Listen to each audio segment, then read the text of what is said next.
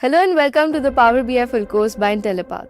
In this video, you're about to explore one of the most powerful tools that is shaping the way businesses make decisions today. Power BI is Microsoft's business intelligence platform designed to transform raw data into meaningful insights. No matter where your data is stored, whether it's in Excel sheets, on the cloud, or in a hybrid system that combines on-premise and cloud, Power BI allows you to connect to it with ease. Once connected, you can create interactive visualizations, build engaging dashboards, generate insightful reports, and even share them seamlessly with your colleagues or stakeholders. Today, Power BI is used by nearly 97% of Fortune 500 companies. And within the analytics and BI platform space, Power BI already commands over 30% of the market share. These numbers clearly show that Power BI is not just another software.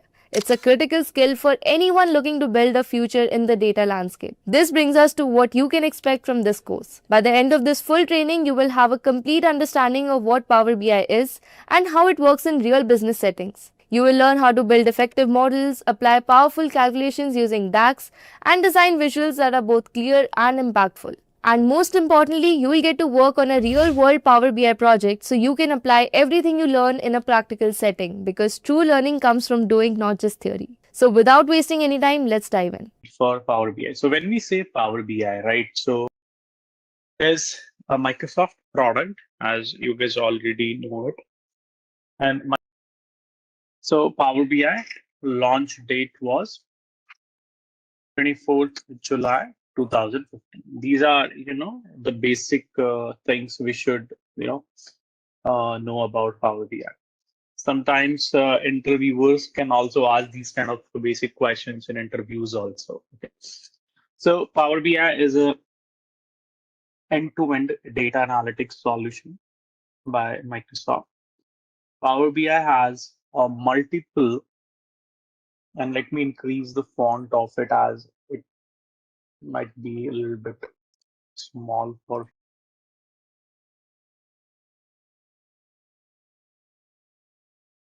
Hope it's better now.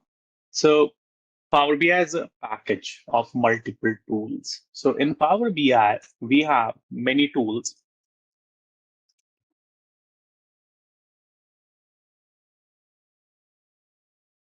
The first is we have Power BI Desktop.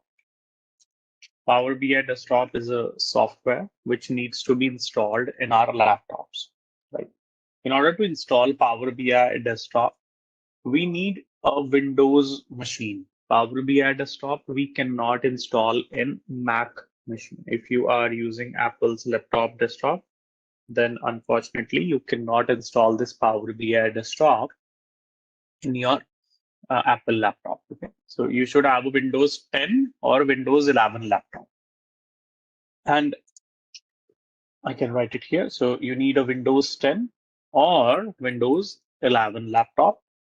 Plus, you should have at least 8 GB RAM in your laptop. If you have less than 8 GB RAM, Power BI Desktop you can install, but it will work a little slow, right? When you will load the data, it will take time, right?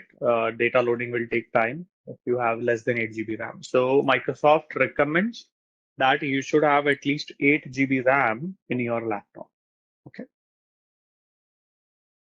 I think 8 GB is not a big deal, right? Everybody should have it, right? When nowadays mobiles are coming with 8 GB RAM, right? So that's the thing we need, right? So you need a Windows 10 11 laptop with 8 GB RAM. If you have it, then you can easily install the Power BI Desktop. And Power BI Desktop is the main tool where we develop our models and we develop our reports. So Power BI Desktop is the tool for developing the models and or if anybody using a Mac, then what you guys can do, if you have Apple laptop, then you can install a Windows virtual machine, right? On top of your Mac, inside your Mac, you can install Windows virtual machine. And in that Windows virtual machine, then you can install the Power BI Desktop. So that is a workaround, correct? So try to do this. You can find out a lot of videos or, content on Google also related to this. So try it by your own. In case if you stick somewhere, let me know. I'll try to help. Clear? Now the another tool in the list we have that is called Power BI service. This Power BI service is a cloud-based application. We don't need to install this one. This is like a portal, like an online portal, and it is called as Power BI Online, Power BI Cloud. Okay. This Power BI service is a cloud portal, so you can open it in any laptop, in any browser, right? No condition for it. You can open this in your mobile phone, in your Apple's laptop, in your Windows laptop, in wherever you, right? And as I said, Power BI Desktop, you can install only and only, right? I repeat, only and only in the Windows laptop. No MacBook, no Ubuntu, no Linux, right? No Unix, only and only Windows operating system is needed for it. Power BI service is a cloud application. You can access this Power BI service from a browser. Like you log in any online portal from your browser, you can log in into the Power BI service. And I'll show you how Power BI Desktop and Power BI service looks like. So now, if I show you here, this is my browser. Okay. In my browser, I'm going to open the Power BI service. So to open Power BI service, what we do, and my Power BI service user ID password is already saved here. So I need to just open it using this URL app.powerbi.com. And it will ask for user ID password, but my user ID password is saved here, so it won't ask me again. So in order to, and now I logged in into the service. This is Power BI service portal. If I go here inside the Power BI service on my account, here you can see that this is my login email ID, and this is a license, Pro license, Power BI Pro license we have on top of this, account. So in order to sign in into Power BI service, you can use your, organizational account, your official email ID. You cannot use your Gmail accounts, Yahoo email IDs, right? Personal email IDs won't work in Power BI.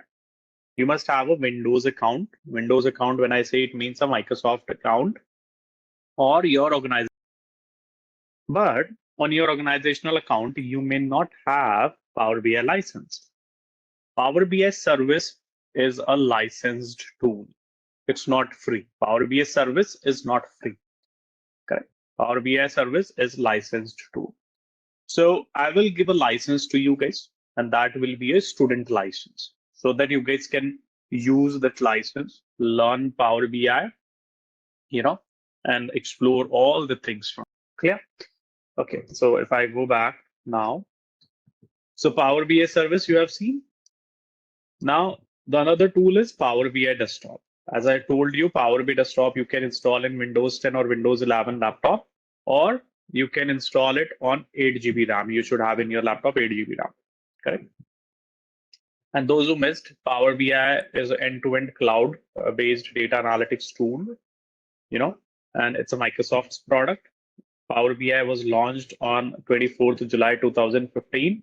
There are multiple tools in Power BI package. One tool is Power BI Desktop. You can install it only on the Windows operating system, right? You cannot install it on the Mac, Apple's laptop.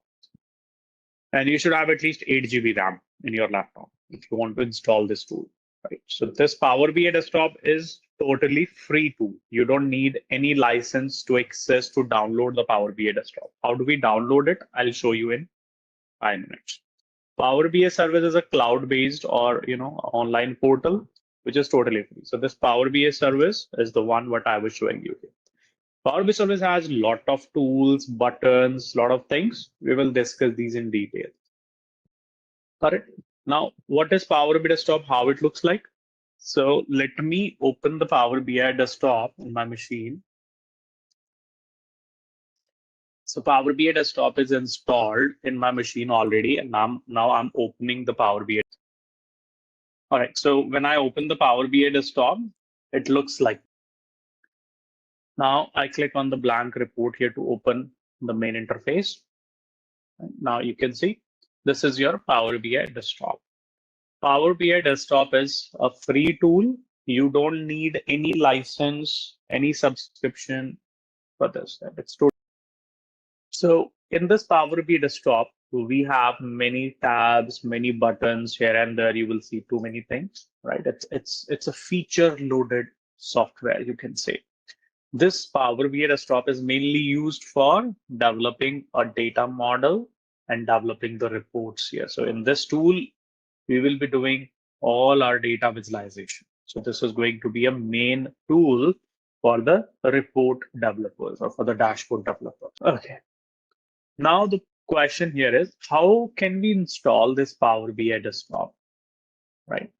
And I know some of you, may have installed this already, right? If you have already installed this Power BI desktop, then you need to make sure that which version you have, right? So those who have installed it already, please check which version you have.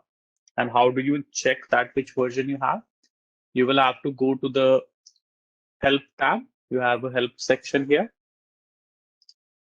Go to the help ribbon on top, and under help, there is a first option called about. Open that. And here you should see that which version you have right now. Those who need to install it, just wait. I will explain you how to install. Those who have it already installed, just check out. Though, okay, November, you have July 20. So if you have July version, July 2025, it means this is the latest version and you are good. So if you do not have a latest version, then you will have to uninstall, remove the existing one, uninstall the old version and do a fresh installation. Right? I see people are having Jan 25, November 24, so if you have July 25 is the latest version. If you have this one, perfect. If you have older versions, then please remove the existing Power BI desktop, right? Uninstall the existing Power BI desktop, and I will show you how we do the fresh installation, right? So October 24, you have delete, uninstall this version, please. So let's see, we want to do the fresh installation, right? So in order to do the fresh installation of the Power BI desktop, we should do it.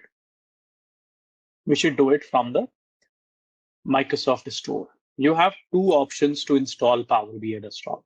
One option is you can go to the Power BI official website and download a setup, and that setup you can install. But the problem with this way of installation is you will not be getting the monthly updates. So if you installed Power BI desktop, then your Power BI desktop will not be updated automatically. So if you want the Power BI desktop automatic updates, you want that your Power BI desktop should get updated automatically whenever Microsoft push a new release. So in that case, you should install the Power BI desktop from Microsoft Store, and I'll show you how. So you need to go to the Microsoft Store here in your machine. All right. Go to the search box, and here you need to search for Store. You will see Microsoft Store. All right. So search for. And one more thing, if you are having the Power BI desktop already installed and that is old version, so please uninstall that old version first and then install this. Don't make that mistake like you have older version also and now you installing this one, right? It will create a problem. So if you have an old version of Power BI desktop, please uninstall that, remove that old version first, and then do the fresh installation. So you need to open the Microsoft Store. Then in this Microsoft Store, if you are opening it very first time, then it may ask you to, sign in or log in into it. And you see there is a search option on top. So you go to the search option, and in that you need to search for Power BI desktop. Type this complete thing here, Power BI desktop. Few people do not type desktop, just type Power BI. Type Power BI desktop and then now you will see here the first option comes as Power. Click on this, and the moment you click on Power BI desktop option here, you will see a install or get option. right? You will see a get or install option here. In my case, you don't see that because I have that one already. You have to click on the Power BI desktop, right? See, you have a Power BI desktop, not only Power BI. So make sure you click on the Power BI desktop, right? So you will see get option here where you see open in my case because I have it installed already. So you will see get or install. Click on that button. Click on the get or the install button, and Power BI desktop will start, installing. Those who have the Mac, Apple's laptop, you will have to, first set up the Windows virtual machine in your Mac, and then you will be able to install it. Or if you have another Windows laptop, then you can use that one. Or you can run a Windows virtual machine, okay, on your, and after having the Windows virtual machine, then you can install the Power BI, right? It's in progress, okay. Installation. So installation will take time. So yeah, it's now completed. Once the installation is completed, please open your Power BI desktop. You can click on open button, or if you have already opened it, you will get a, let me show you how we open it.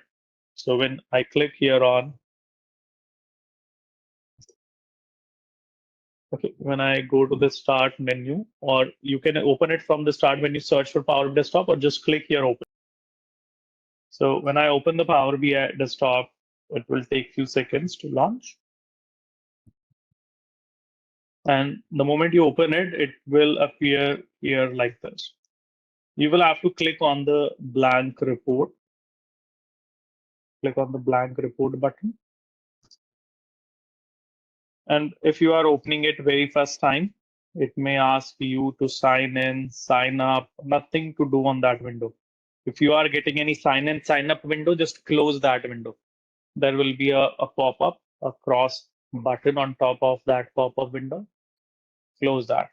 No sign in, no sign up needed at this point.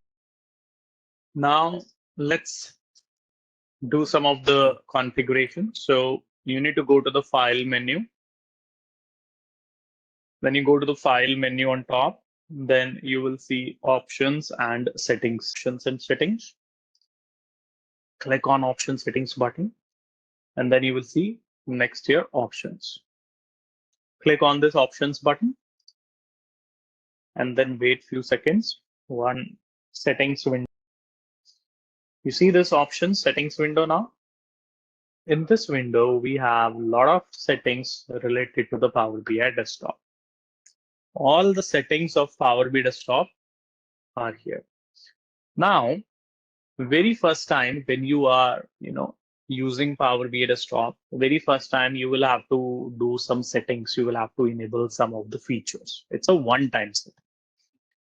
Now, you need to go to the preview features tab. You have preview features. And please follow the instructions. Don't run ahead, right? Don't click here and there. Just follow the instructions. Go to the preview features window. Look at this. This is your preview features, right? Under the preview features, you have a couple of options available here. Some are selected, some are not selected in your case.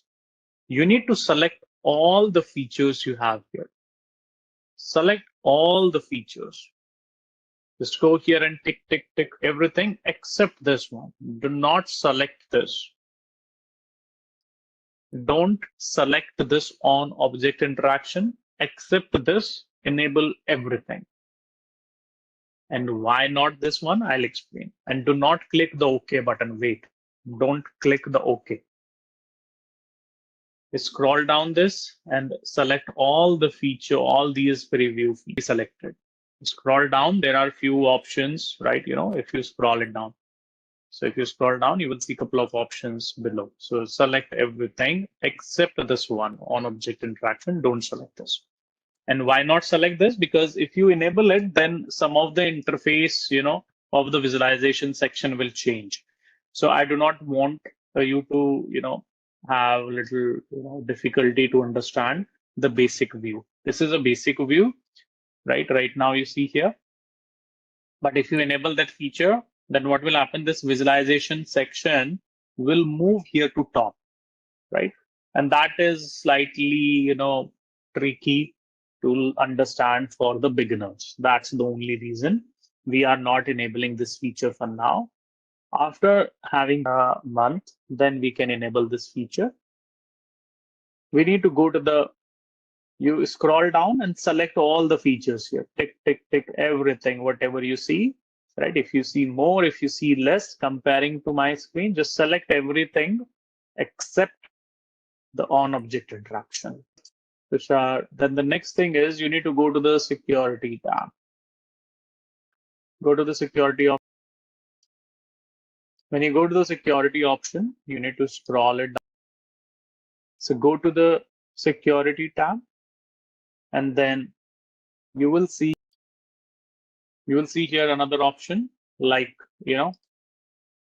map and field map visual, right? I believe you all see this map and field map visual.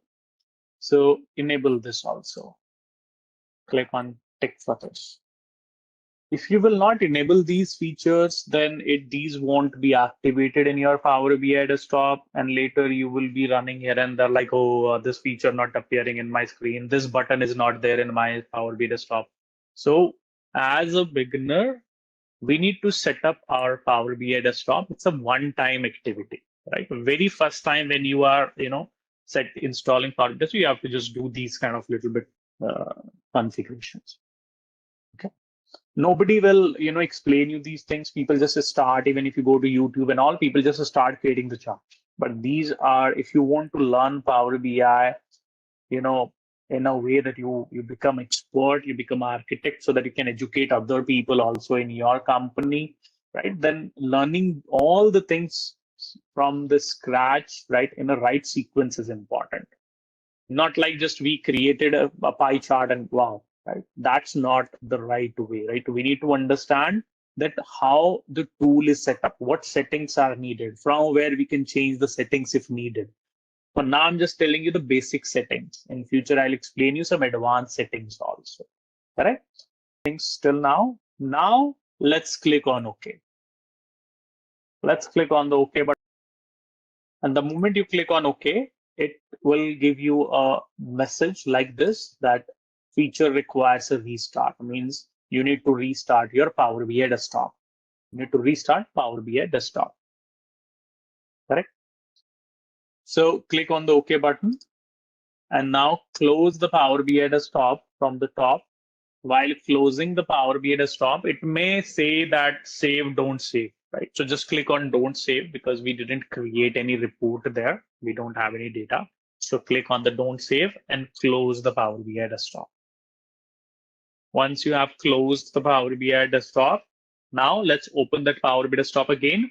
So you can go here to Microsoft Store and open it, or now you can go to the start menu of your laptop and just here search for Power BI desktop. Correct.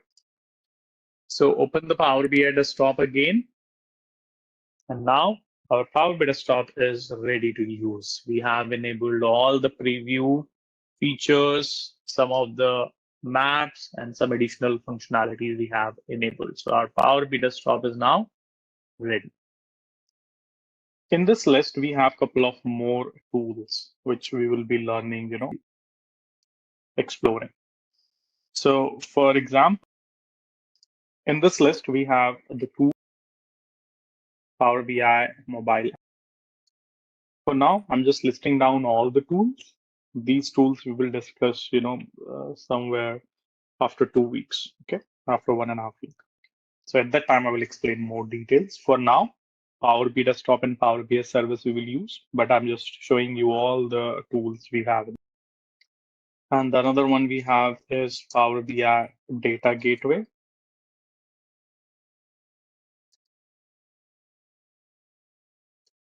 We have Power BI Report Builder. We have Power BI Report Server.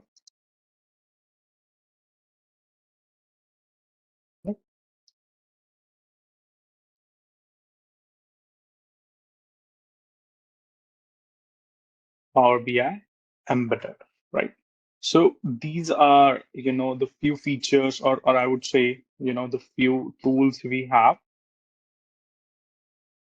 for Power BI package. Or I would say, yeah, that's right. You can say components, right? When people say is like, we want to learn Power BI, fine, but in Power BI, which tool you want to learn? Most of the time, most of the people just talk about Power BI desktop. But there are so many other tools, right, within Power BI package like this. So we will be learning, exploring all these. Each tool has a different purpose. Power BI desktop is used for reports and models, data model development. Power BI service is used for sharing the reports, collaboration for viewing the reports. Power BI mobile app is also used for viewing the reports through the mobile device. Power BI data gateway is used for enabling the scheduled data refresh. If you want to automate the data refresh, then you use this. Power BI report builder is used to develop paginated reports, or if you want to develop the operational reports where you want to do heavy data dump to Excel, or you want to export the data to Excel, then you use this tool. Power BI report server is a substitute of Power BI service. Power BI report server is on-premises version, on-prem version of Power BI service. This tool is mainly used by banks, by government companies, or any other company where they are not allowed to use the cloud applications, right? So they can use the on-premises version of the Power BI, which is Power BI report server. It is very similar like SSRS report server in case if anybody worked on SSRS. So SSRS report server is, this Power BI report server now. Power BI mobile app is like if you want to view a report through a mobile phone, right? Then you will have to design that layout in a mobile for a mobile screen, correct? So we have a way to create some reports for our directors, managers, senior managers, VP, CTO, CFO, CEOs, because these kind of audience will not have the laptop all the time. So they are sometimes they are interested in viewing the reports through the mobile phone. So we will have to design the layout accordingly. Got it? And the Power BI embedded is like mainly used for the integration part. If you want to, integrate a Power BI report in SharePoint page, or if you want to integrate a Power BI report in a website, or if you want to integrate a Power BI report in any other third-party portal or any other third-party tool, then we use this component Power BI embedded. Correct? And yes, we will be installing the Power BI mobile app in our mobile phones. This is a list of all the tools which we will learn, we'll explore. Most of the focus, most of the time we will spend on these two tools, Power BI Desktop and Power BI Service. These are the detailed one, and you know, heavily used in our day. I hope you all have them. Now, the next thing is we want some of the sample data sets, right? For some of the sample data sets now, I'm going to share a link with you all. And from that link, you guys will be able to download your sample data sets, which we will be using in our practice. When you open this link, you will see it something like this. Right? So when you open, enter into the chat, you will see a screen like this. So you need to download the dataset. These datasets we will be using for the practicing purpose, correct? So just click here. You see before this, there is a checkbox. Select this and you will see the download option on top, right? Or you can go to the three dots of this dataset and download option. So download from here or download from here, whichever works. So download the datasets. When you hit the download, it will take just few seconds. And dataset folder has been downloaded. It's a zip folder. If I go here, it's a zip folder. It looks now you need to unzip this. You need to, it's a compressed folder. You need to extract this. And I believe you all knows that. You have to right click on this dataset folder and there you see extract. So just click on the extract all, click on the extract all. And then if you see there is a checkbox, so deselect that and click on the extract button. So basically we are, unzipping, we are extracting a zip or a compressed folder. Why are we doing it? Because Power BI cannot pull the data from a zip or from a compressed folder. We need to unzip and right. So click on the extract button. And now you will see you got another datasets folder here in, and then you have all these files here. You have all these files. Just a quick info, guys. Intellipaat offers Power BI training, which will enable you to learn skills like data preparation, data modeling, visualization, working with DAX, Power BI service and desktop, and deploying self service analytics solutions. Through this course, you will master connecting to various data sources, transforming raw data with Power Query, creating interactive dashboards and reports, applying advanced DAX calculations, configuring workspaces, sharing insights via Power BI service, managing row level security, and much more from top 1% industry experts and Microsoft certified trainers. With this course, we have already helped thousands of professionals in successful career transitions in the field of business intelligence and data analytics. You can check out the testimonials on our Achievers channel, whose link is given below in the description. And without a doubt, this course can set your career to new heights. So visit the course page link given in the description below and take your first step towards your career growth in the field of Power BI. Here in Power BI Desktop, let me just give you a quick overview of this interface. So we have a couple of tabs here, right? On the top of your screen, you see Home, Insert, Modeling, right? All these different ribbons. Under each ribbon, we have multiple options, right?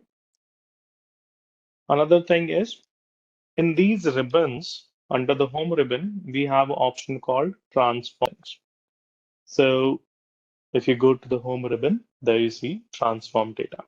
And if I click on this Transform Data button, another window will pop up, right? I got another window now. So we have now this Power Query Editor window open. So Power BI Desktop is there and Power Query Editor is there. This Power Query Editor window will come when you click on the Transform Data button. Where was this Transform Data? Under Home ribbon, Transform Data. The moment you click on it, you get this window. This Power Query Editor again has a couple of ribbons. Under each ribbon, you have multiple options. This Power Query Editor is used for the data transformation purpose. If you want to transform the data, when I say transform the data, means like you want to clean the data, you want to massage your data. Some columns are not correct in a correct format. Some blank data is coming, right? You want to do some join, some lookup. For all these kind of things, you use this Power Query Editor. All right, so for a moment, I just close this Power Query Editor window. And after that, then you see here, these are, the different panes, right? This is called panes, filter pane, visualization pane, and data pane. You can expand and collapse, show and hide these, open and close these panes here, depending on the usage. Filters pane is used to apply some of the filters on your report. This white area you see, this is called canvas. What do we call? Canvas, report canvas. This area we use for the visualization purpose. For adding the charts, we use this area. This area we use filters pane to apply the filters on our charts. This visualization pane is used for adding or selecting the charts. You have a predefined list of the visuals here. These all are the visuals or visualizations added by Microsoft. If you want, you can add more visuals here by going to the three dots. You can add some new visuals, some custom third-party visuals. Below the charts, you see this area. This is called data field area. Here we add some of the, calculations or some of the columns from our tables. This data pane will contain all of the tables. So currently we have not loaded any data. That's why you see this area blank. But if we load the data, then you will see multiple tables here, correct? And this is currently a report view. If you look at the left side of your Power BI desktop now, this is a report view. We have multiple views, like you can go to the table view. In table view, you will see all your tables backend data. And the another one we have here is a model view. Here we will see the relations or the joins between the tables. There are two more other views which we will be, using or talking about these later, right? Filter pane is used for applying the filters on your charts. Clear? Please? Okay. So this is a high-level overview about this Power BI desktop screen. Power BI desktop has a lot of buttons, a lot of features. So let's start exploring these one by one. Okay. So we want to load some of the data in the Power BI desktop, right? And what are the filters? You will get the answer, in some time frame. Let's wait. So now if you see this Power BI desktop and Power BI desktop, I want to load some data, right?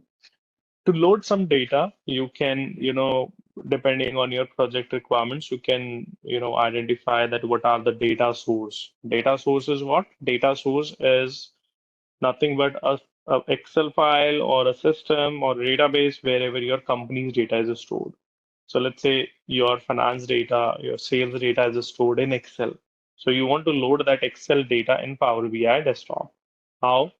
You have the shortcuts given, like you can click here to import the data from Excel. You can import it by clicking here also. Or I will recommend using this option, get data. If you want the data in Power BI, you just go here. Correct? So if you want to do anything in Power BI desktop, what is the very first thing? What is the very first thing we need?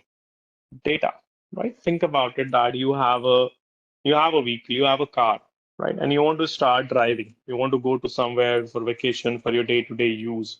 What do you need very first thing in your car to start?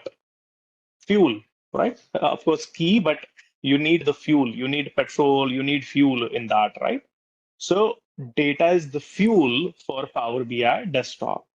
If you do not load the data in Power BI desktop, then think about it that it's just a blank Power BI desktop without the data. So if you want to do anything, you must have the data first, correct? So we want data in the Power BI desktop. Okay. But from where we should get the data? Depends. Maybe in your case, data is in Excel. In my case, my company or my project's data is in CSV file. Somebody's data is in PDF. Somebody's data is in database, right? It depends. So let's see, how do we load the data from an Excel file?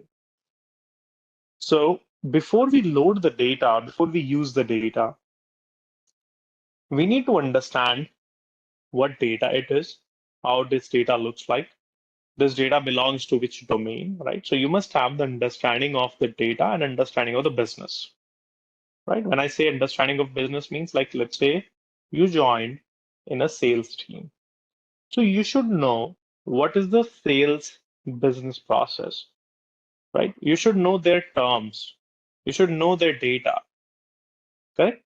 Or for example, if you joined a company and you got a project to work on insurance data. So you should understand that what this insurance domain means.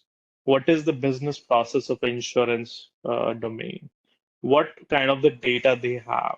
They have some of the premiums, products, policies data, right? So you need to understand that what policy means for that particular project or for that process, what premium means, how products and premiums, right? This data is connected.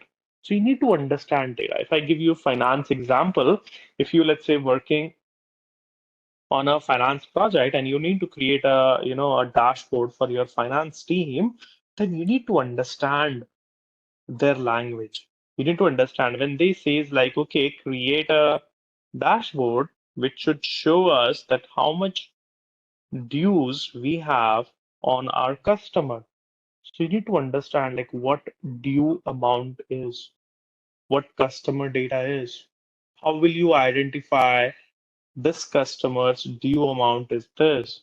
In which table this due amount data is residing, right? So you need to understand data. You need to understand business process. And these are the things which nobody will teach you, to be honest. This is something which comes by the exploration, means you need to explore it by your own, and it comes by the experience.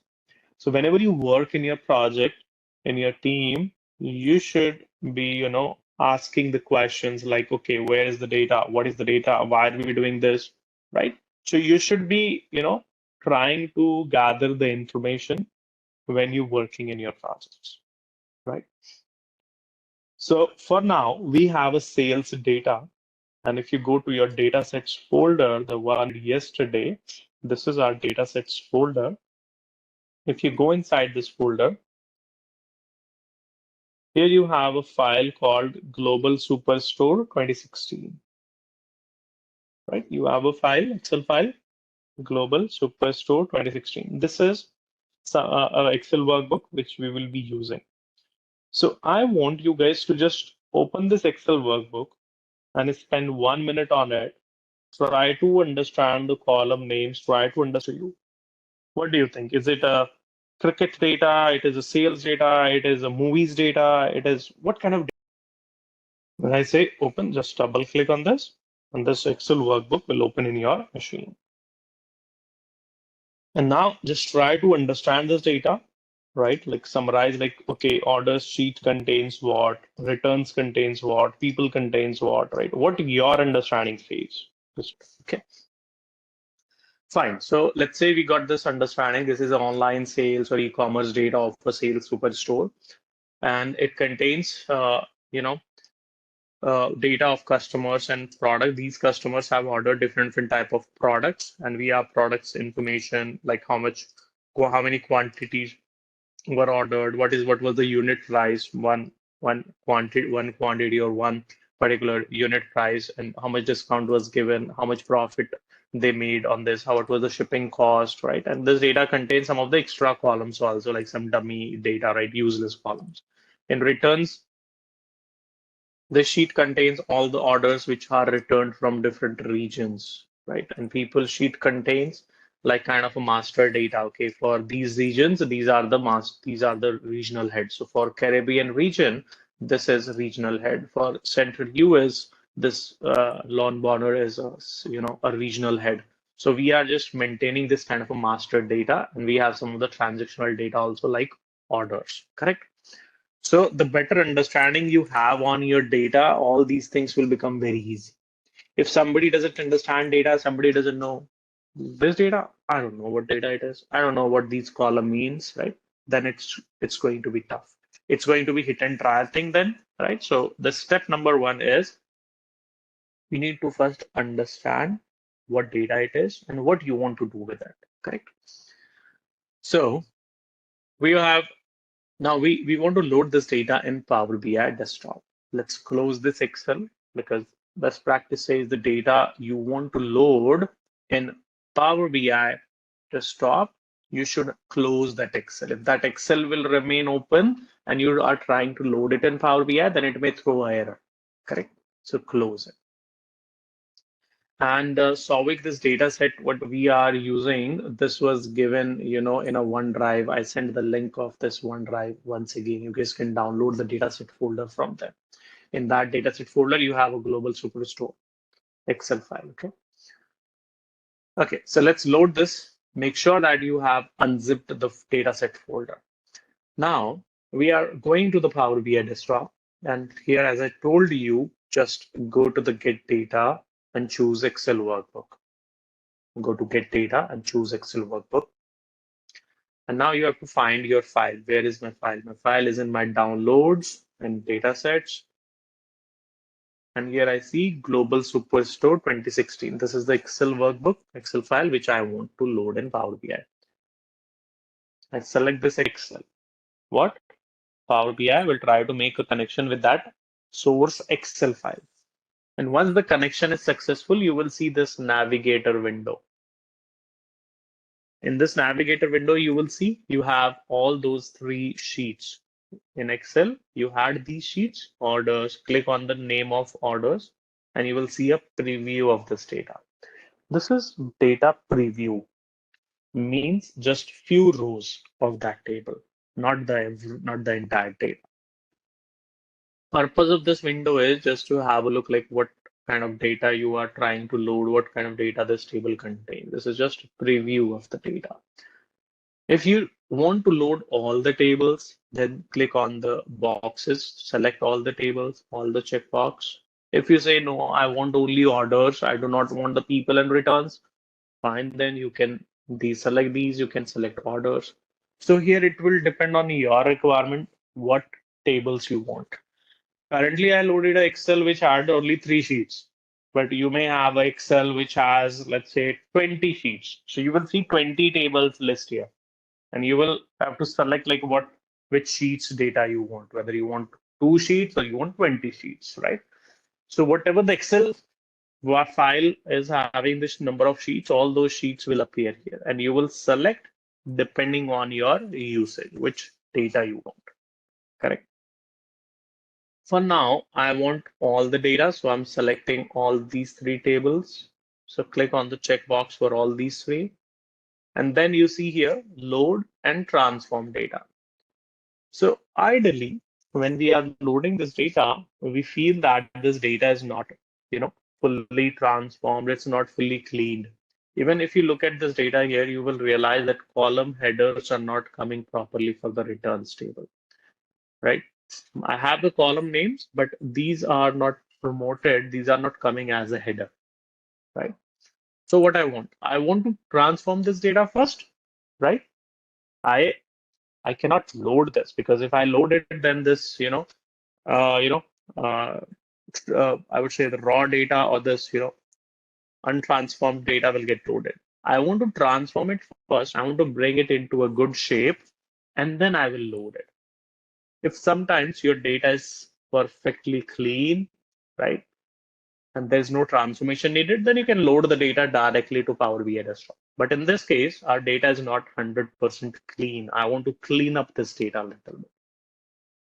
So in that case, I will click on transform data. And generally, we make a habit. We always click on the transform data because we will never be 100% sure that our data is clean, right?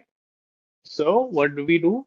We click on the transform data. And the moment we click on transform data, this data will get loaded in the Power Query Editor window. Remember, a few minutes back, I was telling you Power Query Editor is used for the data cleaning, data transformation purpose. So click on the transform data here, and you will see you got this Power Query Editor window. In the Power Query Editor, your data has been loaded here, right? So you see, you have now 2 windows open, Power BI Desktop and Power Query Editor. In Power BI Desktop, no data loaded yet, right? You see a message here, a warning message that, hey, you are working on some data on some queries, but that is not yet applied, right? So that data is currently in my staging area, or I would say in the cleaning area. And I'll give you a basic example here. Why is this cleaning needed and what it means?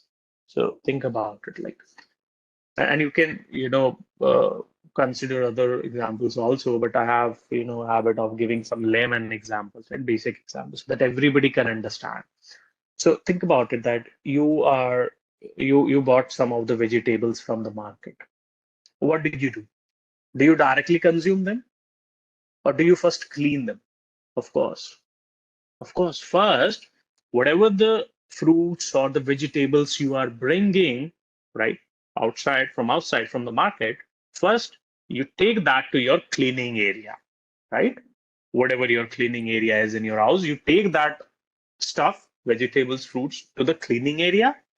You will clean it there, you will massage it there. Somewhere you will notice, oh, one particular, let's say, tomato is totally, damaged, right? Totally useless. So what will you do? You will realize that it's not, it's there's no benefit of cleaning it. It's totally, damaged. So you will throw that. So it means you are removing that, particular bad quality product or bad quality tomato from your good quality vegetables, right? So what are you doing this at this time? In your cleaning area, you are just checking what is clean, what's not clean, what's totally useless. You are, preparing your fruits and vegetables for the further consumption. Correct? So that the area where you are cleaning it, that area in Power BI language is Power Query. So Power Query is your cleaning area. In Power Query, you are cleaning, you are removing. If something is totally useless, something we don't need, we will remove it. We will clean it, we'll wash it, right? We will give it a good shape. Once everything is good in good shape, then what do we do then? Then we keep those fruits and vegetables in our refrigerators, right? Or we consume them.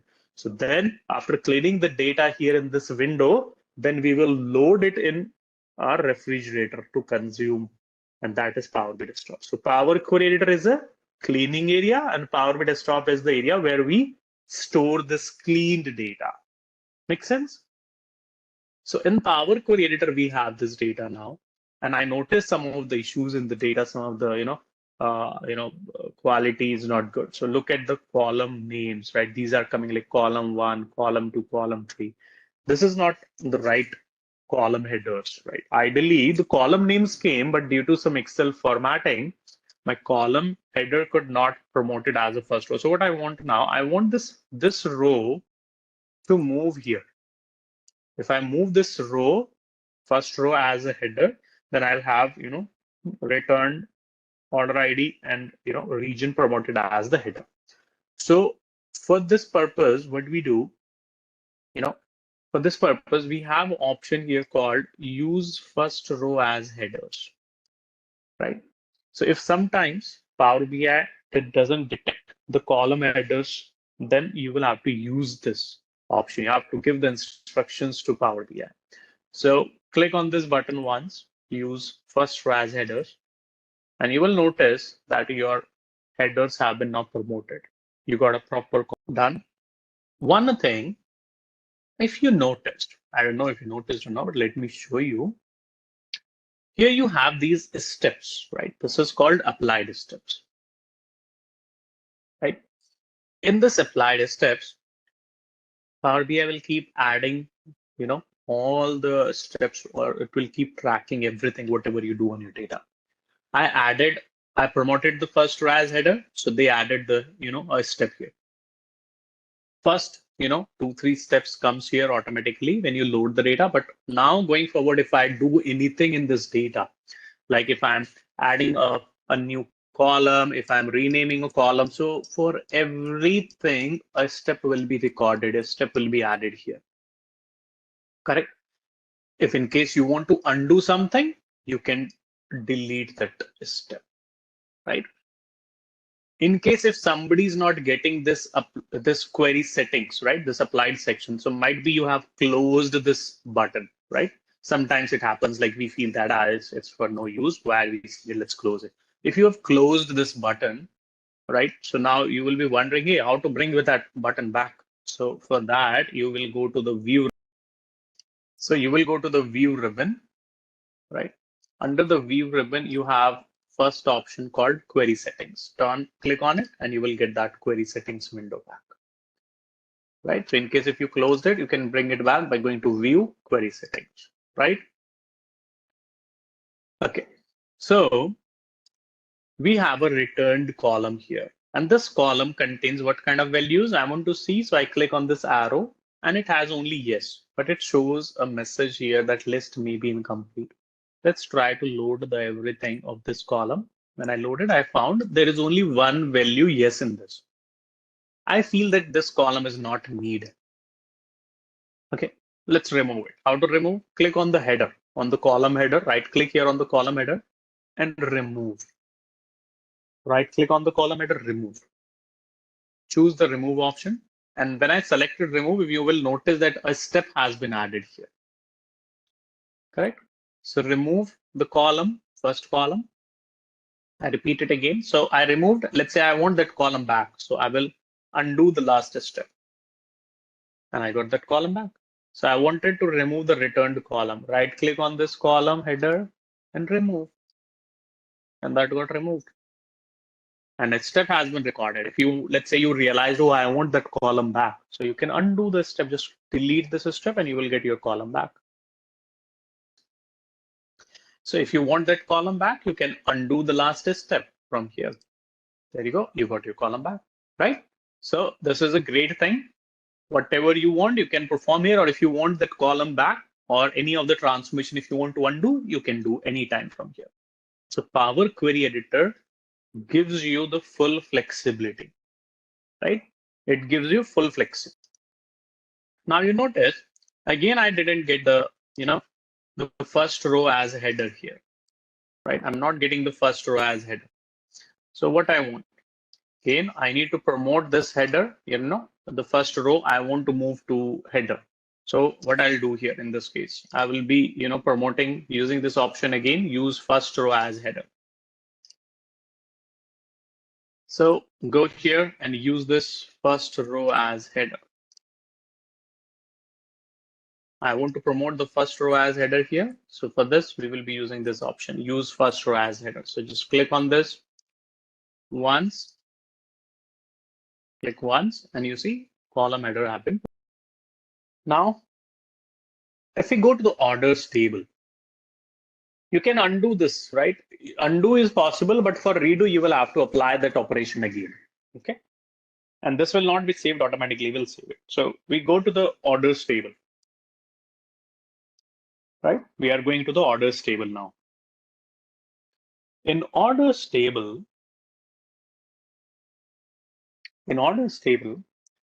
look at the data, right? I want to scroll it. I'm just scrolling it all the way right at the end.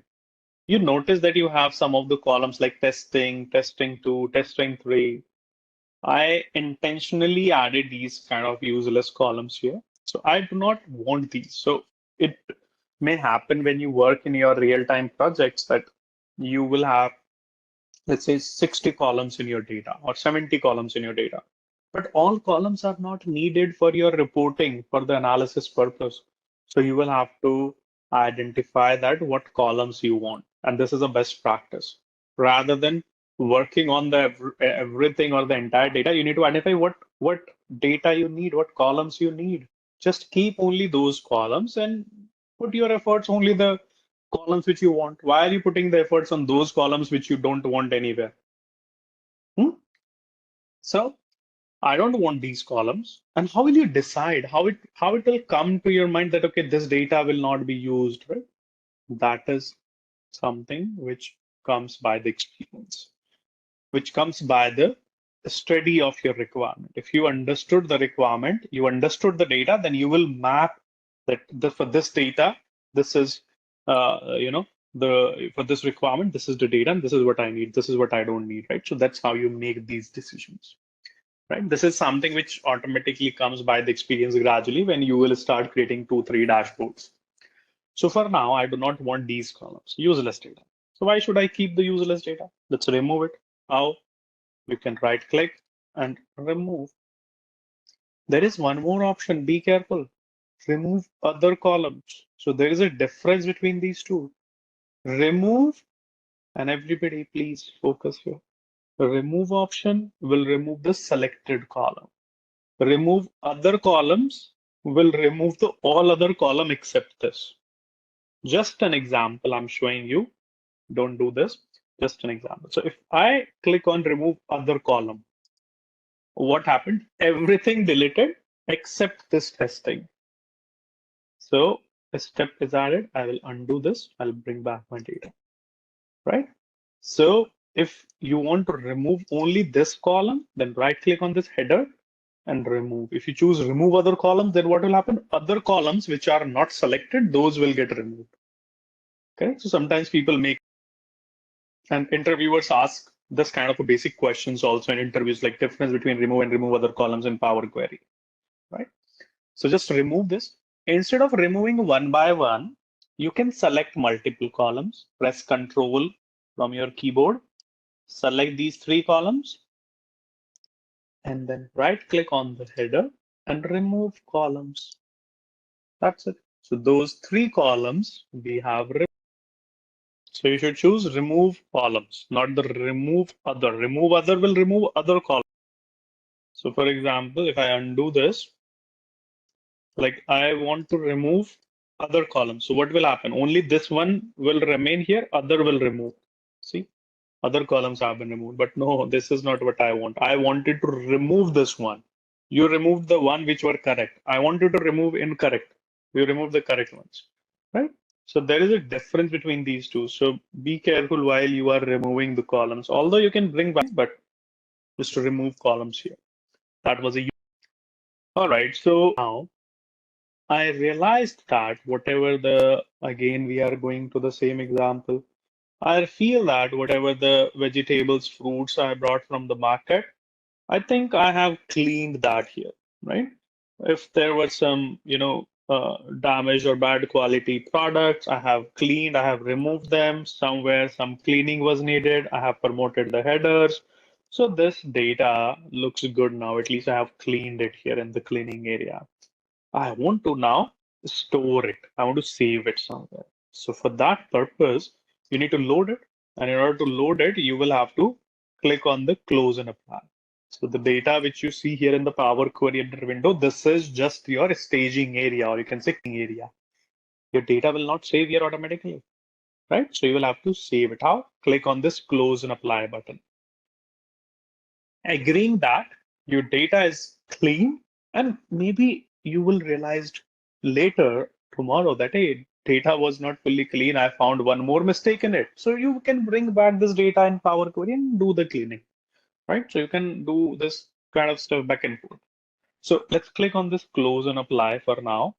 Everybody in Power Query Editor under the home ribbon, you have close and apply means you want to close this window and apply your changes, apply your data in the PA desktop. So when you click on this close and apply, your data will start loading to Power Desktop. So till now, you were keeping this data in the cleaning area, and now you are loading this data in the Power BI Desktop. This will take few seconds, a minute, depending on the size of data. Perfect. So the data loaded, and I need to open the Power Desktop here. So data has been loaded in the Power BI Desktop, and you will see you got all these three tables loaded here. When this data was in Power Query, these tables were appearing on the left side of the window. After loading the data, these tables appear to the right side of the window. So don't get the confusion. So you have loaded this data now in your Power BI Desktop. But whatever the data you loaded here in the Power BI Desktop, you want this data, you want to see this data in a tabular format, right? So for that, right now you are in report view. Right now you are in the report view. So if you want to see if you want to see the tabular view of this data, then you will have to go to the table view, correct? When you go to table view, then you will see the data and the tabular. So go to this table view, and here you will see your data in this tabular format. So this is the cleaned data. You will see that we don't have those testing columns. You see the column headers are coming, correct? So you need to go to this table view, and then you will see your data in a tab, correct? Now, if in case you made some mistakes, you didn't format this data or clean the data properly, then you will have to take this data back to the cleaning area. Means you need to take this data back to Power Query, and you can do further data cleaning. How? We'll see that in. I loaded this data right now, right? But I haven't saved this, right? We just loaded the data in this Power BI desktop, but we need to save. How? Go to File menu and save, or you have a shortcut Control, right? Control S, or go to File menu and save it. Go to File and Save As, and here you can save it in your OneDrive, in your SharePoint if you use, or you can save it in your laptop. Click on Browse this device. How do you save it? Go to the File menu, Save As, and browse this device. Now you can choose your folder where you want to save it. I will suggest create a folder, right? So I'm creating a new folder here.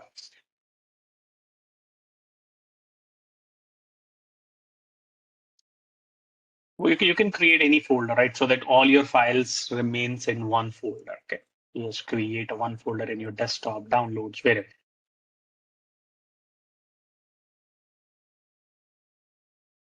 So I created a folder with this name so that I remember it.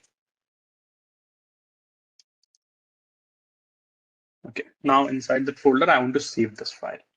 This file will be saved as .pbix, right? .pbix. What is this PBIX? And this is another interview question. PBIX is a Power BI desktop file extension. What is file extension? When you save an Excel file, those Excel files are saved as what? .xlsx or .xls format. But when you save a text file or notepad file, those are saved as .txt. .txt, right? Same way, if you save a Power BI desktop file, this will be saved at .pbix. So pbix is a Power BI desktop file extension. Power BI desktop files which you are saving here, you can only and only open these in the Power BI desktop. It's not like a PBIX file you can open in Excel. No. To open a PBIX file, you need a Power BI desktop software. Correct? So let's save this file, give some name to this file. Give anything, demo data transformation, right? This is the name of the file. You can define any name, right? And I save it. So I have saved this data in the form of .pbix file.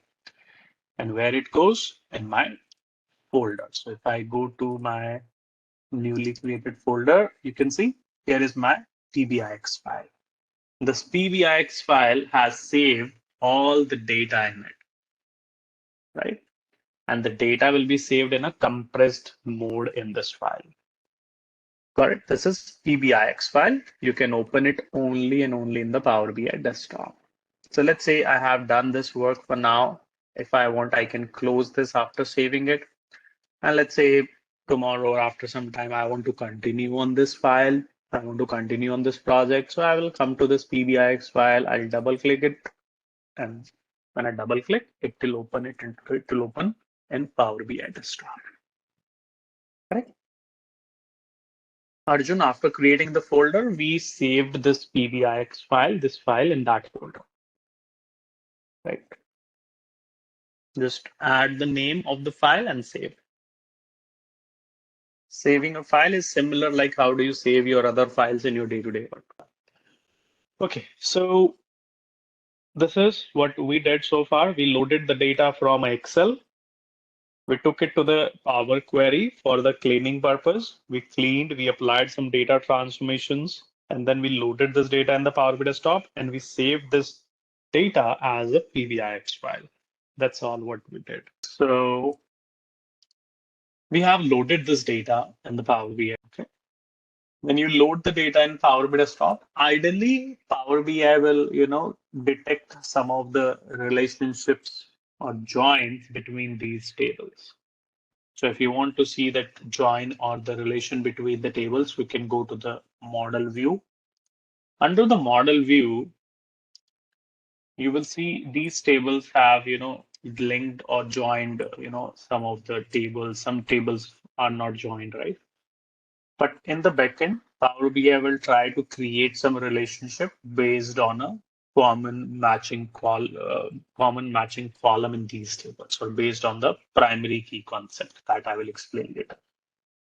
In model view, we will have these tables or relations connected. So sometimes Power BI detect relationships, sometimes doesn't detect relationships. We'll work on this later, but this is just FYI for now. Okay, so we have loaded this data. In the table view, you can see all your loaded data. In report view, you can create some of the charts, some of the visualization. So for example, I want to see, right? For example, I want to see what is the total, profit we have?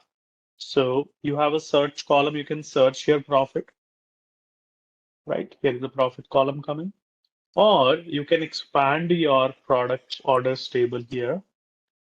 And here you can see your profit columns here.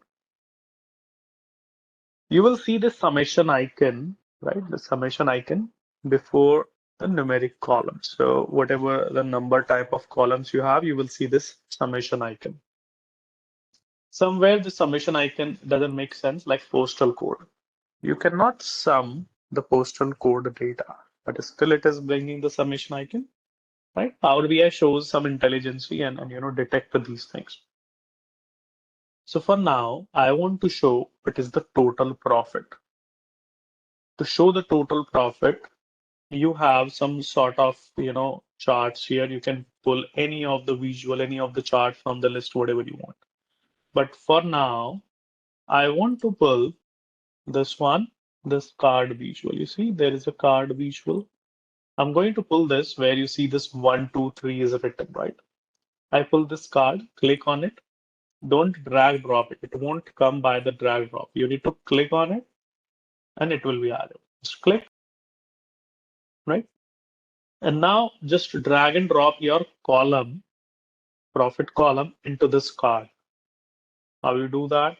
Just drag and drop your profit, pull the profit from here and drag and drop it here. Correct? So drag drop profit on this box. And boom, there you see. Your profit is 1.53 million. Your total profit value is 1.53 million. Power BI detects this formatting automatically, like it should show in millions, billions, trillions, and or in thousands. Power BI has this, the global standard. In case if you want to show, the Indian format, Indian standards like lakh, crores, and all, for that you don't have any inbuilt feature. You will have to customize. You have to write some of the logic for it. Okay. So your total profit is 1.53 million. Card. This is called card. But when you show this 1.53 million, this is what? Is it a dollar value? Is it a euro? Is it Indian rupees? Which currency it is, right? And which currency this value is. So we want to add the currency symbol before this value. So let's say generally, right, most of the reportings are done in the dollar. I mean, depends although in your, company to company. So we want to add a dollar sign before this. So for that, you need to select your profit column. So what we do, we select this profit column. When I say select means click on the name of the column. I click on the profit. The moment I click on the profit, I will see column tools ribbon, right? I see this column tools ribbon on top. If you don't select a column, you will not see the column tools. So click on the name of the column, right? Just where you see this text is written top. Just click here and you will see the column tools. Under this column tools, you have a formatting section. You have a formatting section. You can just go to this format and here you see drop down arrow, click on it. You have all the currency symbols here. Whatever you want, any country symbol you want, you can pick it from here. But what I wanted the dollar, so that is appearing on the top, right? Just pick this dollar US. And when you select this on your profit column, automatically the dollar sign, that currency symbol will come here. We are just adding the currency symbol. We are not doing any currency conversion. Okay. So add this currency symbol on your profit. Select the profit, then column tools, and here you have a dollar sign. Pick it. You have more formatting options, like if you want a thousand separator, you want up to 2 decimal places, you want to show the numbers, or up to 1 decimal place, you want to show the numbers. You can control all the. But now, this is showing me total profit. But I want to identify that this total profit is coming from which category, right? I want to show this profit by the category. So for that, I will take another chart. So I will click somewhere outside in the white space, white canvas somewhere, so that I deselect this. I click somewhere. Now that is deselected. I will take a new visual. So I'm going to add now this pie chart. Pie chart is very popular, right? Everybody knows, everybody use this. Let's pick the pie chart. It's there in your visualizations list, pie chart. And next to the pie chart, we have a donut, which is also a very popular one. So first, let's add this pie chart. Click on it, and it will get added. You can increase its size, or you can move it up, down, left, right, wherever you want to place it. So we added a pie chart, a blank pie chart. Now in this, I want to show profit by category. So again, I will do the same thing. I will drag and drop profit and the category here. So first you need to identify like what you want to show here. So like I want to show profit by category. So if you know that what you are showing, then it's just a matter of pulling that information. So I will pull the profit column, drag and drop the profit. This is the overall profit, but I want to split this profit by category. Here we have a category column, drag and drop this category on this chart. And there you go. It shows you that your profit is coming, most of the profit is coming from the technology category. From technology are 43%, which is 663,000. Right? From the technology category, most of the profit is coming from there. Clear? So if you click on technology, then you will see the data will get filtered for the selected value. This is inbuilt feature, interaction feature. All your charts will have the interaction. If you click somewhere, then the other charts or the other data available on your report will get filtered. Right? If you want to, again, if you click on the selected item, then that will get, deselected. It will start. Similar to this, we can add many more visuals here, depending on our requirements, whatever you want. Correct? Good. So we added this, right? We added this pie chart. And if you click on any particular section, if I click on the technology, then the data will get filtered. If you again click on that, then this will, remove the filter. Exactly. It's a little bit same like pivot table and all, right? It's easy, right? So for now, whatever we did here, let's save this file once again. Click on the save icon on top, or you can press Control S, a shortcut. Just click save, and your report and your data has been saved in this file. Right? Make a habit of saving this file on a regular interval while you are working. Just press Control S. Now I want to do further data cleanup, for example, right? I want more data cleanup. I want to add or remove, for something in the data. So I will click on this transform data button. When I click on this transform data, this data will get loaded into the Power Query Editor again. And in this Power Query Editor, we can do more data transformations, more column, more transformation operations we want, we can perform here. Correct? So this is how we work in Power BI desktop. Power Query Editor used for the data transformation. Let's say previously I removed those 3 columns, testing columns. Now I realized that I want those columns back.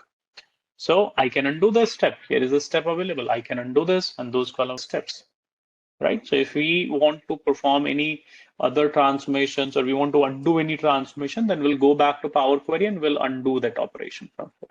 And after that, we will load it back by clicking on close and apply. Got it? All right. So to undo the header, that's what I said. Like here you will have an option, right? Like what mistake you made, let me also do that just to show you. So like what you did it like this, right? You added a step here. So you need to undo this. Just click on this cross button, cross this promoted headers. And that's it. You will get your original data back. Okay, good. You want to remove the visualization. You want to remove the chart. So select chart and click on the delete key from your keyboard, or select the chart, go to the three dots and remove. Right? Select the chart and delete. It's gone. Correct? Or undo it. Or you can do like click on the three dots and remove. That's it. So there are many ways. How to add the dollar symbol? For that, you need to add it on the profit column. Select the profit column here, click on the name of it. And the moment you click on the profit, you will see column tools ribbon and you will be able to add this dollar sign. All right. So we have made so many things in it. So close this file and save. Right. Close this file and save. Everyone. Close it, save. Now what we want. If you go to the datasets folder, go to your datasets folder.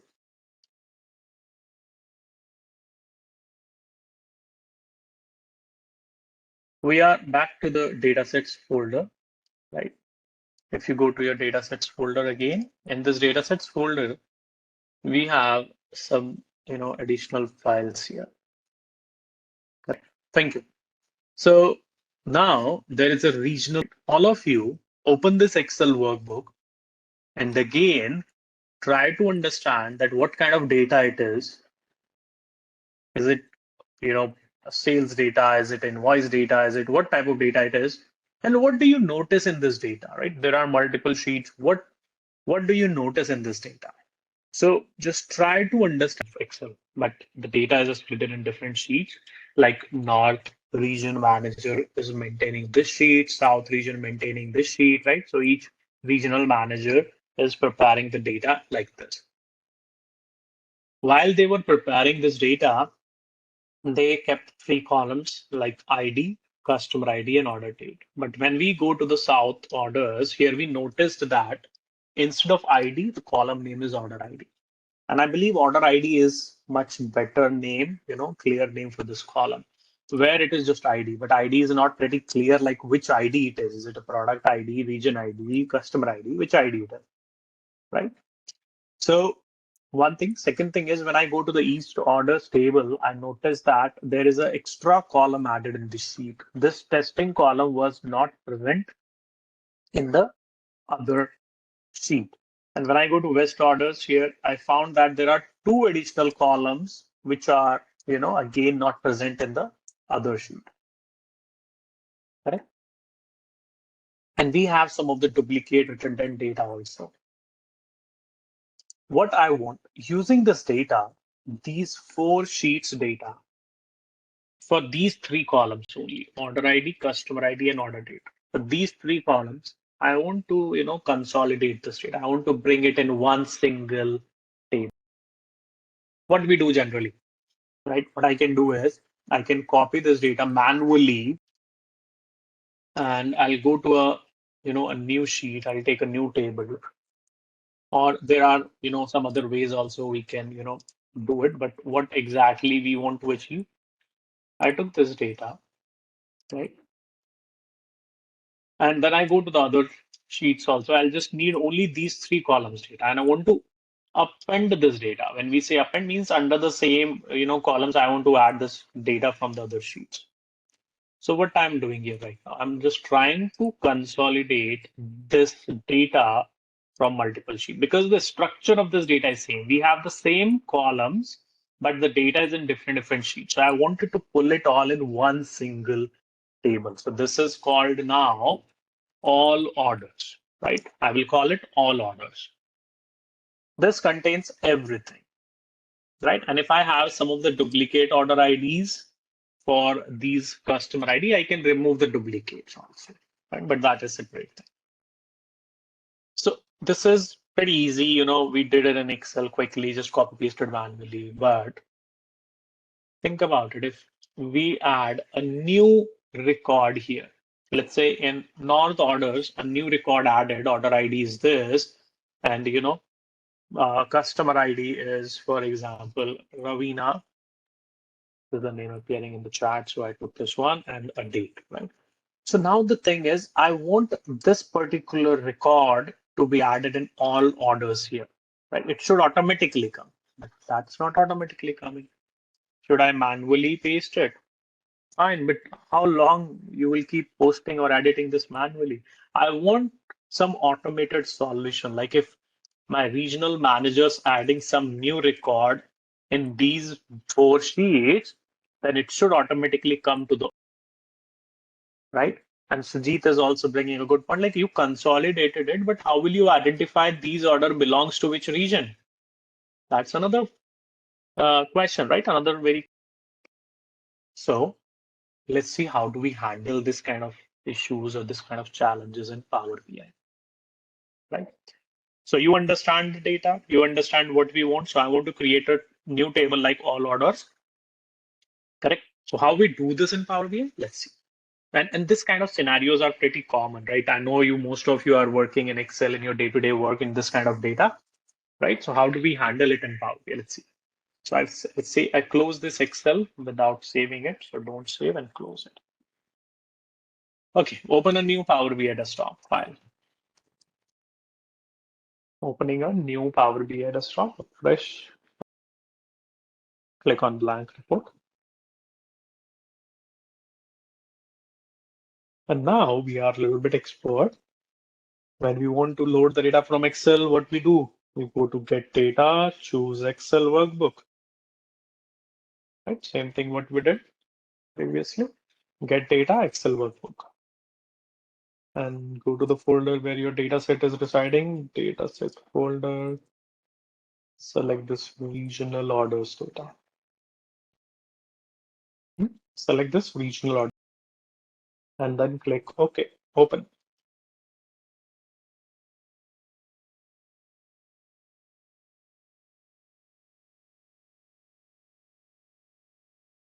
And once the connection is established with your Excel, then you will see these 4 Excel sheets. So let's select all of these because we want all. So click on checkbox for all. And then, as usual, transform data because we want to clean it first. So click on the transform data.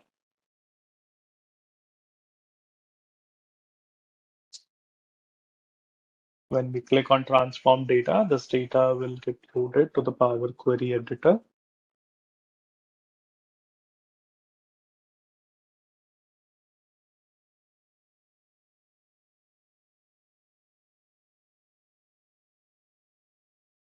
Now I want to do a little bit cleanup. So first of all, from the West orders, I remove these dummy columns. Right click, remove. Right click, remove. Right. So I have West orders now having order ID, customer ID, and order date. I go to South orders. Okay, columns are already same here. And I will make sure that columns are same now, right? Means the name of the columns should be same. When I go to North orders, I found ID, customer ID, and order date. Ideally, it should be order ID because my other tables having order ID without space. So I will rename this, right? I will rename this column in the north, say order ID. Double click on the header and rename order ID without a space, right? So my north orders should have now the column name as order ID, correct? Order without a space ID. It is a case sensitive. So make sure it's exactly same as you have it in other tables, right? Not like uppercase, lowercase, no space, right? Should be exact same. When I go to East order, order ID, customer ID, order date is same, but testing column is extra. Remove it. So now cross check that your all the 4 tables having these columns like order ID, customer ID, and order date. These 3 columns, column names should be same in all these tables. We should not have any extra column, and column names should be same, right? So yes, as I said, we will keep only 3 columns. Other columns we will remove. So yes, Preet, we remove the testing column. So now all my tables having only these 3 columns with the exact same column name, exact same. And now I want to consolidate these. I want to consolidate these tables means these 4 tables data, these 4 tables data I need in a new table. So this called as append option in Power Query. It means we want to append this data. How do we append the data? To append data, we want to append it in a new table, right? We want to append this in a new table, not in the existing one. So for this, we go to the append queries, and next to append queries here, we see there is a drop down arrow button. And make sure your Power Query is maximized window. Up next to the append queries, you see drop down. Click on that drop down and choose append query as new. Why new? Because we want a new table. If you want to append in existing, you can choose. But for now, choose the append query as new. Everybody, choose append queries as new. And now it is asking that how many tables data you want to consolidate. You want the data consolidation of 2 tables or 3 or more tables. I have more than 3, so I'll choose this tab.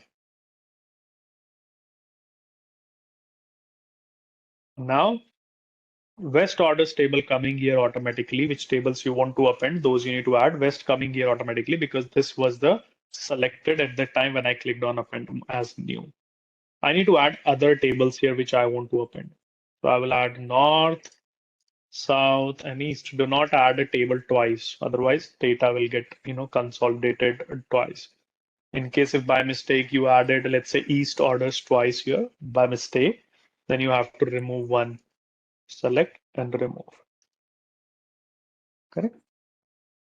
So make sure you have these 4 tables added here in appends section. So these tables data will get consolidated.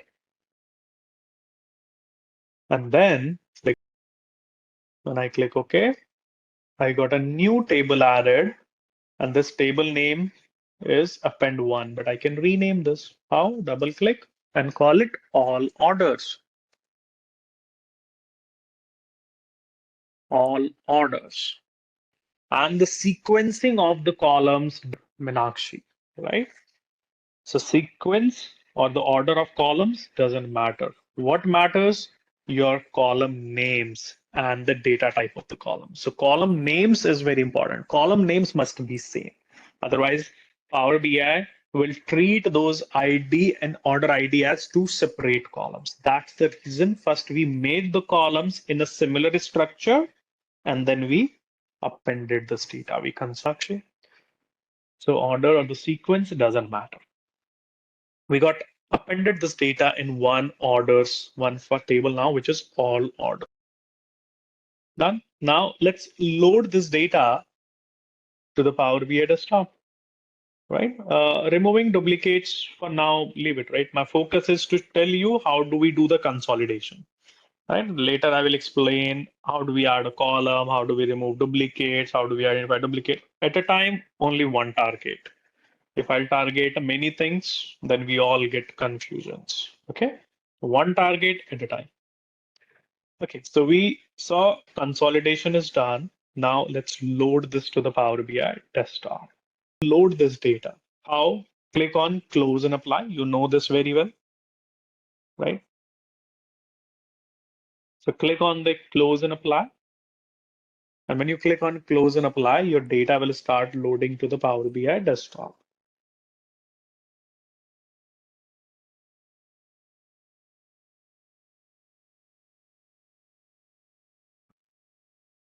It will take time.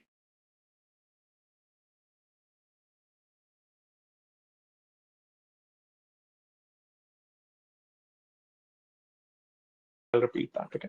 So we loaded this data. Now We have many more things to do in it, but we don't have more time. So let's save this file. How? How do we save the file? You go to the file and save as, browse this device. You have done it previously. Save it in your folder. So I'll call it here demo append query. Right, demo append query, and save this PBIX file. Whatever the name of the file you want, you can give and save it. All right, so here is the dataset link. You can download the datasets from here. And as a continuation of that, let's try to explore a few more things in Power BI, okay, and especially in Power Query Editor. So yesterday we started learning about that, what kind of the data cleaning or the data transformations we do. We'll continue today. So let's open a new Power BI desktop file.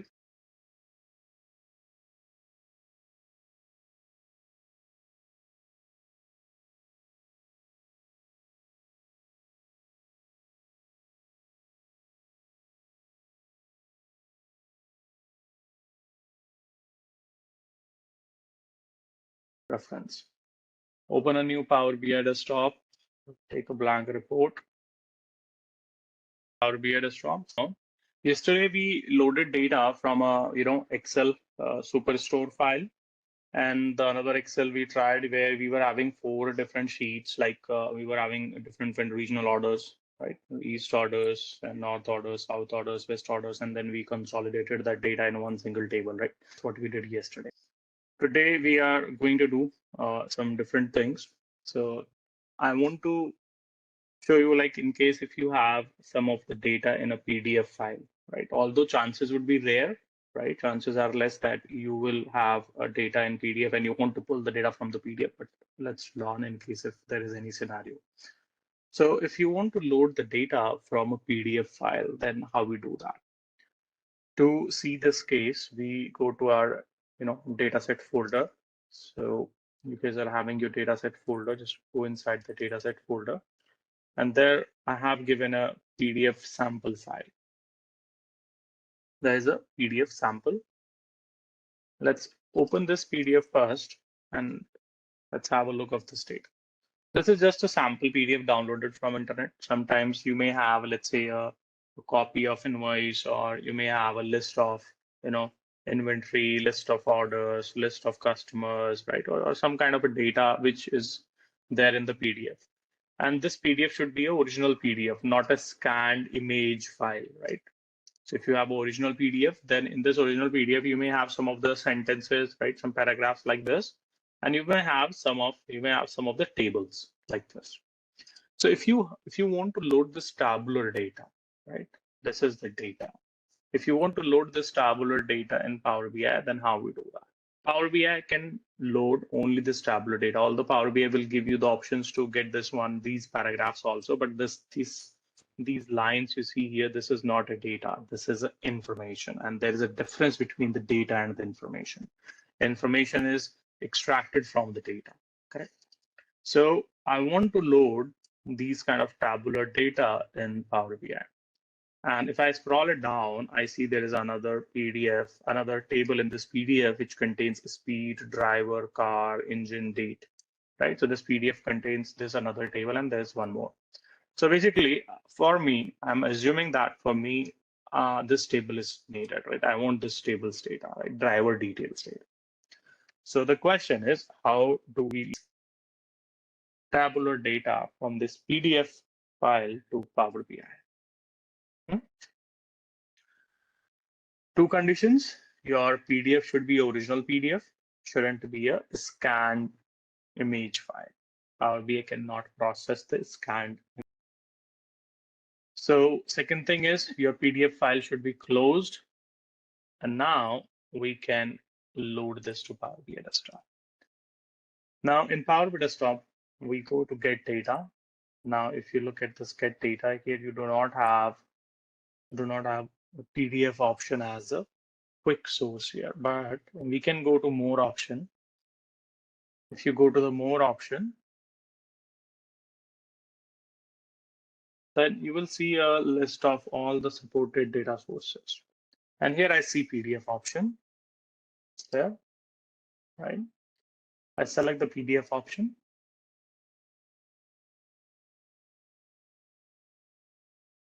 And then click on connect. And when I click on connect, it will be asking for the PDF. Where is that PDF file? So let's provide the PDF file path. So I go to the datasets folder, provide the PDF file, find the PDF file, select that and click open. When I click on open, Power BI will try to create a connection with that PDF. And once the connection is successful, then we'll see the navigator window. Like in this navigator window, you have a list of all the data, all the tables Power BI extracted from that PDF file. Now we will try to review this list because we want only that tabular data, that driver details data. So for that, I click on the first table name and I see like, no, this is not the one what I need. Then I go to second one, then third one, and I found, yes, this third table contains that driver details tabular data. So Power BI processed that PDF and tried to extract all the tabular data in these different tables. So you will have to check out like, okay, which table here contains the data you want. And once you find that table, then select this. So I want the data of this table 003 only, because this table contains the information which I was looking for, that driver details. So select this table.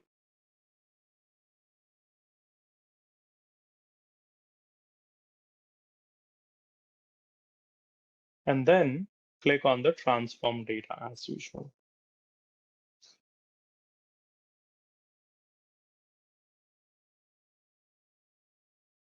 Krishna, if you want to show data between multiple tables, I mean, then you will have two tables, let's suppose, right? So you will select, for example, you want this table also and this table also. If you want this, then you will select both the tables, correct? But generally, the situation would be you have given a dedicated, table in a PDF, and that PDF's data you want in. If you want more than one table, then you can select them. Now, so we click on the transform data. It will not automatically join the tables. If you're selecting more than one, you will have to do that join, right? And how, we will see gradually coming on that page. So we got this data loaded in the Power Query Editor. The very first thing is table name. Power BI detected the table name as, it was there in the PDF, but we want to change the name of this table. Double click here on the table name and let's call it driver details. So best practice says that you should follow the naming conventions. Your column names, table names should be, meaningful. And okay, now sometimes, so here the key takeaway is, how do we extract a tabular data from a PDF file? I hope this particular thing is clear to everybody. How do we extract the data from a PDF file? Correct. This is the key takeaway for you.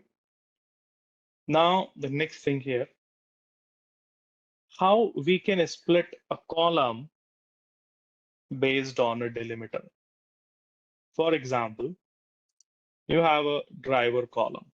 This driver column contains driver name.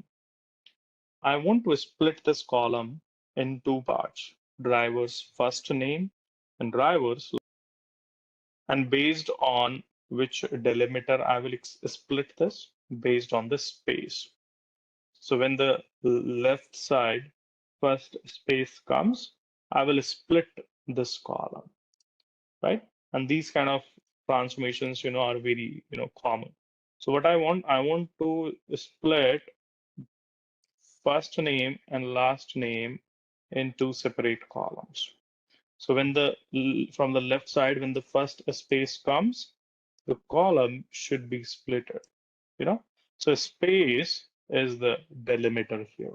And we have this pattern, like after the first name, we have a space everywhere. So from the left side, when the space comes, I will split this column value. And I want to keep this original column as it is, right? This driver column I want to keep as it is. And I want two new columns to be added at the end. I want these two new columns added, first name, last name, correct? So let's see how we do this. As I said, I want the original column, driver column as it is. So what I'll do, I'll create a duplicate column. Right click on the driver column and duplicate. Right click on the driver header and choose duplicate column. So you got a copy of this driver column added at the end of your table. Why are we duplicating? Because we want the driver column or the original column as it is. Well, it will depend on your requirements, whether you want the original column or no. I'm just showing you all different possibilities.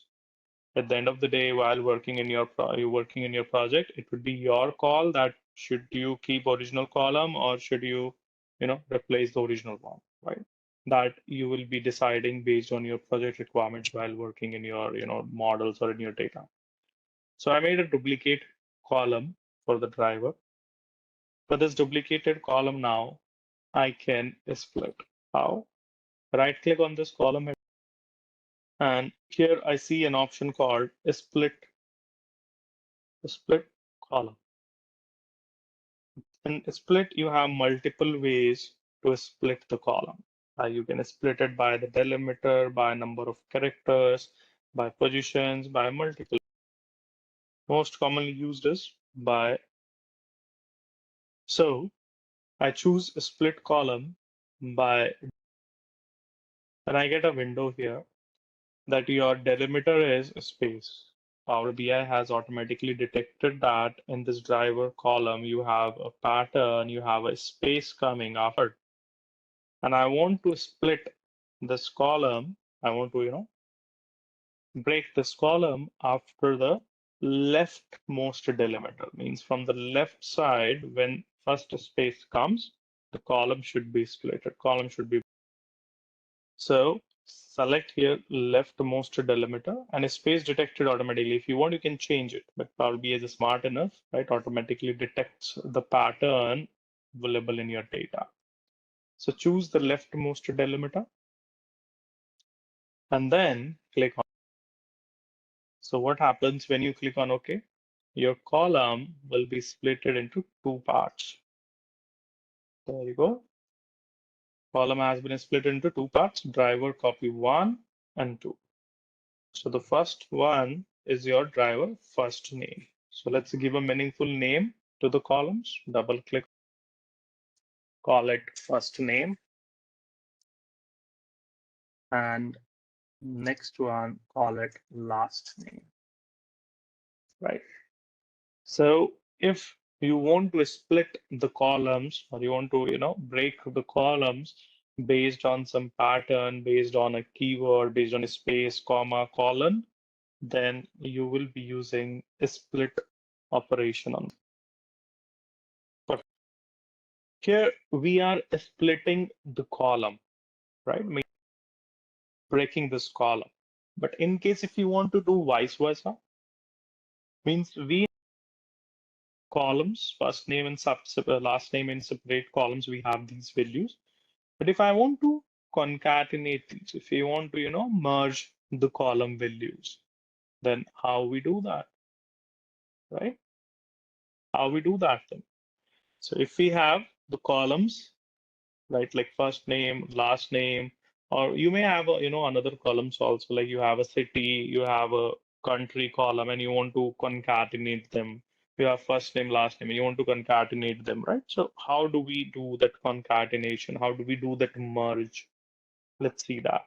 So till now here the key takeaway was for you is split. How do we split the column values? Now let's see it's opposite. If you have a columns and you want to merge them, you want to concatenate them, then how we do that? Let's see. So I'll reuse these columns we have. So how we do this, merge here? First of all, it depends like which value you want to see first.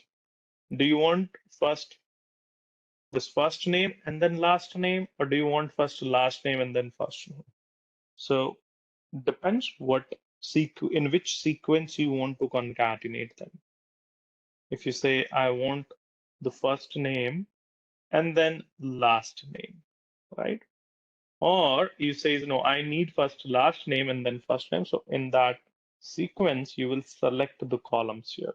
So column selection sequence matters for concatenating the data here. So let's say I want last name and first name, right? In some of the companies, I have seen that the last name comes first, and then comma, and then first name. So we want first last name, comma, first name. Correct? So let's see. First, I'm selecting the last name because I want this value as first, and then press Control. I select the first name. So the sequence of selecting these columns are selecting the last name, then select first name, right? That's the sequence. So select last name, then first name. And if you go to the transform ribbon, under the transform ribbon, you have an option here called, right? You have here an option called merge. Into the transform ribbon, go to selecting the columns, then go to transform ribbon and merge. And now you need to provide a separator. Whether the separator is, a comma. So I select here a separator, like I want a comma. And then what should be the new column? To go to that, column name, I'll provide column name here. For example, like full driver name, right? Or whatever the name you want for this. Now click OK. And there you see your data has been merged in one single column. And now you are getting, last name, comma. Got it? So if you looked at initially your column was in, your value, your driver name was in this format, first name space last name, but we transformed it like this, last name, comma, first. So these are, very common data transformations, split, merge, right? Duplicating and whatever we did for everything, we have captured a step here. If you look at this, right? For everything we captured. All right. So now let's load this data to the Power BI desktop. Till now, whatever we were doing, it was all in the Power Query in the staging cleaning area. Let's load this cleaned data to the Power BI desktop. So for that, what we do, we go to the home ribbon. And from the home ribbon, we have an option called. So click on this close and apply. And your data, whatever you transform, will start loading to the Power BI desktop.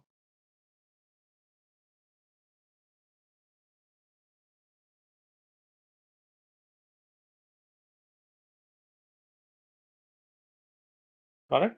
So you have loaded the table. Now to check out this data, you need to go to the table view here and you will see your data. I think you are asking that if you need the splitted columns also and merge. Yeah, so yes, so in that case, like before merging, you should duplicate the column, right? Before merging, you should duplicate the columns. Or from where I choose, I selected the option merge, I selected it from the transform ribbon. If you select the option, let me show you here. I selected that merge option from the transform ribbon, right? I selected this from here. If you wanted a separate column, then you could choose this from the add column ribbon, merge.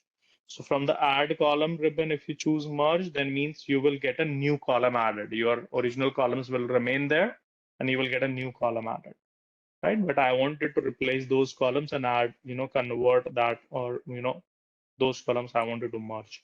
So I choose that option from transform. So if you want any operation on the existing column, you choose the transform. If you need a new column, then you go.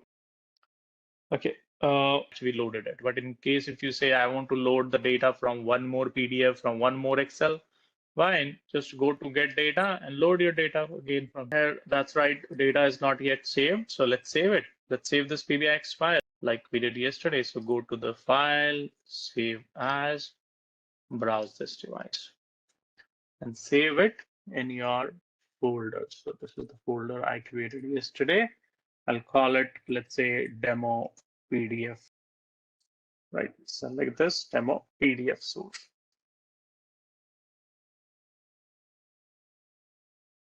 Now this PBX file has been saved. Clear? Okay. Merge column is there in the add column also, right? Like in the screen, go to add column and there is merge columns, right? So while you will select the columns which you want to merge, then this column. Good. So for now, let's close this PBX file. All right. So we understood how do we load data from a PDF? How do we duplicate the columns? How do we split the columns? How do we merge the columns? All these things are clear now. Okay. Any question here? If anybody has, just you can unmute or ask. Mayank, this is Jaswant. I have one quick question, not on this one, but the file append that we did yesterday. There were 4 files, 4 basically tabs in Excel with 4 different regions. We merged into one table, and then you were mentioning that after the merge, we don't know which row belongs to which region. So how do we get the tab names as a column? Yeah, that's the next thing. I'm going to open that file and cover that. Oh, great. Thank you. Yeah, we'll see that how do we identify those things, right? And how do we handle those cases? Any other question, guys, from anyone else?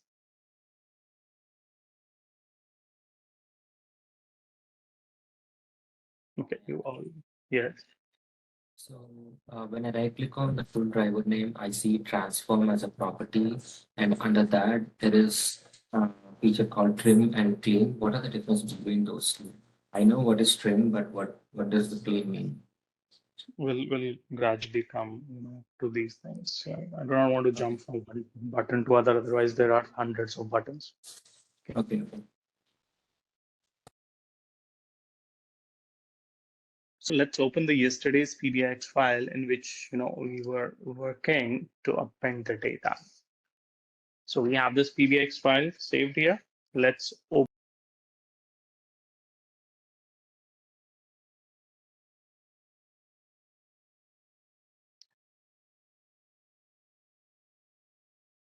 Okay, so this is our yesterday's class PBX file where we loaded this data. If I go to the table view here, we consolidated all those 4 sheets data in this one single table. All order. You said,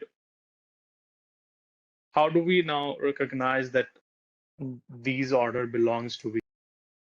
How do we recognize that these order belongs to which? So what do you think? If you want to think about, like, because whatever the transformations you do before that, you should have a logic in your mind. You should think like, how can we achieve this? If you are able to think that logic, right, like how we can achieve it, then you can definitely implement it. But if you don't thinking about building that logic, then it stops, right? And that is another a very, I would say, necessary skill for the data analysts, right? Logic building or critical thinking. So what do you think? How should we approach that? What should be your approach? Forget about the Power BI screen, forget about this screen. In general, if you wanted to achieve this, then let's say this data is in Excel, right? In general, if you want it, then how would you do it, right? What That's right. So if we add that, in these base tables, I would say these are the base tables, right? Source tables. If we add, a column here in these tables, like, okay, this is east orders, this is north. If we add a new column, a new, placeholder column in these source tables, then that will flow automatically to all. Getting the point? If we add a column in these base tables, that will flow automatically to my all orders, but the column name should be same, which I'm thinking to add in these base tables. So let's add a column name called region, and values will be different. Column name will be same. So let's take this data to Power. Take this data to Power Query Editor. Click on the Transform Data button, and this data goes to Power Query. And now in these base tables, I'll be adding a new column. Somewhere I'll go to the Add Column section.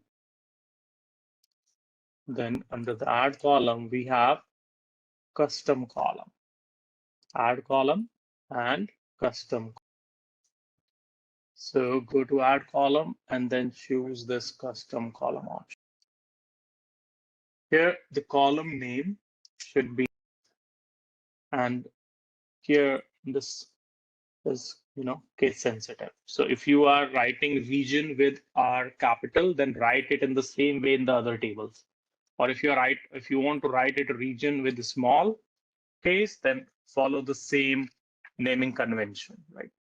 Naming conventions, or the column names are, should be in the similar, I would say, format. These column names are case sensitive. So I will say R capital region. Then what value you want to flow here? This is equal to comes here by default. Then I want to flow east, value. So east is a text here, and text always we provide inside the double quotes. So I just write east inside the double quotes, inverted commas, I write east. So what will happen? A column will be created with the name of region, and the value will be as east in that column. And then we click on OK. And there you go. You got a region column added, and values are populating as column data type. Before the column name you see, there is a data type that comes here as alphanumeric. You can change it, you can make it to text or leave it as text, right? Not any impact. Now I do the same thing for the north orders. So going to north orders, and again add column, custom column, and column name is what? Region, and region R should be capital, right? Don't make the mistake that you define somewhere region in a small case, somewhere uppercase, right? And later you are saying like, I'm not getting it correctly. So please, right? Please pay attention, right? It should be in the same case. Then the column value, what value I wanted it, and then inverted commas. So one time I will have to just create this custom column in all my base tables quickly. Column name region, and value I want to flow in it is south, because I'm creating this column in the south orders.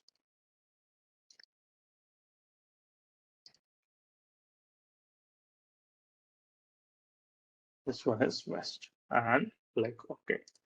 Once you created this custom column in all these tables, in all these base tables, if I go to all orders, it will flow automatically to my appended table, to the consolidated table. And now I can easily identify that these order belongs to which table, right? Because this table, all orders, is having a append connection with these. So if you add anything, if you remove anything, then automatically your all orders will be affected. Got it? So there is no programmatical approach, no magic button, no shortcut. You have to do it right once like this. But if in case you are pulling the data from 20 Excels, then are we going to do it manually? In that case, there is a different approach, right? In that case, we use a different source as folder. That is a separate scenario. We'll explain. We'll learn that. Done it. Good. Now let's load this data to the Power BI desktop. And how do we load it? You know it very well. Go to the home ribbon, click on the close and apply.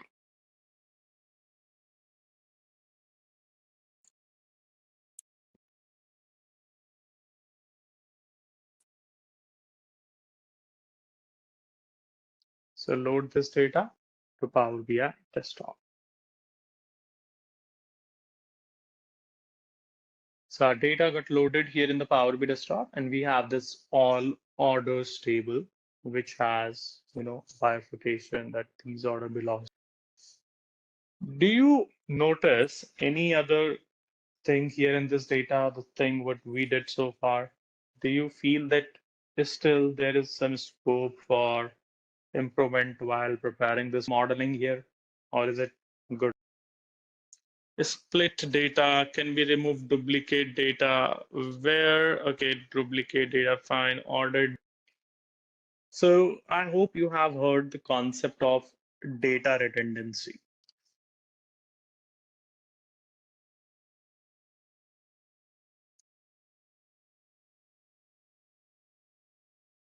right? So data redundancy means you have unnecessary duplication of the data. I'm not talking about like in one column you have two, three duplicates. I'm not talking about that duplicate data. That is duplicate data.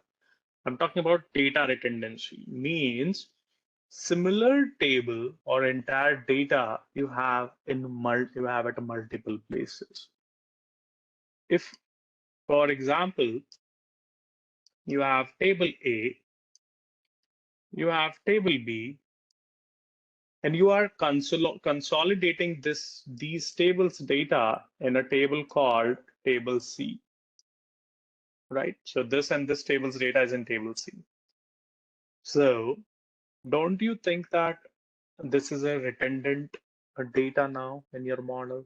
Whatever data you have here, that data is already residing in your, whatever the data you had in B table, that data already consolidated in your C table. So it means this is a data redundancy problem. And if you are doing these kind of things in your data model, it means then you will face lots of inefficiencies, inconsistencies in your data model going forward. And it will impact the performance of your data model. When your data will grow, at that time, then your users will start complaining that a model is becoming slow, it's taking time to load the data. So it's a bad practice keeping the redundant data. So we should get rid of the redundant tables. Redundant tables here means if you have everything on in the all orders, then why are you keeping these tables here? Because these tables data you have already up, right? Duplicate row is different. Here you have duplicate entire table, right? For example, your each table size is 2 MB. I'm just taking an example. I don't know how much is the size of each table here, but I'm just assuming, just to do a little math. Each table size is 2 MB, right? What you did, you consolidated all these tables in all orders. So now all order size is what? Simple maths. Now, what is the overall model size? How 88? It's 8 MB is this and 8 is this. So 8 plus 8, 16 MB. Now total model size is 16 MB. But don't you think that you are unnecessarily keeping these tables now here, right? So what we do in this case, we do not want these redundant tables. Otherwise, my data model size is getting double. And it's just about 8 MB. Think about 800 MB, 80 MB, 200 MB. Then it means 200 MB model will become 400 MB, right? So it's a bad practice. So what do we do? Can we delete these? No, deletion is not allowed because these tables are feeding the data to all orders. So you can't delete, but you can disable these tables. You can tell to these tables that do not come to the Power BI desktop, just stay in the backend for the processing purpose. So these tables can reside on the Power Query level. These tables can stay in the Power Query level. These tables will not be loaded to the Power BI desktop. So how we do that? Let's go to the Power Query editor, click on the transform. And now I will right click on this table, on these base tables one by one. And here you have an option, enable load. I will remove this check mark from here. It means you will keep this table, but for the backend data processing. You can't delete it. Even if I show you, if I try to delete it, it says you can't delete because this table is being referenced in your all orders. So you cannot delete it. Deletion not allowed. So what we can do then? We can disable the table. Means we can tell this table that do not load the data to Power BI desktop, right? So we just right click and disable the load. It gives a message that in case if you use this table in any chart, then that will be broken, but we are not using this table in any chart. So ignore this message and click on continue. And once the table load is disabled, you will see the format or the font or the name of this is converted to the italic font. This is just to quickly identify that this table will not be loaded to the Power BI desktop. So right click, uncheck the load. Right click, uncheck the load. And right click, uncheck the load. So I, disabled the load for these four. We disabled the load for these four tables. We are disabling the load. We are not disabling the data refresh. New data will keep coming. So for these four base tables, we just right clicked and uncheck the option from enable load. It was enabled previously. I just clicked on it to disable. Got it? So we did the same thing for these four tables and then load this, click close. And now we click close and apply. See the magic? You have only one table here, not the. You have now only one table. So you have removed the data redundancy problem from, correct? And new data will keep coming. New data will be refreshing in these tables. We may have the duplicates in a column also, right? For example, we have the duplicates in one column. So I want to remove the duplicate order IDs. How? What I'll do, I'll take this data to Power Query Editor. So take this data to Power Query. And from the all orders table, I want to remove the duplicate order IDs in all orders. If we have any duplicate order ID, then those should be removed. Correct? Or if you say that before removing, I want to see that do we have duplicates? So in that case, what you can do is, and you don't need to do this step, right? Just focus on my screen and understand, don't do this step. If you want to see that do we have duplicates, so you will go to keep rows and keep the duplicates. So it will be just keeping duplicates and it will show you that this is all the duplicate data. See the customer ID 7777 here coming twice.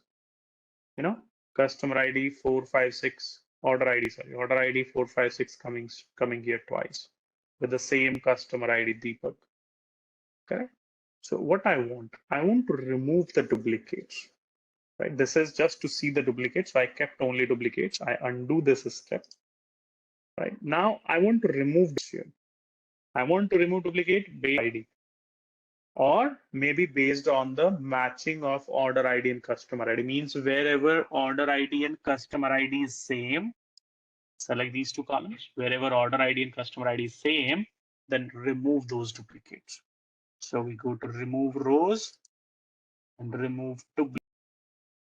Right? Sometimes you want to remove duplicate based on one column. Sometimes you want to remove two duplicates based on matching of two column, three.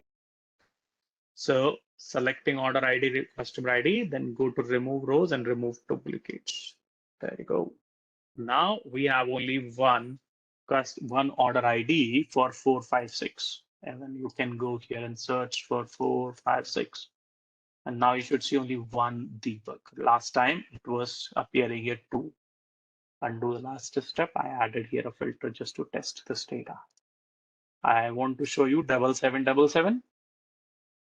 See, this one is also only one row now. Previously it was two. All right. So this is how we remove the duplicates from the columns.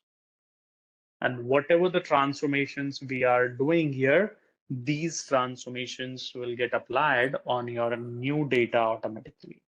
So when the new data comes, automatically these transformations will get applied, on your newly loaded data. So it means these transformations, what you are doing, these are now automated for your So to remove duplicates, if you want, then select the order ID and select customer ID. So I'm selecting these two columns. Okay. And then go to remove rows. And there you have remove duplicate. All right. And duplicates will be removed. And now let's click on close and apply. Load this data into the Power BI desktop. Done. Okay, so I see the question here in my data, there is still showing duplicacy of 10261 order ID. 10261. 10261. Yeah, that's because in this case, order ID is same, but customer ID is different, right? And we removed based on the matching of two. That's the reason. Now, let's see the next. Okay, so let's see another type of data source. And this data source which we'll be using now, this is called OData. So OData can be used sometimes when you want to pull data from a third-party applications, from any custom portal, from any custom applications, or you want to pull data through API, through web services. We have a data source. If you go to the dataset folder, go to dataset folder. There you will see a Northwind sample database OData link.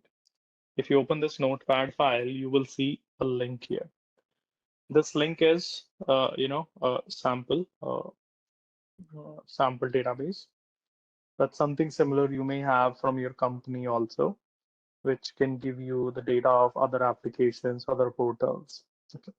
Just for the practicing and for the learning purpose, we will be using this link to get some more meaningful data. So there is a company called Northwind, and we have the data of that company, and that data is exposed through this URL. This is called a API or a OData URL. So we copy this, select this URL, and copy it. Okay. Now open the Power BI desktop.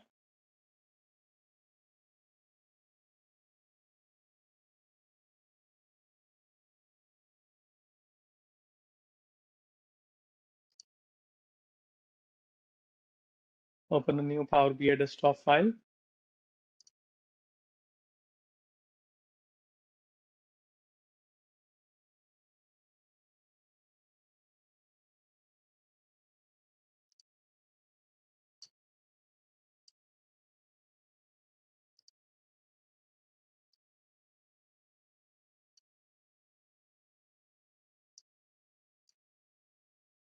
So I have this new Power BI desktop file.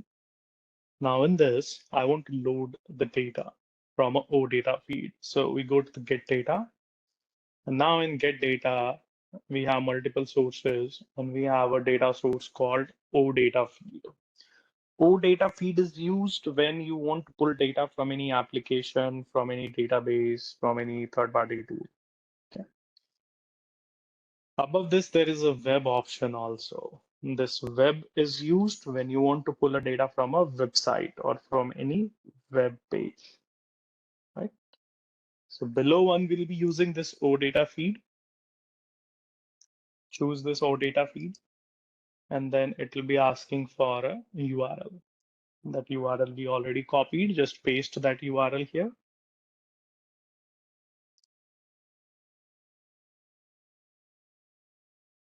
And now click OK.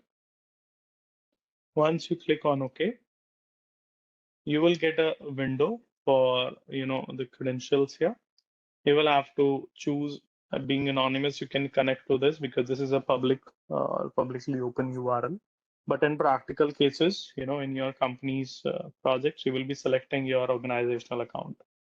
There are different ways to authenticate to this URL, but for now, being anonymous, we can connect to this because it's open, no user ID password needed to connect this, just for the learning purpose. So click on the connect button using anonymous option. Click.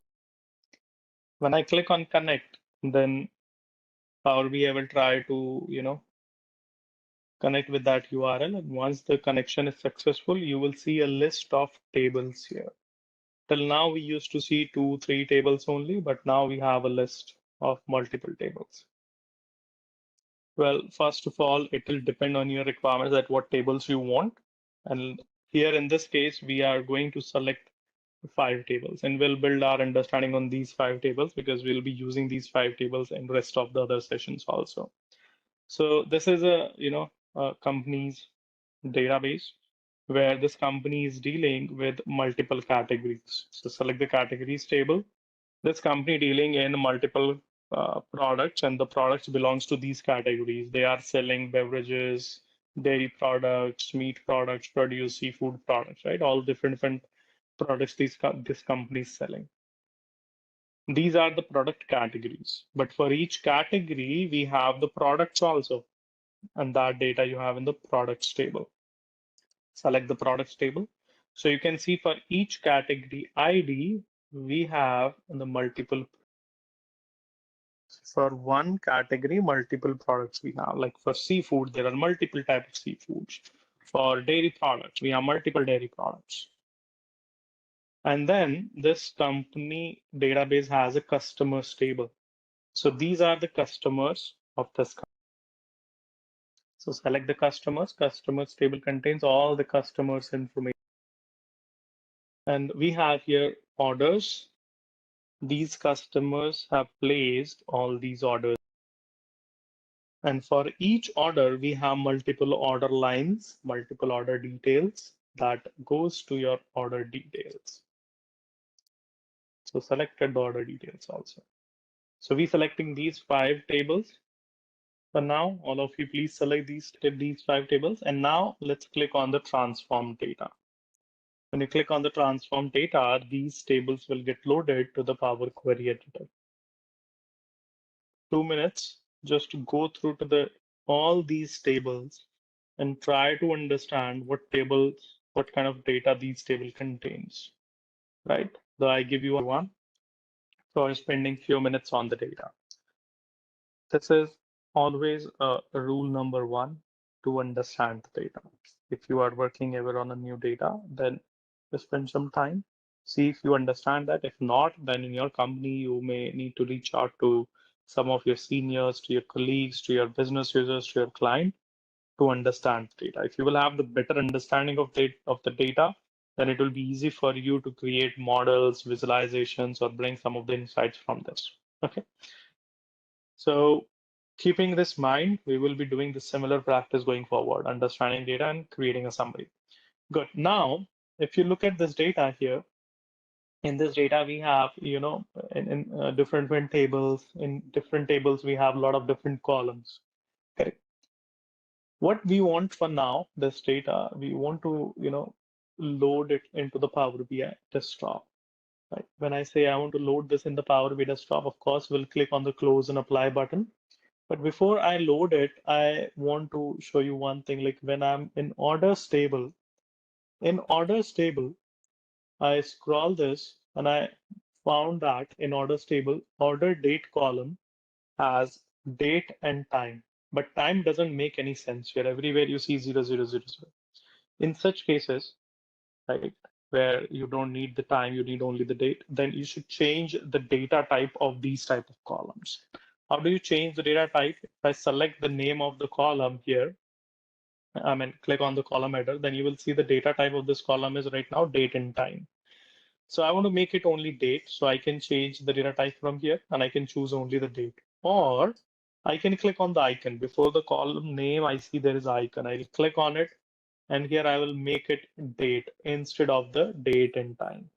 And the icons here are pretty, obvious. Like, okay, looking at this 1, 2, 3 means it's a whole number, right? Looking at this calendar with clock means it's a date and time, right? So all these icon tells you like ABC means it's a text type of a column. So we want to change the data type for these 3 columns: order date, required date, and ship date. I can change it one by one, or I will select all the 3 columns, date type of 3 columns I select here, and I'll right click. Sorry, not right click. I'll go to the data type option here on top, and then I'll make them date. So if you want to change the data type for multiple columns, then select all of them, go here and choose the date. If you want one by one, then you can right click or you can click on the icon and you can change the data type. So I make them as a date, and data type for these columns have been changed to date from date and time. Okay. And you will see here, of course, a step has been added, changed type. Now, if I scroll it, below the column names, you see there is a green line coming. Below the column names, you see this green line coming, right? This green line called that column profiling. We call it column profiling. So this column profiling tells you the quality of the data in this column, health of the column. Just hover, bring your cursor on this line, and you will see that this column has all valid data, 0% error, 0%. This column has 0 error, 0 empty, 0 null, correct? All valid data. If you see this line, entire line color is green, it means all valid. But if you see somewhere like ship region, you see here the line color is black. So if I hover on it, then it will tell me the stats. Like we have around 61%, which is 507 rows. 61% right? 61% is the blank data. So this way you can quickly identify that which column contains blank, which column contains errors, right? You don't need to go to every column, drop down and check it like, hey, do we have a blank here? You don't need to do it this way. You just look at the green line color and it quickly tells you like what is the health, what is the status of the column. Correct? Or currently you need to hover here. If you do not want to hover it, what you can do, you can go to the view ribbon. Here you can enable column profile. Under the view ribbon, you can enable the column profile, column quality. When you enable the column quality under the view ribbon, you have column quality. When you enable column quality, you don't need to even hover. Without hovering, you will see the stats here directly. Like this column contains 61% blank data. So it becomes very easy, quick for you to know whether the data is correct in this column or it has some, right? Now you got to know, okay, ship region has a lot of blank null data here. Now, sometimes your requirement is like, I do not want to see the null data. I want to replace the nulls by, let's say, any text missing data or NA not available, not applicable, something like that. So the question here is, how can we replace the null value with some other meaningful value? So let's do that. And I'm not saying that always you should replace the nulls. That would be your call depending on working on your projects. I'm just telling you if you have this kind of a requirement, then how will you replace the nulls if needed? So we right click on the column header and choose here replace values. Right click on the column header and choose replace value. When we choose the replace values, here it will be asking that which value you want to find to replace. I want to replace null. And then this is case sensitive again. I see the null here is in a small case, NULL. So we just put null. And then I want to replace this null with, let's say, missing. So wherever I see null, it will get replaced by the missing. And now when I click OK, there you go. All the nulls have been replaced by missing data. And now you can see the line color is full green, 0 empty in this. Done. Now, similar way, you can, check out if there is any other null or if you want to replace. But generally, we do not replace the nulls for the date type of columns. Okay. All right. So now let's the option. Maybe you can just disable this column quality, disable the column quality, and then it should be fast. Right? So if you have less RAM, if your laptop is slow, then do not enable this column quality. It will otherwise slow, right? Yeah, because if you have a less RAM, I have 16 GB RAM in my machine. Not 16, I guess I have 32 GB. Let me check. I forget. I think I have 32 GB RAM in my laptop. That's the reason you will see things are a little faster, right? If in your case, your laptop having 8 GB, 6 GB RAMs, then it will be slow slightly, right? So that's why it is not recommended if you have, a less RAM.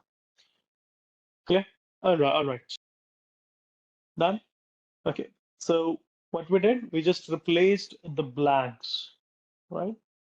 We just replaced the blank in our ship region column. This ship region column was having some of the blanks, so we replaced. How?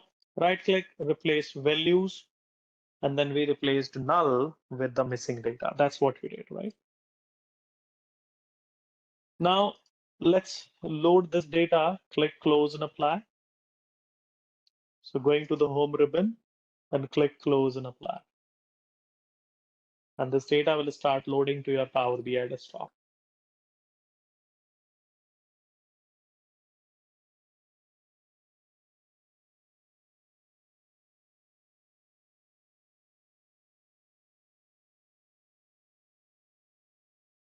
After loading this data, if you go to the model view now, go to the model view and you can zoom out this little bit from the option here given. You have zoom in, zoom out option here. So zoom out it so that all the tables can fit in your screen.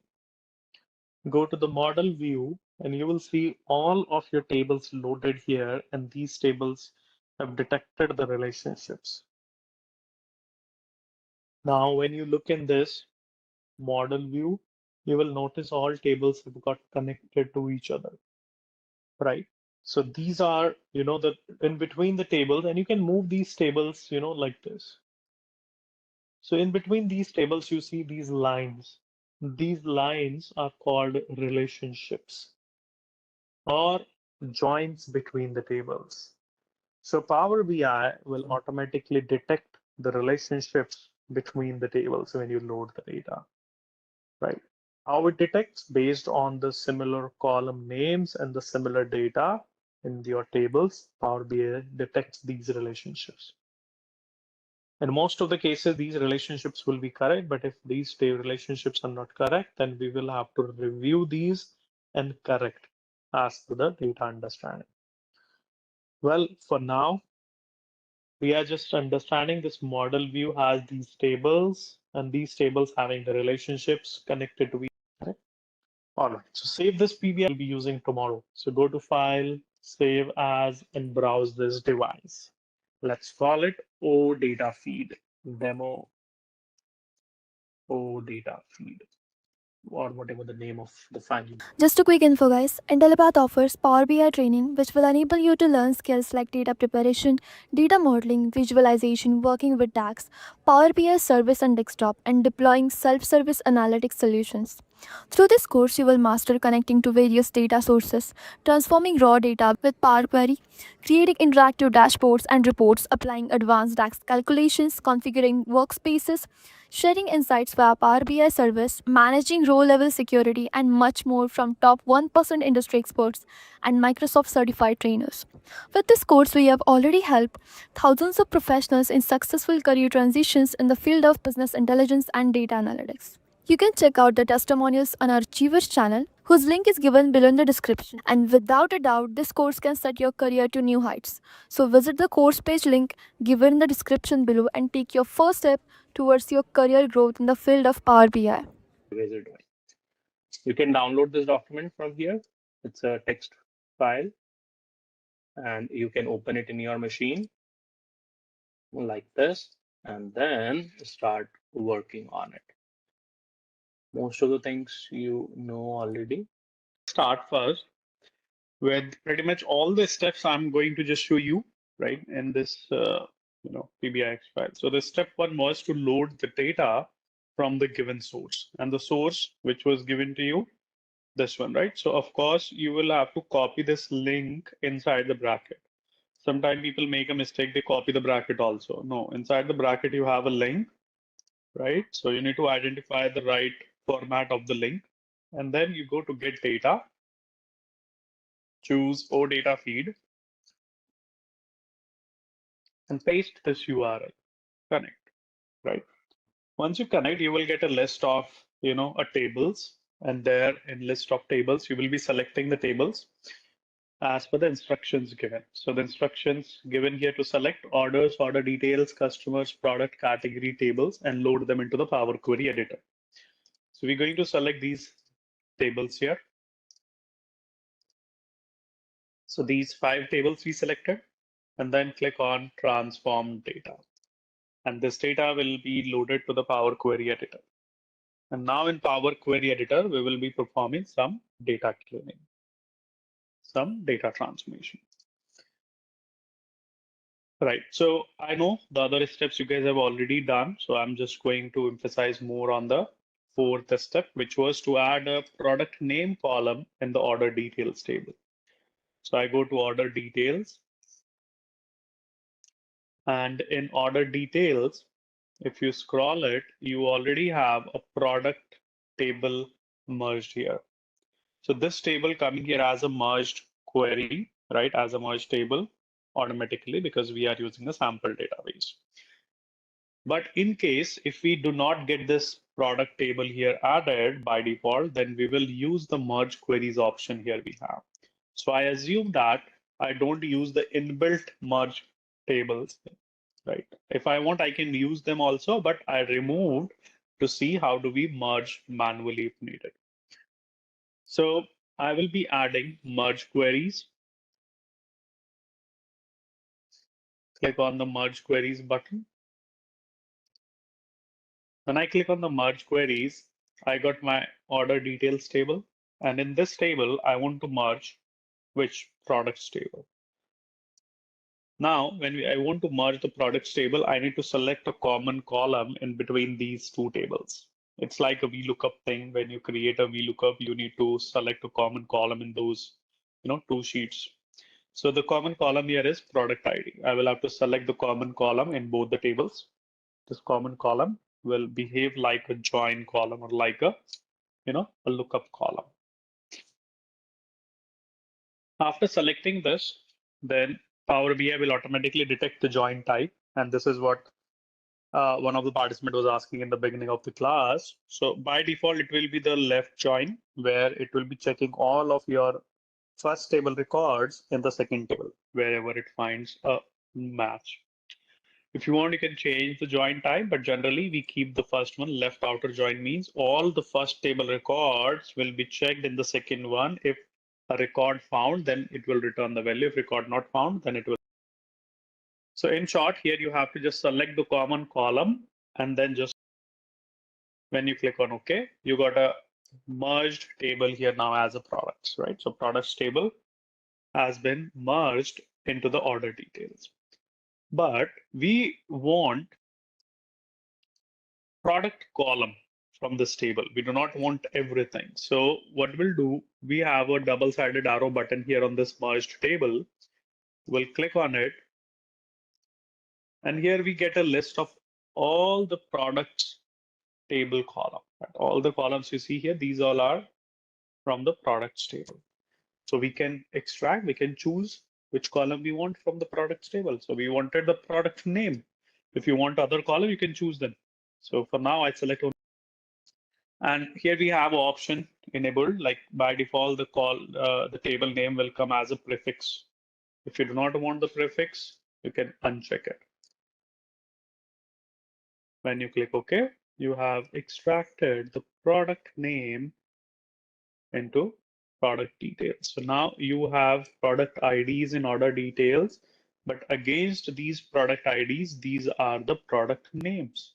And these product names you pulled from the products table. It is like a SQL join, it is like a Excel VLOOKUP, correct? So merge query we use to pull a column from the another. Okay, another thing, if you want to extract, let's say if I go to the orders, in orders table, I have a column order date. And order date is the key column which is used to track all the orders, when these orders were placed, when these orders were ordered or created. So using order date, I want to extract quarter, month, and Yesterday, I that this column contains time, but time doesn't make any sense. So what I will do, I will prefer to change the data type to date instead of date time. Once this column became a date column, now I'll go to the add column, and under the add column ribbon, I selecting this order date, I go to add column. And now here I have which I can choose and I'll get a new column. So if I want the year, I want to fetch the year from this order date, I'll go to year and will fetch year. You have other options also like a start of year, end of year means if you want a first date of that year or the last date of the year, then you can choose the other two. But at this point of time, I want only. So I choose year and a year column has been quickly extracted. Got it? So from that order date, we pulled year as a segment. No need to write any code, no need to write any formula. Just you need to be aware all the buttons or the possibilities here. Let's do that for the quarter now. So I'm going to select my order date again. I'm selecting the order date again. Then again, I go to the same place, add column, date, and I choose quarter of year. When I choose quarter of year, it gives me the quarter numbers. So these are the quarter numbers like 1, 2, 3, 4. These are the quarter numbers weeks. And you may have some different ways to do it. Maybe you first splitted the column in year, in quarter, and then you manually, doing the same thing in multiple steps, right? So you may have more than one way to do the same thing, right? That depends to your approach you are taking. But the one which I'm showing you right now, this is the best and the shortest path to extract date related components from a date column. Other options are also correct, but this is the quickest path. So to repeat on the quarter, what I did, you want to extract the quarter from where? From the order date. Everything we will extract from the order date, right? From this main date column. So order date, then add column and date. And you choose here whatever you want. So for example, you want quarter, just go quarter, pick the quarter of year, and that's it. It gave you the quarter number, right? So that date falls in which quarter you have extracted that year. Now, one thing, like you have this date here,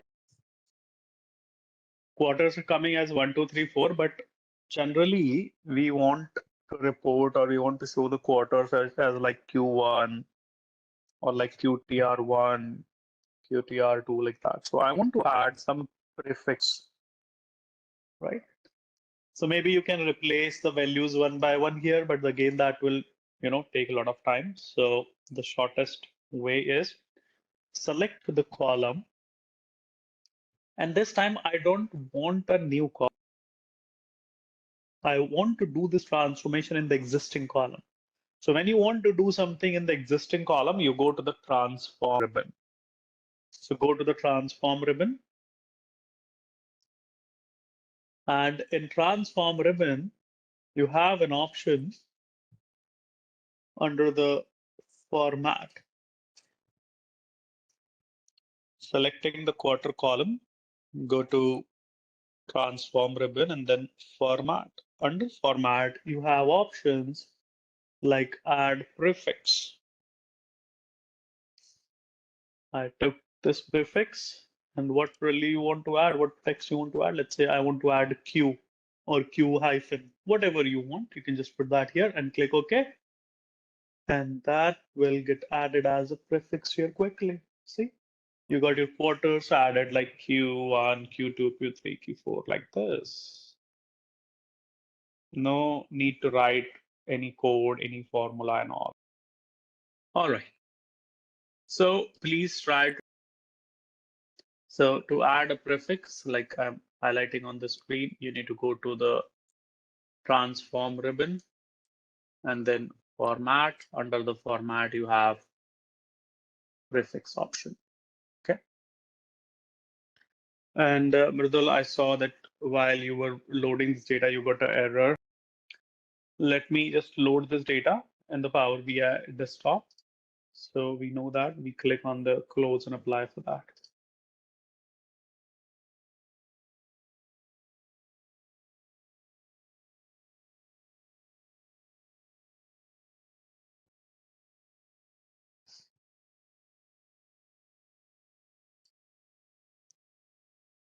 All right, and let me just save this file. Press Control S, and you can save it with the name of demo of merge query or add year, quarter, like that. Okay. So I saved this PBX file. Okay, so I hope you got the clarity on these things. Now we want to talk about the relationships part, right? I closed this PBX file. Yesterday we created a file, okay, and in that file we were, we loaded the data.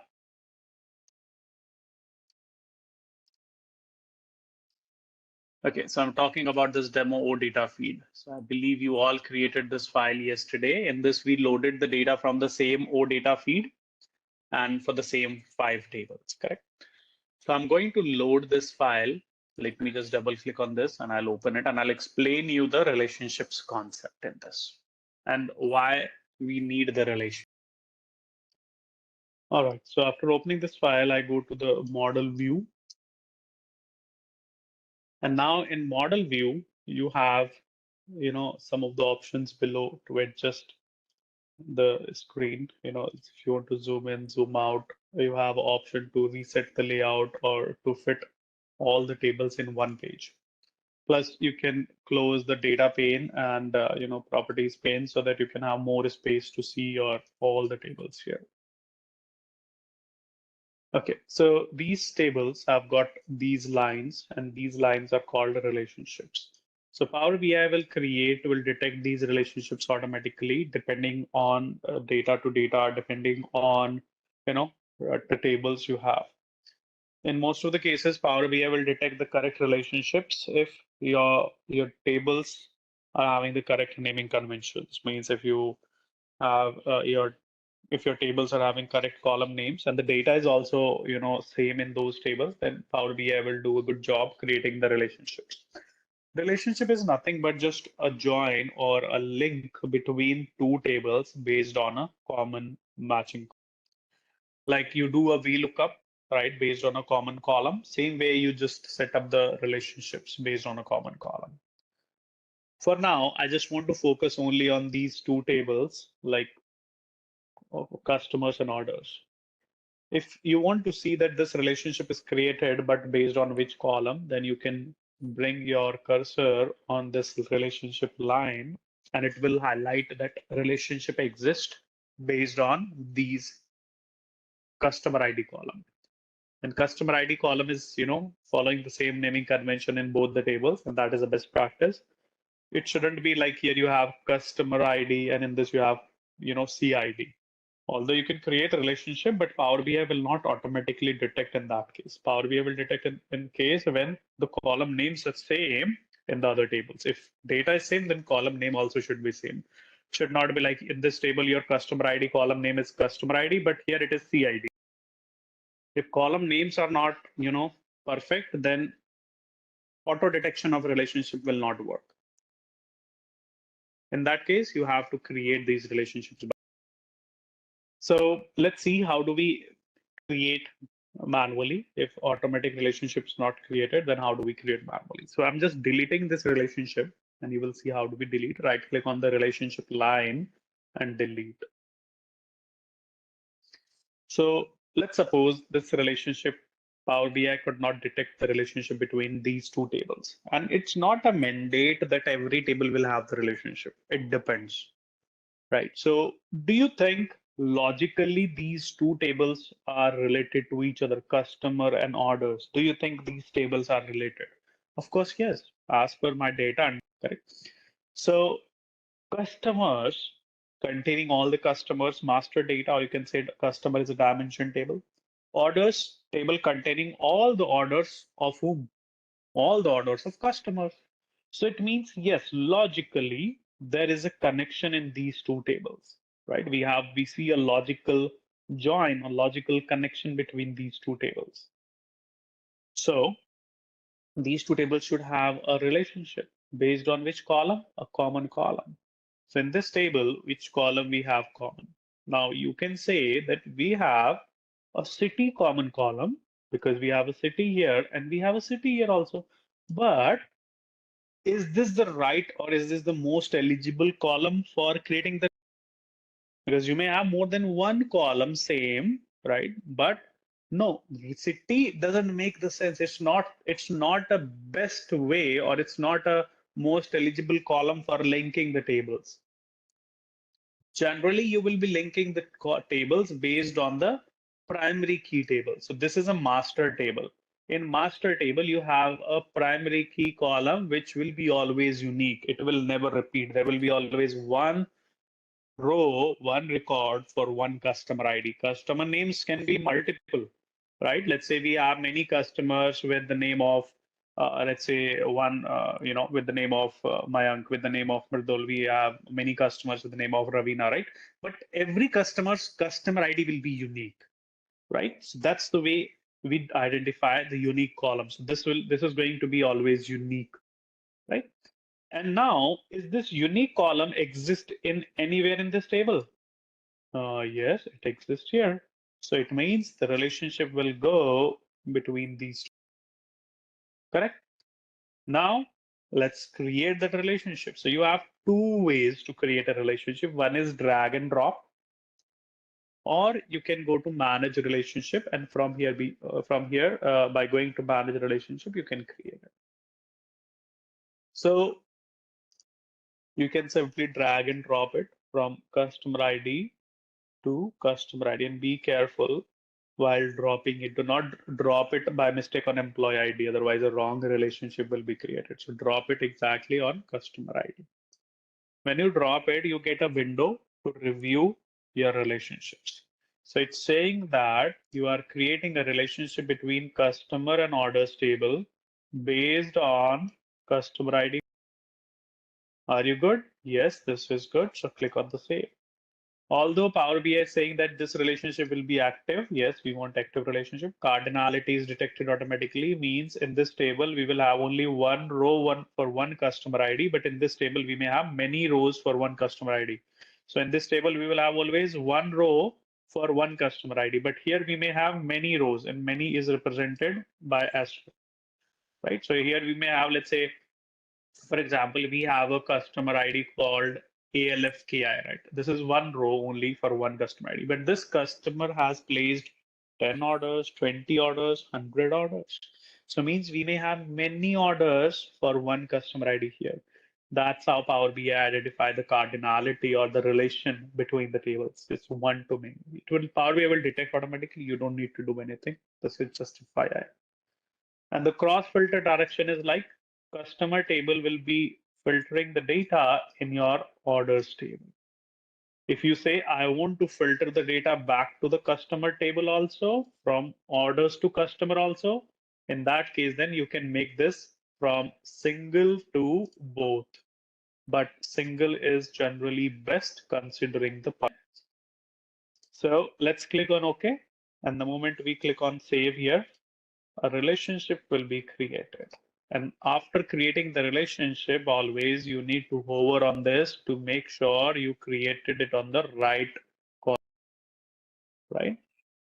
On the cross filter will come again. For now, keep in mind, we always prefer the single side relationship, right? Single side relationship is always best. It's kind of like one-way traffic or two-way traffic, right? So one-way traffic is always the safe side, you know, and how it makes sense, how it impacts if you keep the both side. We will learn those things gradually.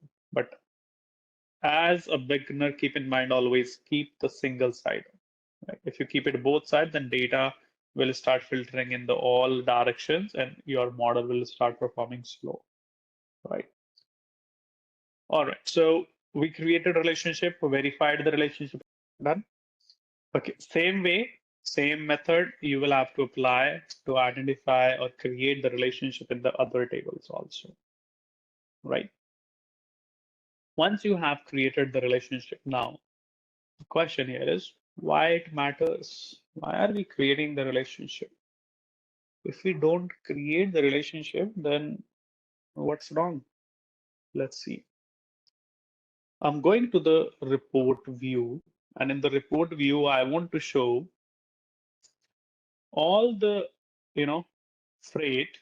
I want to show the freight is a column given here, and I hope you understand this freight column means. Freight is like, the shipping charges, delivery charges, right? When you place the orders. So consider is like a charge which is applicable when you ship a order, when you deliver an order. So you have a freight amount, like how much freight paid by your customers. I want to show how much freight paid by the customer. So I have a customer ID and contact name is the customer name. Contact name is customer. I want to I want to create a table or a bar chart or a line chart, and there I want to show freight by the contact names. If I want to show freight by contact name, then it means one column I will pull from this table, one column I'll pull from this table to show freight by contact names. So let's create this. We are going to the report view. On this report view, I'm going to take the first chart we have in the list. That is called stack bar. So let's add this visual. When you add, it will get added on your report like this. Increase the size of this little bit. You need to click on this and it will be added. Now in this chart, I want to add from the orders table. I drag and drop the freight column. You have a freight column here in orders table. Drag and drop this on your chart. When you drag and drop it, it will give you a bar like this is your overall freight value. But I want to split or show this overall freight by the contact name. So to show it by the contact name, I'm going to the customers and we'll pull this contact name column here, right? So drag and drop this contact name from the customers on this chart. And now you see it has detected the freight paid by the different customers. So this customer has paid the maximum freight, $6,683, right? And accordingly, you see the freight paid by the different customers, right? So in this case, you are pulling the data from these two tables where you see this green tick mark. Means for selected chart, these two tables are, showing or used to display the data. And these two tables are talking to each other because of the relationship.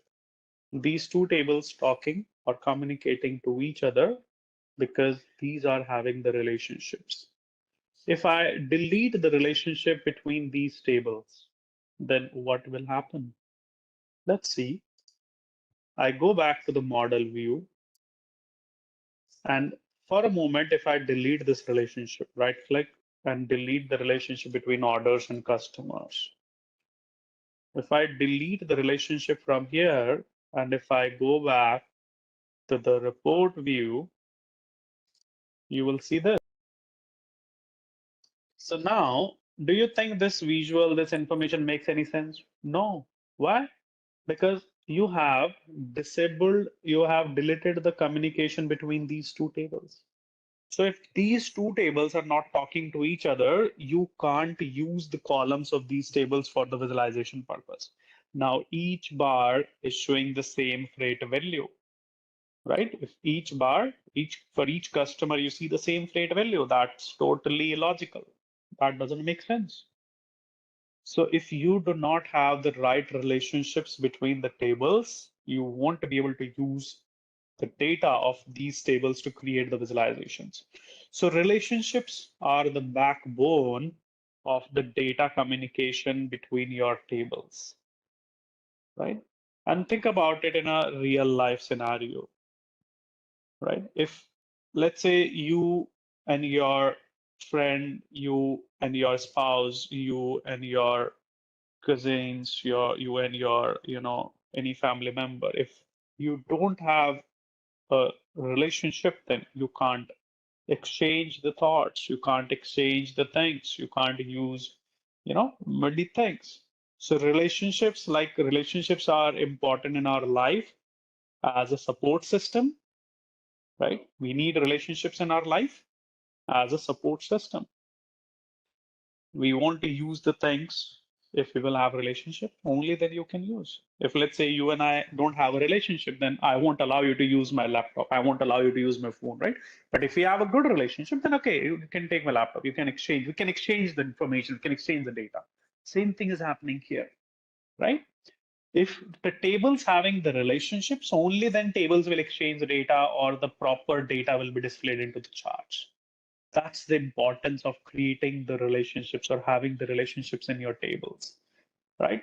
Otherwise, each and every table will become an individual entity. An individual entity will not be, helpful for visualizing, creating the charts by pulling information from this table, from that table, from that table.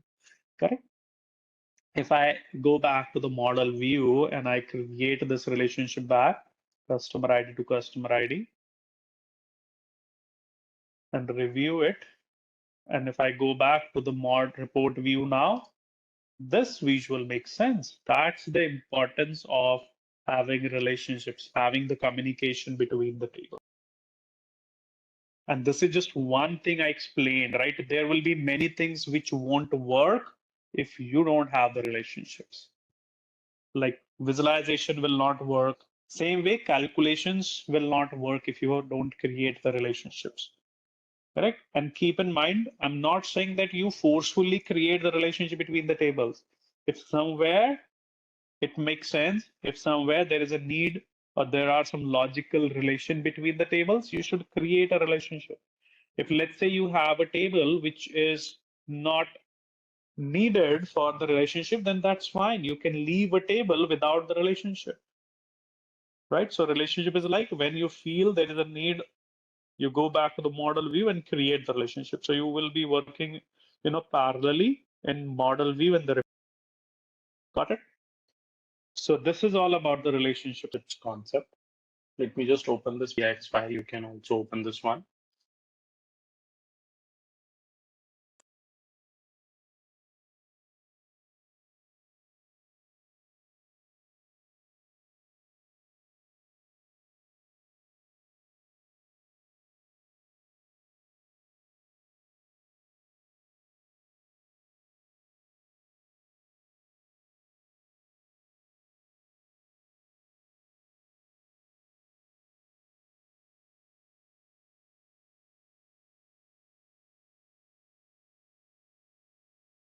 Starting right now. So we are today about DAX. What is now we are going to talk about what is DAX, right? So let's try to understand what is DAX and how do we write these DAX formulas or DAX queries. First of all, let's talk about so DAX stands for data analysis expressions. It's a it's very similar like Excel. I'm saying it's similar like Excel, right? It's not 100% same as Excel. So 60-70% formulas, functions are same. Excel works on cell reference, but DAX works on column or row reference. DAX has more than 200 functions, constants, operators, and even now the list has grown more than 300.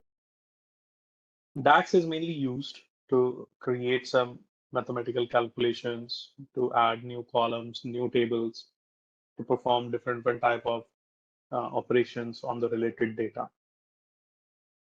In order to work with DAX, you must have the proper formatting or proper data cleanup done and should have the right relationships in your tables. With the help of DAX, you can create formulas. All these formulas will return different values. Some DAX functions will return a single value. Some DAX functions will return multiple values, right? With the help of DAX, you can calculate some of the common calculations like year-on-year sales, running total sales, right? Profit calculations, or different calculations you can perform based on your data. So these calculations helps, to bring more insights out. Okay, so how do we write the DAX syntax? To write a DAX syntax, we start the formula like this: total sales is equal to sum of the line total. So line total is a column, right? Just an example. And internet sales is a table name here. So table name will come with the reference of, the column always. This function is basically used to calculate the sum of this line total column, and whatever the value we get that will be, saved in this total sales, variable, or in this total sales DAX formula. We can use this one to create different charts. We can use this one, to visualize different things.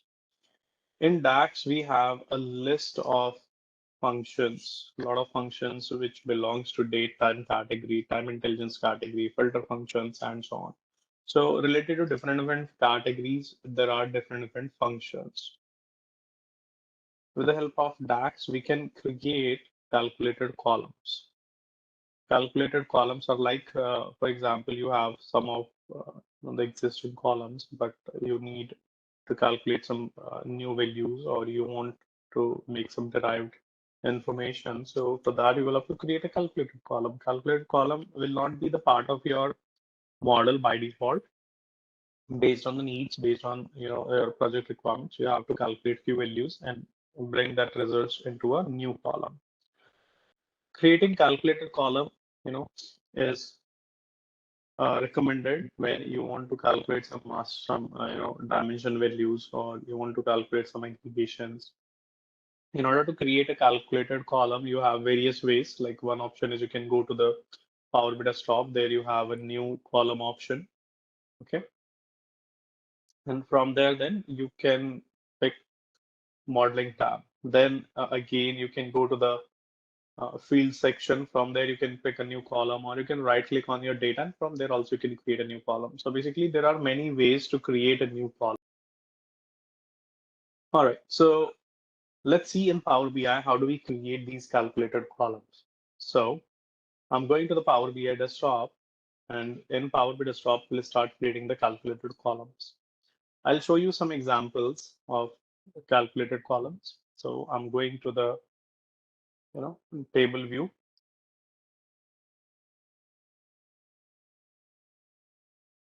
Going to the table view, and here in the table view, I'll start creating the new column.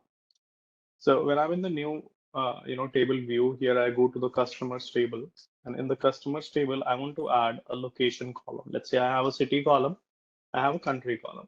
Okay, so, we have a column city and country. So let's suppose I want to concatenate these two columns. So we will have to write DAX formula. So to create a new column, you can right click here on this customers table. Right click on the customers table, and there is a second option for, I pick this option, new, and I'll just change the new column name here. Column name is, give some meaningful name, location.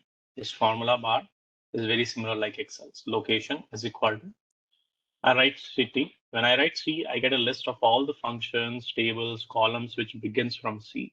I'll narrow down the search by typing CITY.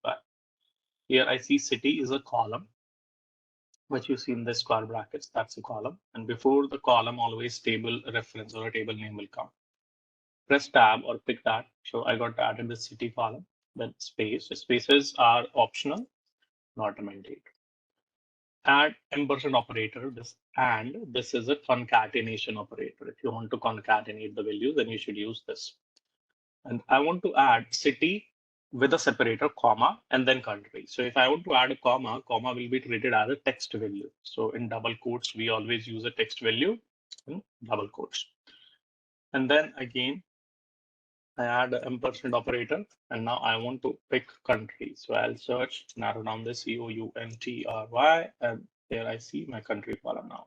Search your columns here always by just typing them, right? So when I search country, here you go, country, and now press the enter. Once I press enter, I'll get a new column added, and this new column will have the concatenated value of city and the country, and we have a separator added as a comma. Correct. So this is our very first DAX formula. Right, clear? We'll add some new calculated columns. We'll practice more with different pinning. And we are using the same PBX file. Now, I want to show you another example of calculated column. So this one, what you did here, a calculated column you added, fine. But if you go to the order, go to the order details. In order details, you have columns like order ID, product ID, unit price. Unit price is what? Unit price is, the price of a single quantity of a quantity column you have and discount. Let's suppose I want to calculate the sales value or the revenue, how much revenue generated from this order, how much sales generated from. I want to calculate. We don't have a sales column available here, right? We don't have a sales amount, but is there a way that we can use and create the sales value or bring the sales? Right click here on the order details. I want to create a new column here. Right click and choose new column. Right click and choose new column. And in this new, my column name is sales is equal to unit price multiply quantity. Unit price multiply quantity, right? We can consider the discount also. We can remove the discount, right? Generally, discount we remove. We do not add the discount, we remove the discount. Okay? But I'm not considering the discount. Let's skip the discount thing for now. Okay, we'll talk about the discount later. For now, I just want to calculate the gross sales, right? The gross sales is like a unit price multiply the quantity. So just write this, press enter. This will give you a new column. In this new column, you will see the sales value for each line. You will see sales value for each line. If I want you to calculate, the discount amount. So today you have a discount column, but this discount column is not a number value. If you click on this drop down and you see the values are coming like this. What do you think? Is it a discount amount? Do you think logically, do you think we have given, discounts of 25 cents or 25 paisa, 15 cents, 15 paisa, right? 10.10, 0.05. Do you think the discounts are given like in these small amounts? So this is not an amount. This is a percentage value, right? So many times you need to build your understanding first, looking at the data. You need to use your business understanding, business acumens, right? Like what it is. And if you don't get the clarity, then you should, go to the business users. You should go to your subject matter expert, to the, functional leads, and try to understand, try to get the clarity, like what kind of data it is, right? The better clarity you have on your data, better dashboards you'll be able to create. So I realized that this is not a discount amount. This is a discount percentage. So, but percentage also not coming in the proper format. So first of all, this column is confusing me. It's not a discount, it's a discount percentage. So the best practice is column names should be correct, should relate to the data. So I'll double click on the column and I'll modify it at the end of discount. I'll add discount percentage. Does it make sense now? Yes, it clearly shows that this is a discount percentage column, but the values are like not in the percentage format. So I will have to format this column. I'll pick this column. Under the column tools, I'll add the percentage formatting. Correct? I'll add the percentage formatting. So the moment I click on percentage, all the values residing in this column will get converted to percentage. Now this makes sense. Like we given 25% discount, 10%, 6%, 20% discount, right? So data formatting is important. Otherwise, you will be doing a lot of things based on the guess. And we should not do guesswork. We should do the exact work what is needed, right? So build understanding, talk to the business leaders, the better understanding of your data you have, that will be good for you to build your complex models in Power BI, right? So you have got the discount percentage. Could you please try to create another column here for the discount? I calculated the sales amount, right? Now I want you to calculate discount amount.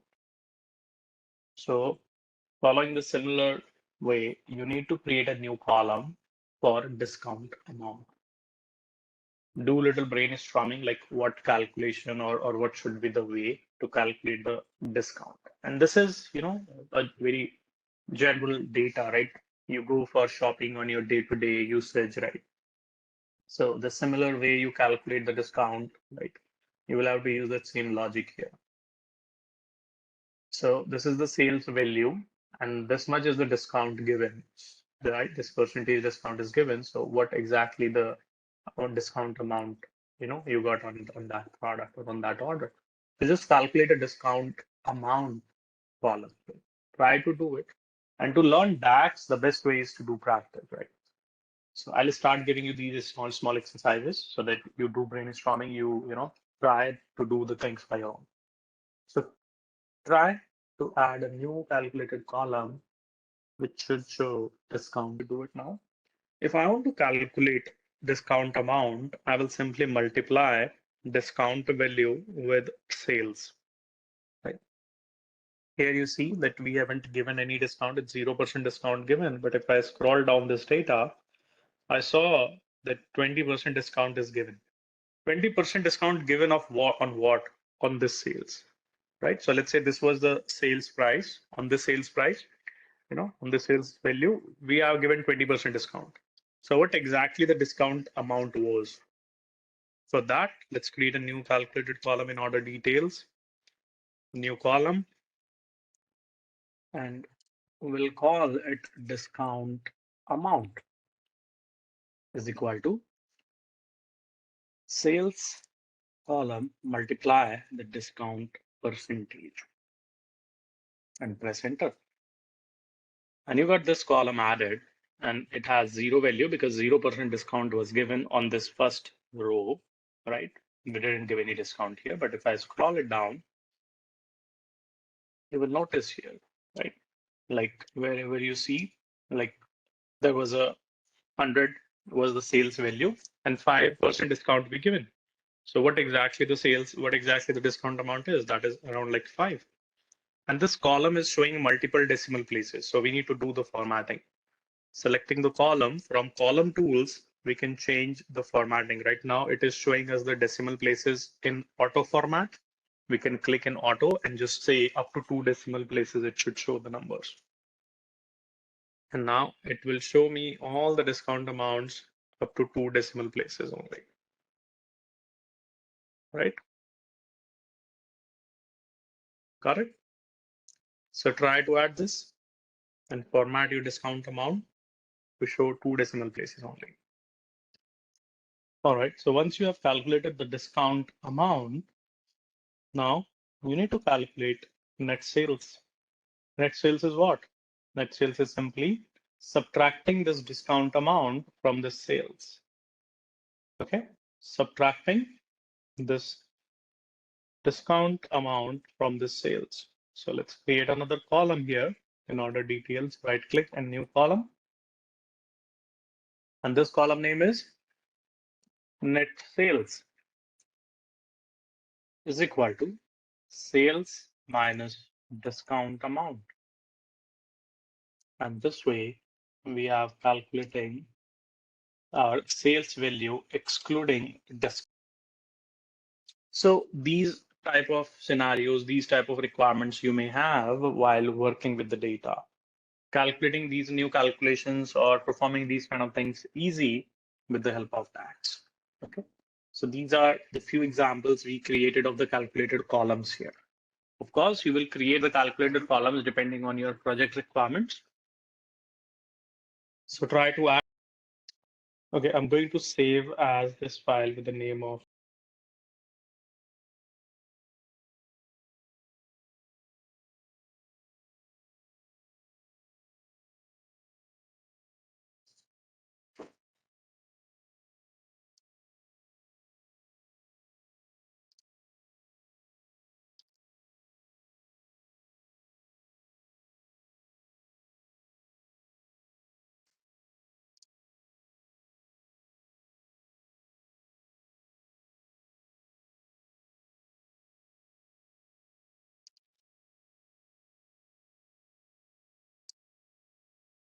So you guys can open this demo DAX file from here.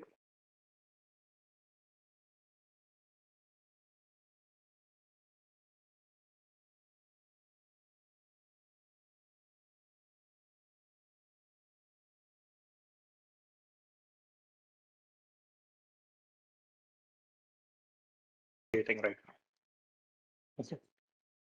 All right. So we got all these calculated columns, done here. Now you may have different scenarios, different ways to add the calculated columns. Okay. For example, thanks everybody. So now we want to see some other examples here. So for that, I'm going to the orders table. I'm going now when you and the file name is demo.dax. Read the screen. On the screen, it's showing you right which file I'm using, demo.dax. Now I'm going to the orders table. In orders table, you have a column called order date and ship date. Let's say we are having dates on which these orders were placed, and we have the dates when these orders were shipped. Okay, so we have an order date, we have a ship date.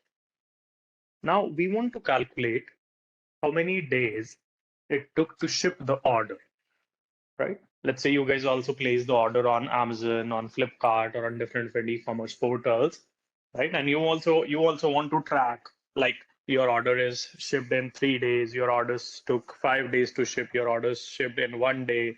So same way here on this data also, we want to calculate how many days it took to ship these orders. For example, the first one, this order was placed on 5th of July, and this order shipped on 10th of July, right? So order was placed on 5th July and it shipped on 10th July. So it took 5 days to ship the order. And one thing I noticed, the date format should be consistent. Here I see the date format is like this, but here it's different. So we can change it. Selecting the order date, we can go here in the date format and keep this one. DDMMYY.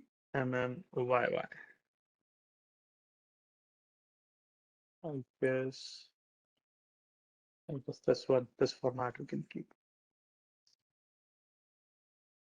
Right? Just to make sure that we are having the similar format for all the dates. So we want to calculate the difference between these two dates so that we can get the shipment in the dates. So if you want to find the difference between two dates, you use a DAX function called dateDiff. Let's see. So I'm creating a new column in orders table, new column in orders. Column name is shipment days is equal to. Function name is dateDiff. Whenever we want to calculate the difference between the dates, we use this function. It is asking that what is your date one? My date one is this function. All the functions will have a list of arguments you need to pass and a description. So this function will return the number of units you provide. It will return the difference between two dates. So first date is order date without a space. And whenever you use a date column, you get a suggestions here like dot date, dot month, dot. No, we don't do anything here, just add comma. The moment I add comma, now it is asking or it is highlighting the second argument which I need to provide. So to provide the second argument here, now I'm going to use shipped date, right? And you can use the required date if you want, right? Or if you don't have this one. Then again, don't pick anything from this dot suggestion, just comma. And you want to add the interval now, means you want the difference in hours, in minute, in quarter, in week, in year, or in day. I want the difference in days. So I pick the day option here and close the bracket, press enter. Now, you see, you got a new column added, which tells you like these are the shipment days, means first order took 5 days to ship, second order took 10 days to ship. Likewise, data appearing for all the orders here. Now, I want to, create a few more calculations, few more things here. So far, we created a calculated columns, but we may have few requirements where we can create the calculated tables.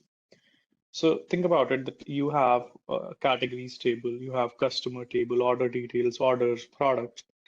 If in case you want to create a separate table and there you want just the aggregated data or a summarized data. And I can say like you want to create a small or a pivot table. In that pivot table, you should have the selected columns data. And for those selected columns data, you want to, roll up or you want to summarize some of the information. So I'll give you an example on the orders table. In orders table, you have your columns, and in this table, we have few columns like ship city, ship country, and freight. Okay. Let's suppose I want to create another table, and in that table, I want city-wise sum of the freight, right? For each city, I want freight sum.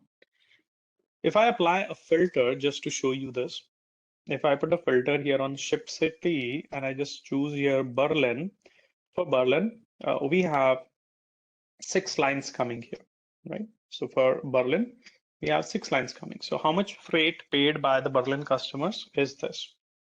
So in this case, then I will have to, sum this total freight value, and then I'll get to know, okay, for Berlin, this is the, let's say X amount of the freight Berlin customers or people from Berlin have paid on the orders. If I want a separate table where I need just the aggregated or a pivot table, so I want to summarize this table or pivot this table based on ship city. Or if I want, I can include the other columns also like ship country and all, but let's say just do it on the ship city and freight. So I will be doing the grouping based on ship city, or I will include ship country also. And I want to do the sum of the freight column, right? So at the end of the day, I want to create some sort of, kind of summarize or a group table or a summarized table, right? And for that, I need a separate table, correct? So let me clear the filter. So let's see how do we create some of the derived tables or some of the calculated tables if needed sometimes. So we go to the table tools ribbon. Under table tools ribbon, we have under the table tools ribbon, we have an option here called new table, right? You see new table. If I pick this new table option, it will add a blank table and gives you a formula bar. In this formula bar, you can start writing your table name. So my table name is, let's say, freight roll up, right? Or whatever the name of the table you want, right? It's just a table name, so give some meaningful name. So I would say freight roll up is equal to use summarize function. Summarize function, will be used to pivot or group your data. I want to summarize this, and inside the summarize function, you can see you can pass a table. So which table data you want to summarize? Orders table data. So I will just type here orders, pick this orders, comma. Now you want to do the grouping based on which column. You want the grouping on city, on country, or on which column. So we have to provide that column. I want to group this data based on the ship city. So I will type ship city. Right, this is the first level of grouping, comma. If in case you want, you can add the second, group by column. So I want to add the second column for ship country. Depending on your needs, you can add a number of columns here. For now, I'm just going with these two. Then I want to add sum of the freight. And the output of sum of freight will come in a column. What should be the name of that column? I will define here.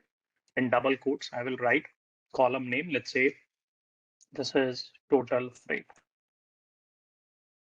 Okay. Then after the double quotes, I'll add a comma. And now I will define the expression, like what should be the calculation to calculate freight. So I will use sum of the freight. Right. Close the sum bracket, close the summarize bracket, and now press enter. It will create a new table with the name of freight rollup. And here you see data, combined, or data is just pivoted for these three columns: ship city, ship country, and the freight. If I show you the same thing, I put a filter here on Berlin. Last time we saw there were 6 lines coming for Berlin, but now only 1 line came for Berlin because we have summarized, we have summed up all those Berlin's lines in one single line, right? And there we are just doing the sum of the freight. And the sum of freight is coming as a column, as output in total freight. Correct. So that's the benefit of the summarize function. It rolls up your data, it pivots your data, right? It's very similar like group by. Okay. Try to write this and create a new calculated table. So whatever the columns we need purely depends on requirements. Everything, whatever you do in Power BI depends on your requirement, right? If somebody asks you to create a chart and there to create the chart, you think that creating a separate table will be a best option, then go and create a separate table like this. Okay. So things, what you need depends on your needs, on your project requirement. Doable. Now, the next thing is I'm going to the order details table, right? I'm going to the order details table back. In this table, I want to bring product name. You have a product IDs here, right, in this table. For each product ID, I have a product name, but that data I'm maintaining in a separate table. That data is being maintained in my products table. Like here I have product ID 1 means chai, product ID 2 means chang, product ID 3 means any seed syrup, right? For each product IDs, we have the product names in this dedicated products table. If I go to the order details, here the need is for each product ID, I want to see what is the product name. For this product ID, what is the product name? For this product ID, what is the product name? I want to bring a product name column here. How we do this in Excel? We just do a VLOOKUP and we can bring that column, right? So how can we bring that, column? We can do the same thing through Power Query Editor using the merge option, merge query. But how to achieve this thing through DAX? Do we have a way to do the same thing through DAX? Yes. And it is even more simpler than the merge query, more simpler than the VLOOKUP. See how easy DAX is. Create a new column, right? Create a new column in order details. Here the column name is product name, or whatever the name of the column you want is equal to. Use the function called related. This related function is used to bring a value from the another column. If you want to bring a value from another column, you use this related function, right? If you want to bring maybe from the another table. So you want the data here from the products table. So search for products. From the products table, I need this product name. And in case if you want another column, you can pick that from this list. I want the product name. I pick this product name, close the related bracket, and that's all. Simple, easy, and done. For each product ID, you have pulled in the product names. And I'm sure you will be wondering that how How is this magic happening? Like where we defined that this should be the mapping, this should be the, the join. How Power BI knows that for product ID 65, this is the product name? How system knows that? Because of the relationships. Remember when I was explaining the relationship concept, I told you relationship controls the data flow between the tables. Relationships are important for your DAX calculations, for bringing the data, for flowing the data. So in between, if I go to the model view now, in between my order details and products, I am having a valid relationship here, right? And with the help of this relationship, system knows, Power BI knows that for this ID, this is the product name. So we have linked these two tables on product ID. And once the connection is already there, I can pull whatever I want. I don't need to define that connection every time like we do in the VLOOKUP. In VLOOKUP, every time we add that, that matching column, correct? But here we are controlling it through the relationships. If we will not have the relationship, then related will not work. Do you want to see? Okay, so just to show you, I'm deleting this relationship. Let's assume that we don't have relationship in products and order details. Means these two tables don't talk to each other. These two tables don't know each other. Then your related function won't work. It will throw error. It says that either the relationship doesn't exist or the table doesn't exist. I mean, there is no context to filter or to, establish the communication between products and order details table.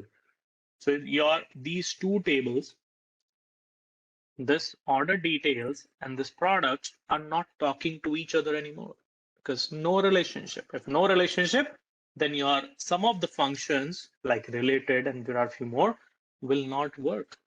These functions will work, will behave correctly if you have the valid relationship between the tables. That's the reason I told you relationships are the backbone of your.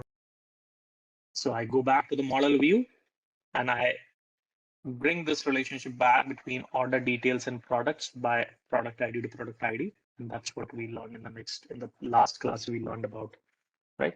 We understood about the relationship concept. So I created this relationship back. And once we have the valid relationship, it means these tables have, started talking each other. These tables will control the data flow. So all sorted, related started working. So things are connected with the relationships,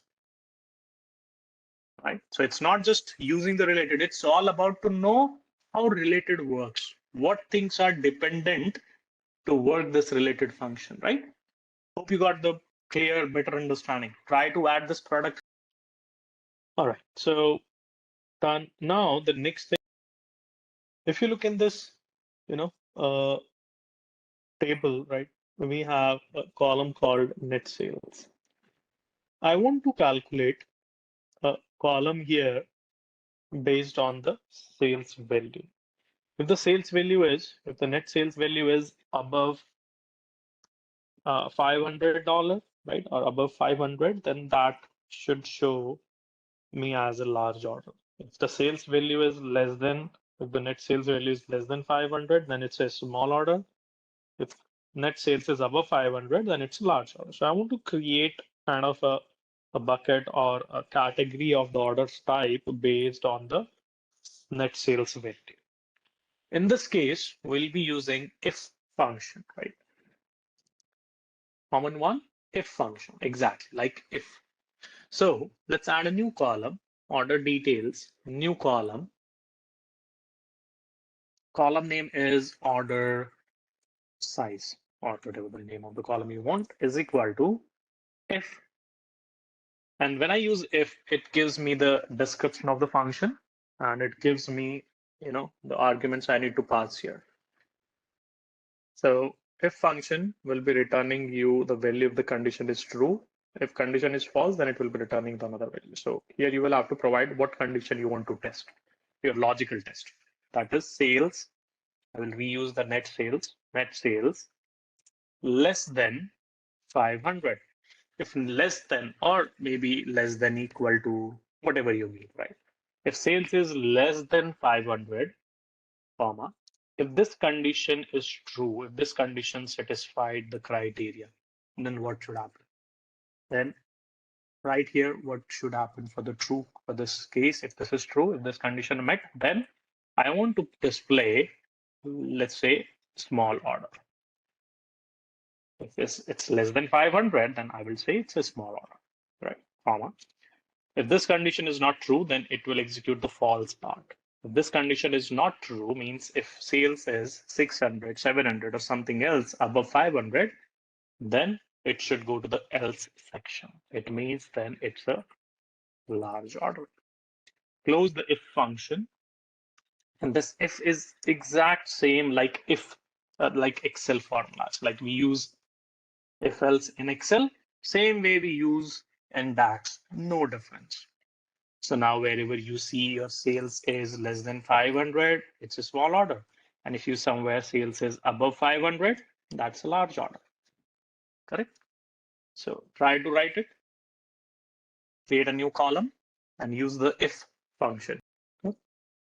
We can, add another conditions in it. For example, if it's less than 100, then do this. If less than 500, then do this. If less than 1,000, then do this. If less than 1,500, then do this. We can, add more and more conditions in it. Okay. But those things, I do not want to make it, more complicated right now. Today, we are going to create the measure. So yesterday we created calculated columns and today we will be creating measures. Okay. What are the measures? Your aggregated actions, which you can use for the visualizer. Measures will not consume any space in your data. Like when you created a calculated column, you see it is consuming some space. A calculated table is also consuming some space. But measures will not consume any space in your model. Measures are always the lightweight calculation. Measures you can, use whenever you want to perform your metric calculations, or let's say you have identified the KPIs which you want to identify or you want to analyze in your data. For all those things, for all the KPIs, you will be creating the measures. So, for example, you want to, if I give you, let's say, COVID data set, right? I give you COVID data set. So, what kind of KPIs, you will be creating? So, let's say this is COVID data set we have, right? And we all understand this data. So what kind of things you are going to analyze from this data? So using the COVID data set, I think the number one KPI is total cases, right? And recovered cases, right? Total hospitals, total beds, correct?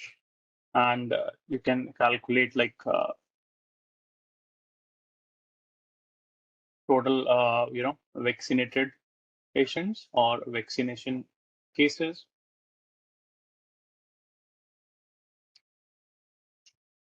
right? So these are some of the KPIs which you want to, analyze using this COVID data. If I give you HR data set, if I give you HR data set, then what kind of KPIs you will be analyzing using that? Number one is total employees. Then maybe we want a bifurcation of male count, male employees, female employees, right? We want total departments, right? Average salary of, right? So you can say average tenure, right?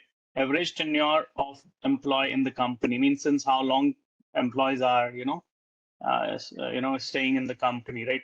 General average tenure of the companies. Designation, again, what you want to analyze using the designation, right? Or maybe instead of designation, we can say salary growth rate. Yeah, that makes sense. correct? Salary growth rate. That's good point. Attrition rate, right? The employees leaving the companies,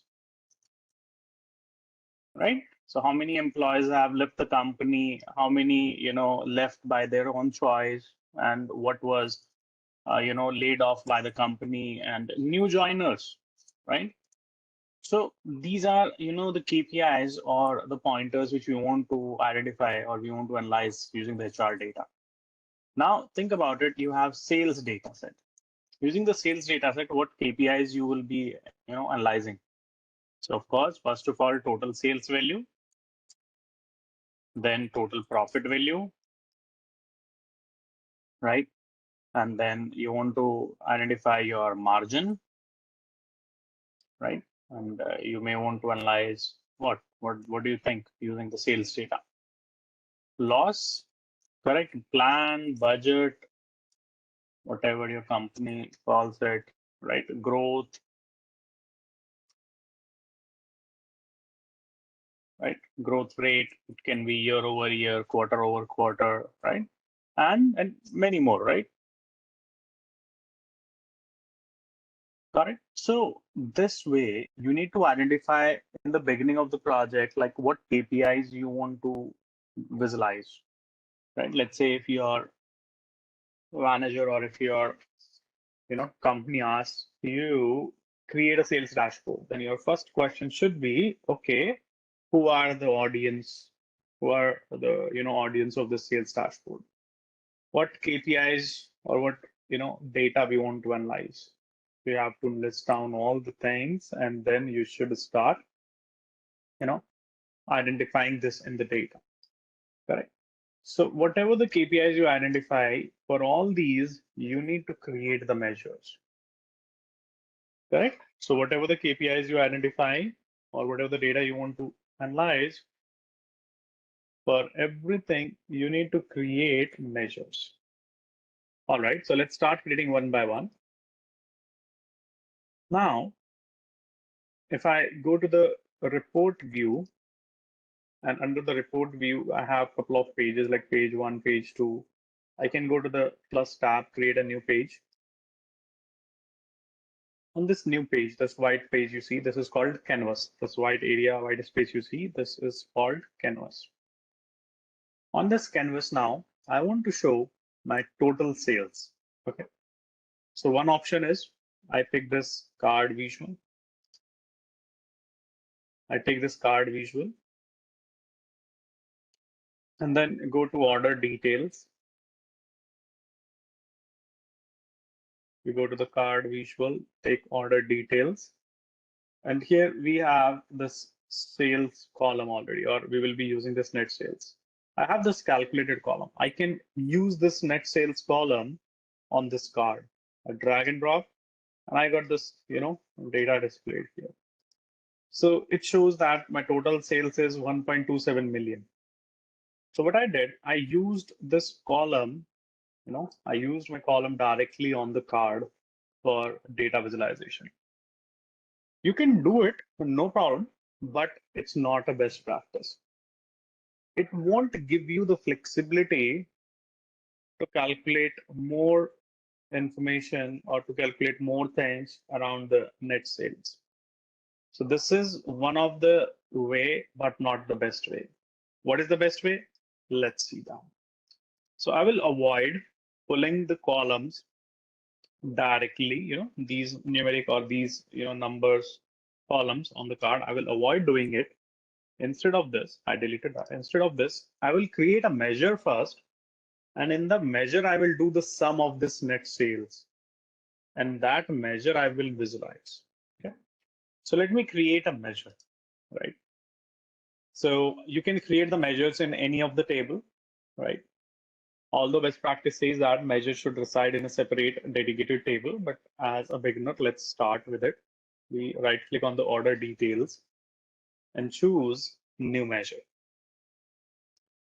Order details, new measure.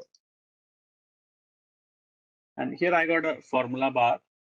I'll be writing the measure name. I call it, let's say, total net sales.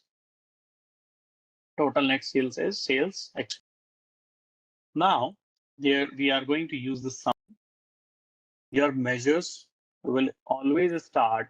Okay? So sum, and which column I want to sum here? I want to sum the values of net sales. So I will use net sales here then and close this bracket. And this way I have aggregated all the data of this net sales column in this measure. And once the measure is created, you will see measure is appearing here, and it has a icon like calculator, right? So it's a calculation. Measures will always have the calculations, aggregations like sum, count, min, max, average, right? These kind of. This measure I will be using for the card visual. I took a card visual here, and this time I will add this, measure into this card. I will get the same result, but this is the best practice to visualize the data, to visualize your KPIs. So long story short is whatever the KPIs you want as per your project requirement, you need to create the measures for those KPIs, and then those measures should be used for the data visualization. So try to create a measure, visualize it in the card, and see if you get the same number. Yeah, so now I'm going to create another value here. So we are showing this is my total net sales. Okay. But I want to, format this 1.27 million, right? Is it in dollar? It's in euro, it's in Indian rupees. What, currency it is? I want to add the currency symbol. To add a currency symbol, I told you previously also, just select your column or the measure name, click on the name here, and you will see measure tools on top. If you click on the column, you will see column tools. If you click on the name of table, you will see table tools. Simple. Click on name of column, column tools. If you click on measure name, you see measure tools. Now, here you see this currency symbol, right? Dollar. You can click on the drop down arrow and you can pick whatever the currency symbol you want for your company, for your project. I'm going to use dollar here. And here you see a dollar sign has been added with your value. So this makes more sense. Now I add another card here, and in that card, I want to show how many total orders. I want to show total orders. When I say total orders, right? Should I do the sum or should I do count in this? When I say how many orders we have, how many orders we have. So should we call it sum? We should do sum or we should do correct. We can't do the sum for orders, right? We want to count these orders. So that's how we need to first think, like what KPI we want, and to create that KPI, what would be the logic, correct? So if I want to show total orders, then it means I should be doing the count of order.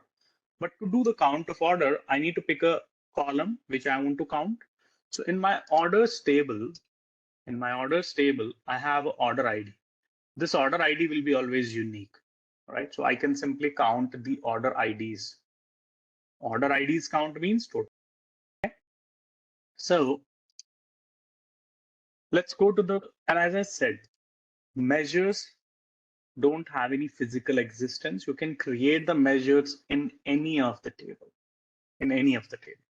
right? So I'm creating this measure in orders table. The previous one I created in order details. This one I'm creating in orders. Right click on the orders, take new measure. And the measure name is orders count is equal to, I will use a function called distinct count. Distinct count will count the unique values. It will ignore, it will, skip the duplicates. It will, avoid the duplicate. So distinct count function will count the unique values only. If two lines are coming for same order ID, then those two lines will be counted as one, right? If order ID is same. So I want to count order ID from the orders table, right? And now close the bracket. Press enter. I got this measure added, orders count. I will take another card. I will have to click first somewhere outside to deselect the existing one. Click somewhere outside, deselect the existing one. Now take a new card, click on it, and now drag and drop this measure here in this orders count. That's it. So your total orders are 8. Distinct count we are using to get the unique orders, right? Today we have unique orders, but in future we may have a duplicate line coming in this. So then one order will be counted 2 times. So we took a proactive approach.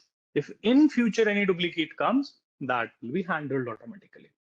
If you say, no, that's not the case in my data, we will always have the unique in this column by default, then it's okay. You can use the normal count function. Instead of distinct count, you can use count. Distinct count is a safer approach, a proactive approach if in future duplicate comes. Okay, so your total customers count should be 91, right? For total customers, we will have to simply count the customers, okay?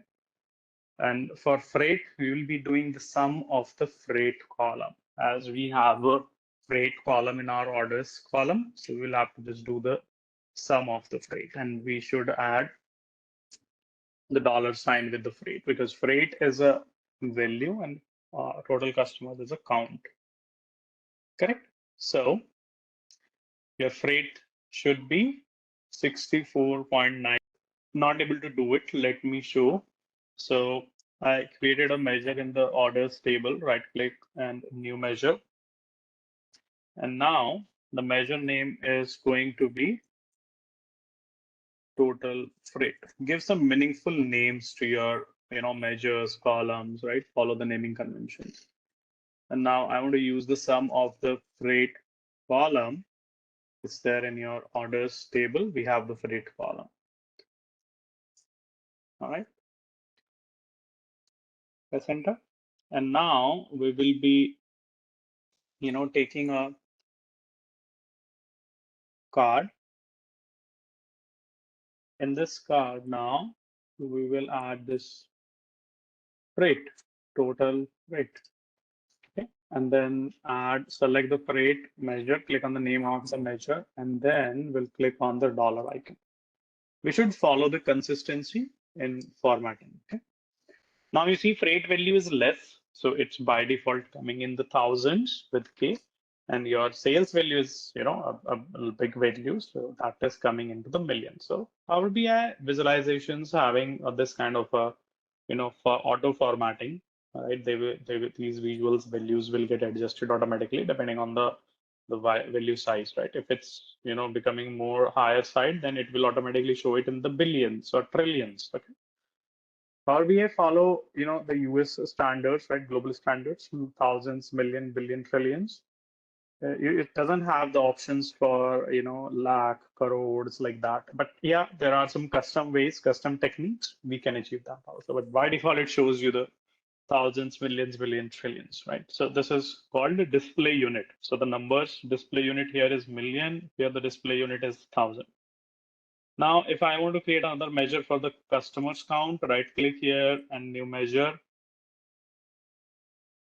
And measure name is total customers is equal to, as I said, distinct count is always a safe side count. And I want to count the customer ID. Customer ID is the unique column. You can pick it from the customers table, right? So I add another card. In this, I'm adding this total customers. So this is how we create the measures. Okay, and these measures are used for the data visualization.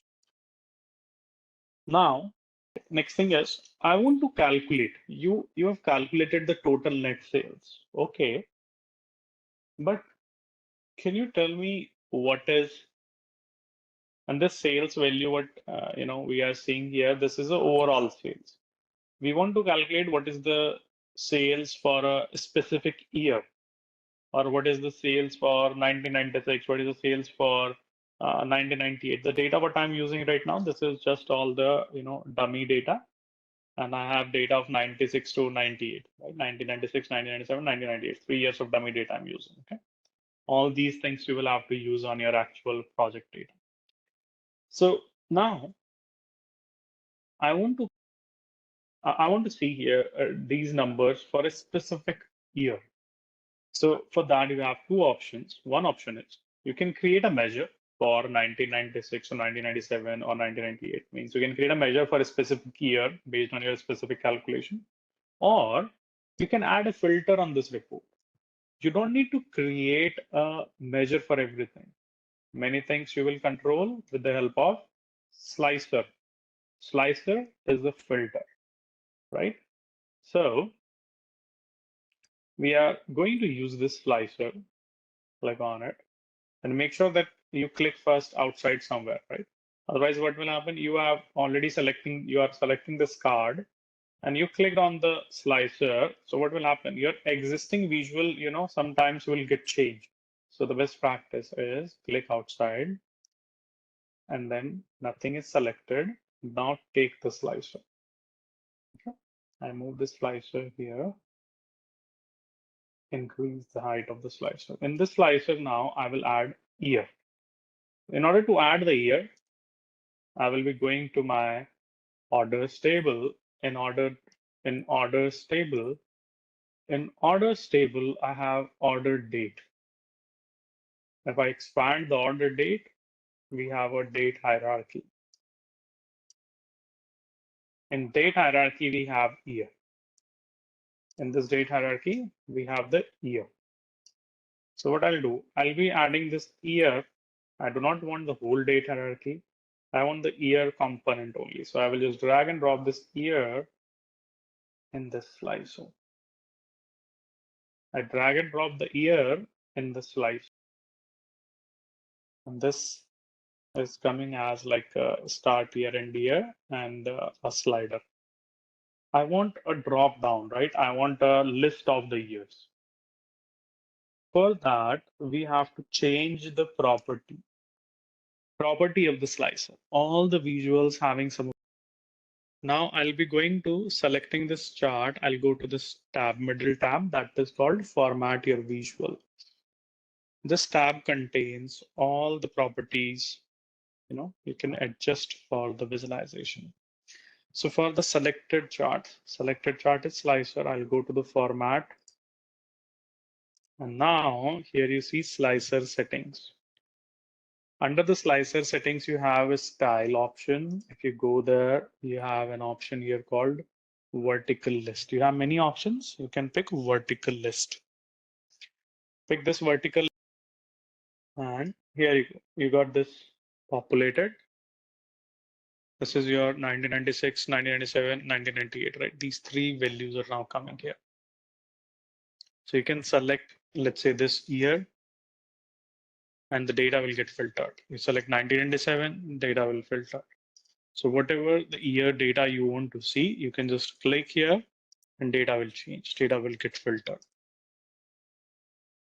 You can select more than 1 year, press Control key and select. Got it? So 1997 and 1998 sales is 1.06 million. So this is how we add the filters using slicers. We can change the slicer style, whether we want a list or a drop down or a tile, whatever. If you want a tile, then these slicers value will come as like tile as a buttons. Now I can select 96, 97, 98, or again the same thing. Pressing control, you can select. Basically, it's the different style of adding the slicer. This is a tile slicer. This is a list slicer, right? And this is a drop-down slicer. So multiple flavors you have of the slicers, basically different styles of, providing the slicer, providing a filter. And the goal of the slicer is to filter, to see. Like you apply the filters, guys, in your, when you do some shopping in Flipkart and Amazon, you apply some filters, right? Like you are filtering a mobile phone, right? So what do? You go to the RAM, apply 6 GB, 8 GB, then you go to the storage, 256 GB, right? Then you go to the price range, you apply a filter. So that same thing you are doing here. It's just a filters for you. right? So whatever you want, you can click here. If you want more than one value, press the control and then click. If you want to select more than one item in the slicer, okay? So we got added this year slicer. Now I want to add another slicer here for category, right? So I will click outside first. I'll take another slicer, take a new slicer. I'll place it just below the year. This I'll add category name. From the categories table, we have category name. In categories table, we have category name. Just drag and drop the category name in this slicer. You got a list of all the categories. And now you can select whatever you want to see. Let's say you want to see the data for seafood category. Select seafood. Look at this, right? Select beverages. Look at this, right? Or you can add this, you can filter this, add this filter, change this filter as a tile, as a drop down. Currently it's a list slicer. So different types of the done. Now, if in case this total sales you added in a card visual, what was the total net sales? Total net sales was a measure. You took a measure, you added it into a card visual. What if I want to show this total net sales measure value in a bar chart? So for this, simply I'll click first outside somewhere and I'll take the first visual in the list, which is called stack bar chart. I took this chart, placing it somewhere here. And now I'll add this total net sales. So you need to search net sales. So you can go to the search area here and search for net sales. So you have a column net sales and a measure for net sales. So we use measures always for the visualization purpose. So I pull this total net sales on the bar chart. It shows that this is my overall net sales. Okay, this is overall net sales. But I want to split this net sales by country. So I have a country column also. If you go to the customers table, your customers table contains country. Just add this country column, drag and drop to your bar chart.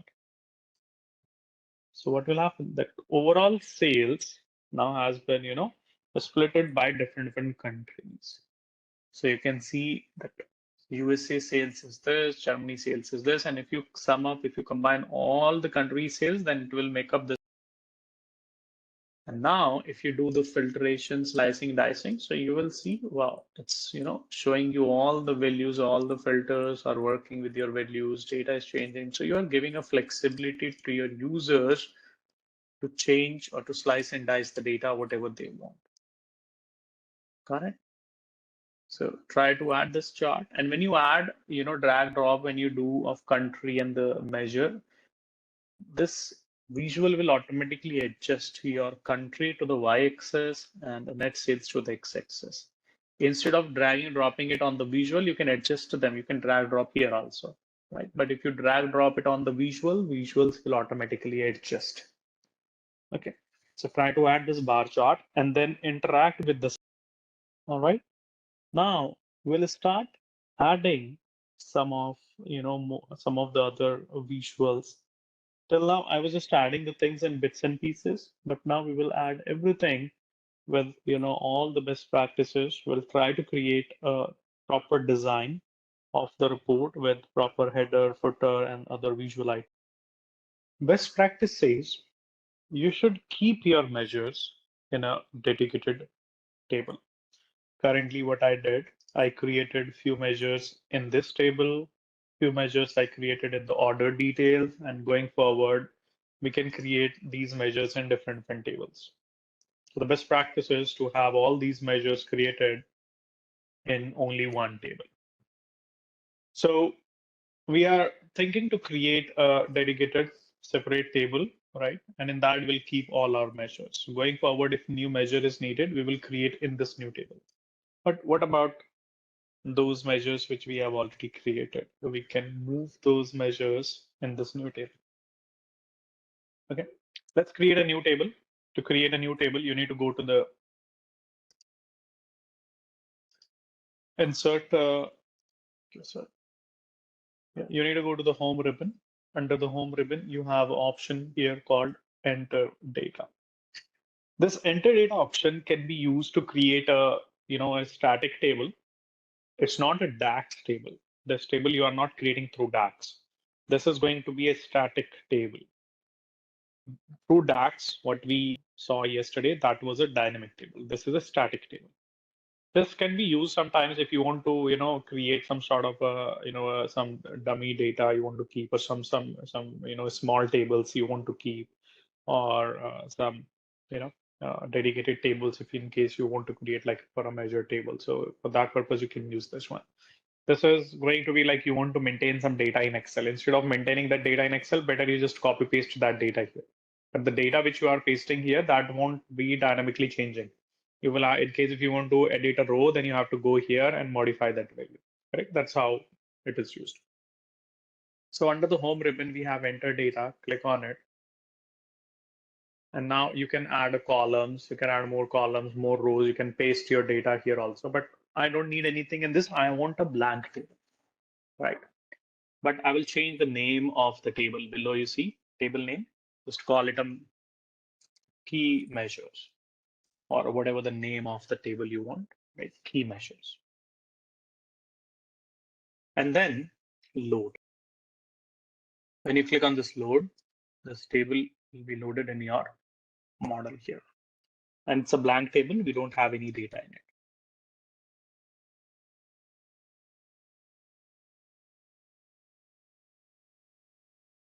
So now this table has been loaded.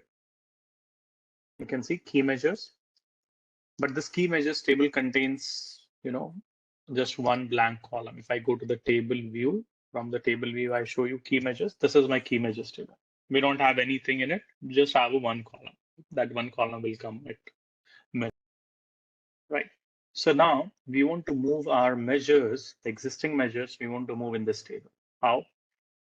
See, one option is you move one by one, or the another option is you go to the model view, right? In model view, you will be, going to your orders table in your model view. Right click on the orders table and choose select measures. When you select the measures, all the measures which you have, these will get selected automatically. Instead of selecting them one by one, these measures will be selected in one shot. Now, for these selected measures, right, these selected measures are residing right now in orders table. I want to move them to the key measures table. So I will expand this properties pane. For the selected measures right now, home table is orders. And where do we want to move these? In key measures. Okay. So we'll click on this home table and pick here key, right? So click on key measures. And what will happen? These selected measures now moved to my key measures table. See, in key measures table, I have moved these measures here. It is not a mandate, but a good practice to organize your measures in one single table rather than having your measures here and there in different table. But going forward, if you want to create new measures, you will have to right click on the key measures, and then I did. I created a measure table first, key measures, and then I moved the measures from other table, from the orders table to this table. That's what I did. Correct? These measures were residing in the orders, and now I moved them to this table. Look at the measure icon. Measure icon looks like a calculator, but the table icon is different. And it would be great if I change this table icon also like a calculator. Then we can officially declare that this is purely and purely a measure table, right? So I want to change the icon of this table, right? So what we do for that? Simple trick. This column one you have here, it's a blank column, no data. Just hide this. Don't delete, just hide this. Right click on this column 1 and hide in report view. And the moment you hide this column, automatically your table icon will change. There you go. Right? So look at the other table icons and this table icon. So this clearly represents that this is a pure measure table containing all the measures at one, right? And when you will be using this, from your report view, here you will see your measure table coming on top, which has a measure icon and all the measures residing here. Here you won't see that column because that is hidden for the report view. So what we did, we just hide this one column. Column 1 was there in your key measures. We are hiding this. Right click and hide it. Got it? Okay,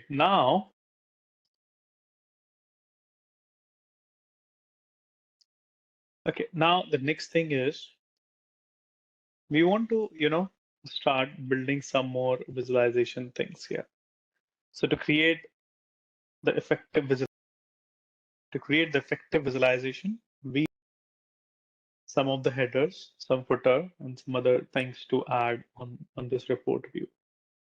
So now on the report view, these kind of some pages we added just to understand few things, just to understand the measures behavior, to understand, you know, uh, these charts and slicers. So I want to create a new report now or a new page with a proper best practice of the visualization.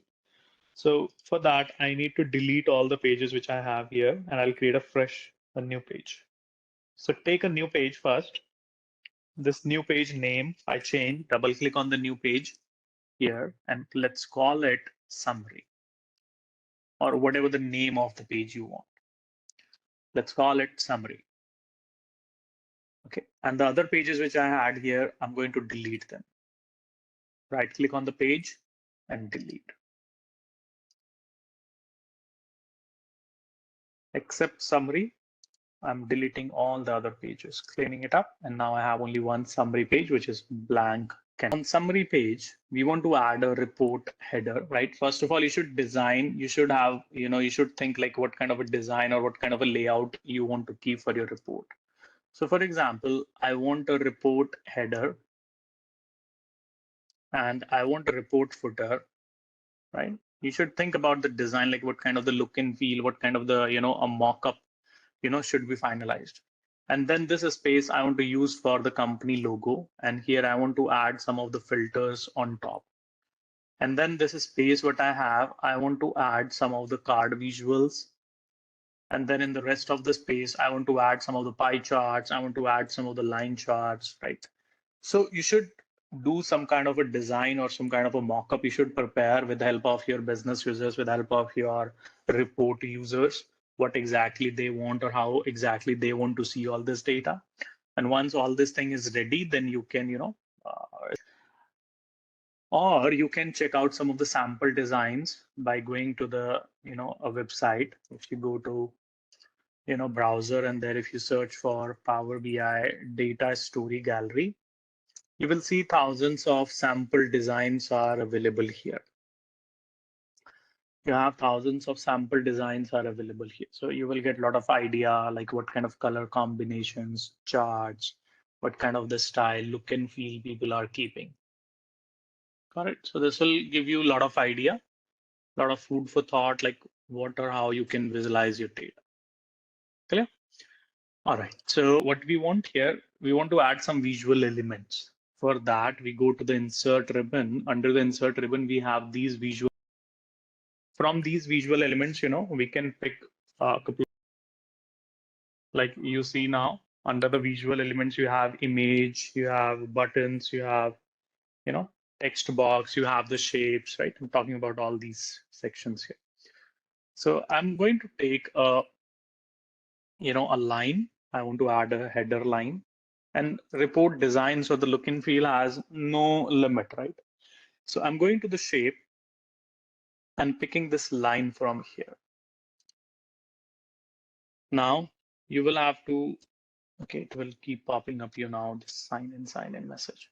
Okay, so you see this line you have added. Okay, we'll fix this, sign in thing. You added this line. You need to reduce its height. Look at the height of this line. Correct. Do you really want that much of the height for this line?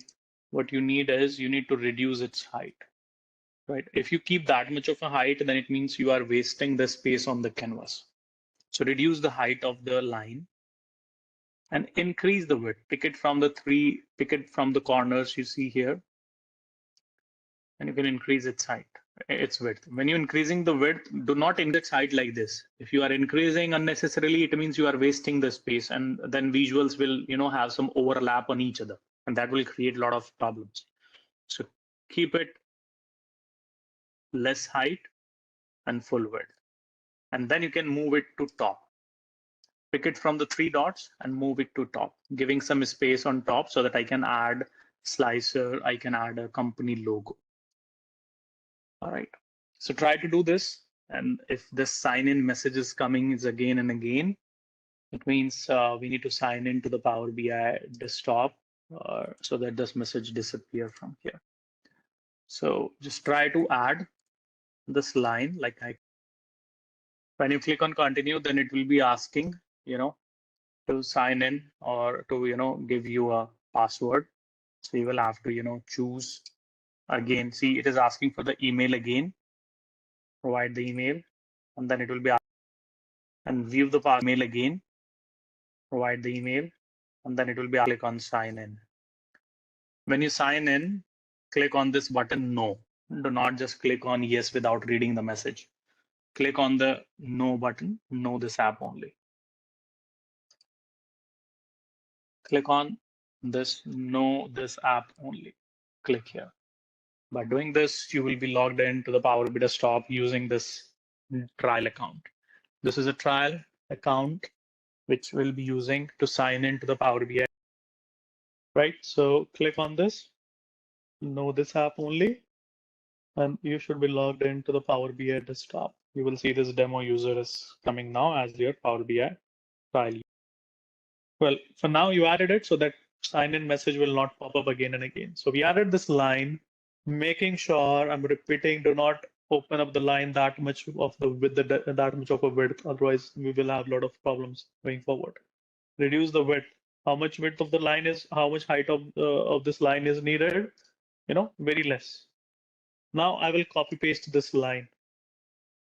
And how do we copy paste the line? Simply, we can just Control C and Control V. Select the line and click on Control C and Control V. So by doing this, you will paste this. You got a duplicate line, pick it from the three dots and move it. Move it all the way down, giving some space for the footer. So this is a report header and a now we want to add a company logo here on top.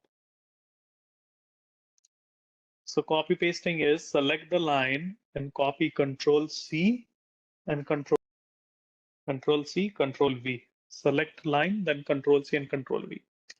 Now I want to add a company logo here. To add a company logo, you can pick any of the image or any logo you can download from internet, right? Or you can use your company's logo also. For that, you need to use the image. Click on the image button. And now you need to import some of the image, right? So you can go to your, you can go to your folder or wherever you have image saved. Or if you do not have an image, then what you can do is you can just go to browser and here you can just download Microsoft logo. Go to Google, type Microsoft logo, and you can just pick any of the logo, right? You think, okay, let's suppose I want to pick this Microsoft logo, right? Right click on this and save image. So what I did, I have saved this Microsoft logo now, in my folder, or what I'll do is I'll just upload this in my folder. So the folder which you guys are using right now, and that I have uploaded this. So if you just refresh that OneDrive folder, you will be able to find this logo from there. So I'm going to the image and let's pick Let's pick it from your batch folder. And here we see there is a logo. I picked this logo and it came here.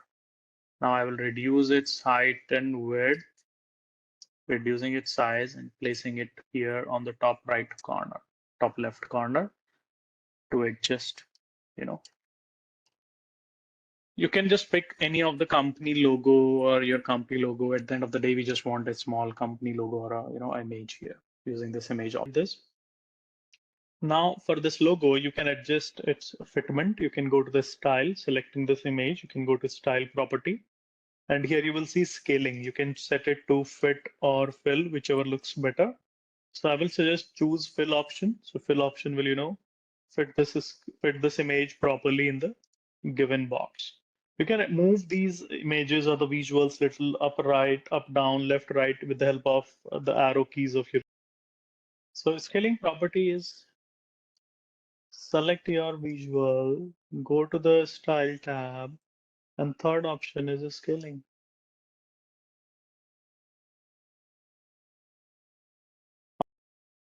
We want to add some of the slicers on this. In order to add the slicers, we want to add the slicers here in the top space. We have some space on the top right side. So let's add a slicer. We got this slicer added, and you know which slicer I'm talking here, the one we added previously also. This is a slicer. So your homework is going to be go on each and every visual and read the name of these visuals and try to understand the icons relating with these visuals. Okay, so check this. Today I'm highlighting the visuals like this in the circle, but going forward will not highlight like or giving the steps, right? Otherwise it would be too much spoon feeding. Okay, so I want you to try or explain questions. So we added the slicer. Now what I want in this slicer, I want to add category. From the categories table, I add category name. Drag and drop in it, and you got a list of slicers. But I want to change the slicer settings like I did previously. I'll go to the slicers, format your visual properties tab, and there I see slicer settings. It's a list. List type of slicer consume a lot of space. So generally we recommend using the drop down. Drop down will not consume too much space. You can open and close this drop down for applying the filters. Okay, now reduce its size and move it to top here.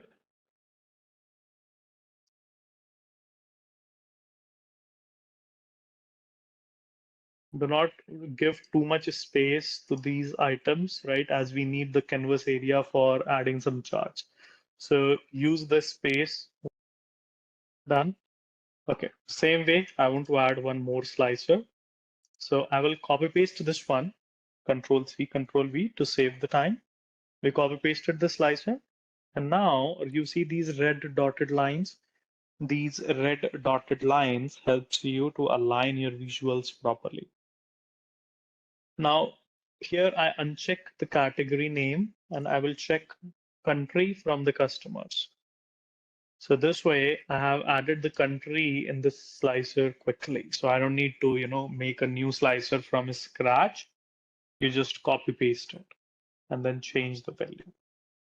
To make it fit, you need to just look at these red dotted line. When I move it, like you see these red dotted lines helps you for the alignment. And that's how you need to, adjust the placement of the slicers or of all the views. So yesterday we created the summary page. On the summary page, we added, this line, header and footer, added a company logo, added some slicers, right? Now I want to add some of the card visuals. We already have some of the measures created, and those measures I want to show here. So generally, the key KPIs or the key metric which we, have for based on the requirement, those we should show in, cards on top of your report. So for this, you have various options. Like you can take individual cards one by one. You can add multiple cards here. But instead of adding one by one card, I will recommend using this card new. This new card visual will, help you to build multiple cards in one shot. And with the help of new card visual, the maintenance of your report would be very easy, right? And it will consume less time in formatting and beautifying these cards. So let's explore this new card visual. The old card visual we tried yesterday, right, and day before yesterday. So let's use this new card visual. Okay, and you can hover on the visual and it will tell you like the name of that. So you see this new card visual. I took this new card. Now in this new card visual, I'm going to add few measures. Like I want to show in this new card my total sales. I'm going to the key measures. I add total net sales. I add total freight, and I add orders count also.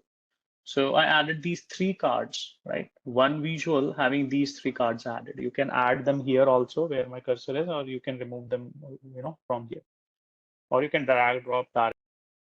All right. Here you see these cards got added. These measures got added in one single card. But we want to format this little bit, to beautify it. Currently, you see the numbers, right? These are not in a proper formatting because you see total net sales that is appearing in your up to 2 decimal places, but your measure is showing the values up to 4 decimal places. So we should maintain the consistency. Okay. And for this, we want to show this total freight up to 2 decimal places. So I click on the name of this freight measure, and under the measure tools, I will format this up to 2 decimal places. Instead of auto, I will set it to show up to 2 decimal places numbers, and it will get adjusted. Now, next thing is, if you read these numbers, right, these are too big in size, consuming a lot of space on the report. So I want to reduce the, text or the font size of these numbers. For that, we need to go to the property. So we go to the Format Your Visual tab, and there we have an option called Call Out Values. Call Out Values is this, what you see, 1.27, 64.94K. This is a call out value. Go to the call out value. Now here you have an option whether you want to apply the settings for a specific measure or you want to apply these settings for all the measures, right? So it's giving you the flexibility. Let's say one you want to show in red, another one you want to show in blue, then you can choose that individual measure and you can set the colors or the font for that. But I'm keeping this formatting now for all, the similar formatting for all. So selecting all, I just go here to the values and it's 45 points. Let me reduce it to 25. Okay. And its color is right now black, or if I want, I can change it to, let's say, orange or something else. And when you click on this color palette, you get these colors here. These colors comes here based on the selected theme in the Power BI desktop. You guys can have your organization theme also, because every company having a different set of color combinations or some corporate colors. So you can get a new theme designed for your company usage, and then that you can also import in Power BI to change the themes, to change these colors combinations. You can go to view ribbon, and from there view ribbon you have a theme option. You can change that theme. This is a default theme of Power BI desktop. If any specific color you want, then you can go to the more colors and you can pick anything from here, or you have a color codes also. You can put the color code if you have any. Now, you can change the font if you need any other font, right? So generally companies follow Arial font, right? Although it all depends company to company. Some companies following Arial font, some company says, no, we do not want that. We want to use this UI font, right? So it's all up to your requirements, right? How you want to visualize it, how you want to keep the formatting. I'm showing you all properties, what are the possibilities we have. Now, after changing, the call out values, size, font, and color, I can reduce this card size. And I don't think so we should give the full width to this card. We can save some of the space here by reducing the, size. So now this is the card, we added, and we are showing these three things. Above the cards, you see there is a title, right? Total sale, net sales, total freight, orders count, right? If in case you want to change the title font also, then instead of value, you will go to the label. Go to label, and here you can change the label colors or a label font, whatever you want here. Correct? So try to, and these properties are all just like you go to the properties, try to adjust these properties, click on a property, see what is happening, which property is changing what. Okay. That's how you need to explore and use these. So try to adjust or try to explore this. Call out values for the card. Go to values, change color, font. Go to labels, change color, font. Okay, just try.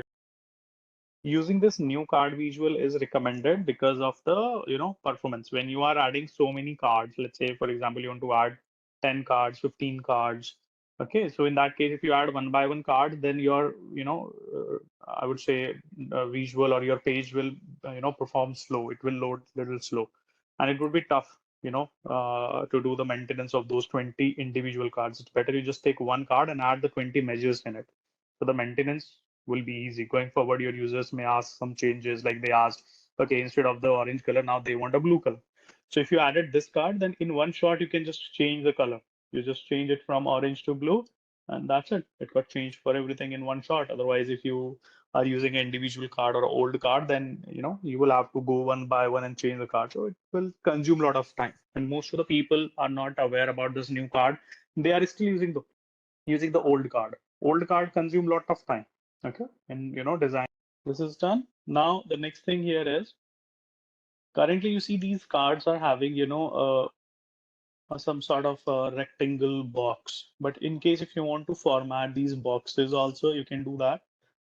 Again, there is a property called cards. Right? You have the property cards. You go there and there is a shape. In shape, it's a rectangle right now. You can choose rounded rectangle. When you choose rounded rectangle, you have an option how much you want to round them, like let's say 15 points or 10 points, whatever you need. You can just round the corners and it looks now better. Okay. So these are the formatting or I would say the visual styles you have to make them more correct. So there is a card option. You can there go and change this card. Also in cards, if you see, this was the cards I was changing. In cards, if you scroll it down, you will see there is a ascent bar. You can turn on the ascent bar, before the cards, you see there is a line coming now, or if you want, you can go here, you can move this line to the bottom and change the line color, like let's say orange or something else, and increase the line width. This is all just like, the beautification part. It's all up to you how attractive you want to make these visuals, you want to make these. Right? You have shadow and the glow option. You can turn these on. When you turn on the shadow and glow, increase the size, it will give you slightly 3D effects now. Right? So you can add a lot of things in your visuals. You can make your visual very attractive. Your entire board you can make very attractive if you are aware about all these features. Right? So now if you look at this, this looks really great, having a good formatting, good styling on it. Right? So a couple of things, good things you have in the card section. Just try to explore. And the best way to explore these cards properties or all the visual properties, just go to the particular property, click and see what it's changing, right? That's how we will learn, because there are hundreds. Change the shape. So to change the shape, you go to the cards, and under the cards you have a shape option. Okay, you can just make it from rectangle to rounded, and inside the cards, and these properties may vary visual to visual. All visuals not having the same properties. Some properties are common, some are and you have a search box also. Anytime you can search. Let's say you want to search for the shape, just use the search box. Here you can type shape and it will quickly tell you, okay, shape is here. This is the one which I want to change. Right? You may have that one property maybe twice or thrice, but you need to then wisely find like, okay, you want to change the shape of card. Right? That's how then you need. All right. Now we want to add a donut chart here. Card shows that overall net sales is $1.27 million. I want to show this contribution by categories. Like this 1.25 million is coming from different categories, but what percentage is coming from beverages? What percentage of the sales coming from seafood products? Okay, so I want to show this further bifurcation of the sales by different product categories. For that, you can use a pie chart also. but pie chart is, a old fashioned visual, old school thought.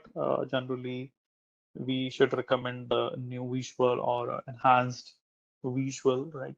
Comparing to pie chart, that is called a donut chart. Donut chart looks, visually better, right?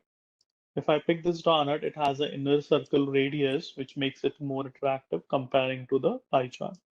And do not try to add too many visuals on a page. I have seen many people create a report with small visuals, added 20 visuals on a page, right? Do not make your page too busy. Your users will not be able to focus on, the things easily, right? So the lesser the information on a page will have, will add more value for your business users. If you will put too many things on one page, then they will lost somewhere on the information. So keep in mind, do not try to add too many charts, too many things on one single page. You have multiple pages options. You can split or organize those 20 charts on different pages rather than putting everything on one single page. Okay, so follow these visual practices. So I add this donut chart. In this donut chart, I'm adding total net sales, drag and drop. And now this total net sales, I want to further bifurcate by product category. So I'll go to the categories table. There I have category name. I will drag drop the category name here on this chart. And this is now bifurcated by different categories. So you can see beverages sales is, appearing in blue. So beverages is the top contributor in the overall sales. Beverages is contributing to $67,000, and it is 21% of the overall sales. When you hover on any of the slides, it tells you the information on this white pop-up window, called as tooltip. What? Tooltip, correct? And these, what you see here section, it is telling you like all the categories with the color, identification. This is called legend. What do we call? Legend. This is legend. When you hover on it on a slice, you see there. So now, if you look at this visual title, right, this title doesn't look, really great, and the language of this title is not very good, right? It says total net sales by category name, right? We want to change this, right? Generally, people keep it same, but in case if you want, you can change it. Like I want to make it, category contribution in overall net sales. So for any change in the title, you select the visual first of all, and then you go to the format your visual. Here you have the properties, visual specific, and some general properties. General properties contains, some of the properties like title, effects, and formatting things. So I go to general tab and title. There you see this title has been, detected or created by Power BI, but I can delete this and create a category contribution and net sales, right? Or whatever you want. And you can format it. Let's make it in bold, or if you want to increase its size, if you want a different background color for it, let's pick a dark blue background and white text color so that it looks more visually appealing. And if you want, you can align it into the center. You have the alignment options also wherever you want to keep it, right? So to make the title more, user friendly or much clear for your users, because if your users will be able to understand the title, then this visual will be self-explanatory for them, right? So try to make the visual titles easy so that your users can easily understand, okay, what this visual is telling to us. Okay, you can make it more elaborative. I added this title here, but if you want, you can add a subtitle also. You can go to the subtitle, turn it on, and here you can write more context of this visual. Like this visual is showing the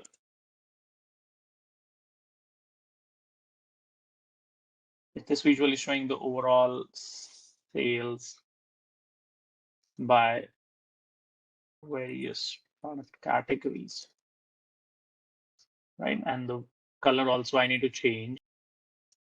I will scroll it down there. I will change the color, set it white so that it appears properly here. Or instead of white, you can set it this kind of colors, right? or some, orange or golden color so that it is clearly visible right here, or you can set it as like a gray color. So endless possibilities you have to make it more visually appealing, to make it, more easy for your users to understand. You can set it here, right? So however you want to, adjust it. If you are adding the subtitle, then recommended alignment is keep it everything left aligned so that people can relate. Okay, this is the title and this is the subtitle, right? So it's giving you the more detailed information like what this chart is doing by what. Okay, so this way you can make these charts more, you know, kind of self-explanatory. So titles are very important for your visuals. Otherwise, your users will see the charts. They will see wow, but they won't be able to understand what this chart is saying, what this chart is doing, how to read the values from here. So you can make it easy for your users by adding the title and the subtitles here. Correct? So try to add this title. All right, so hope you did it. Now, the next thing is while you are building your visuals, you need to make sure you know the proper formatting. It should not be like this, right? If you have the cards on top, then try to align it with the similar, width of your card so that visually it looks good. Now, if another thing, if you notice your cards are having some of the borders, but this visual doesn't have any border. So let's add a border to this chart. We go to the general tab and here under the effects, we have a visual border option. We can turn it on and at the same time, we can turn on the shadow also. Visual border, you can, change the colors. Generally, dark borders are not recommended. So we pick the gray border and you can round it the border corners to 6-7 points. And in the shadow, also, you can keep the light color or a gray color of the shadow. And now your your donut chart has got a border, which looks better comparing to the previous one. So data visualization is all about like,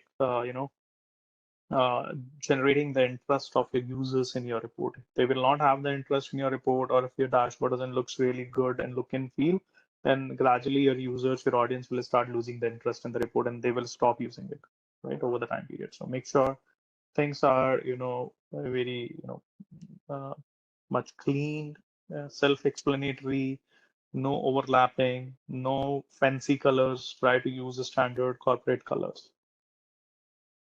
All right, now let's try to add another chart. So now I have the rest of the space available. I will not think to add 10 charts in this space. I will just try to add only 2 charts in this space. Rest charts I can add into the another page. Now I'm going to show here sales trend. And to show the sales trend, we have a best visual called line chart. You can use the area chart also for the trend analysis. So I'm going to use a line chart here.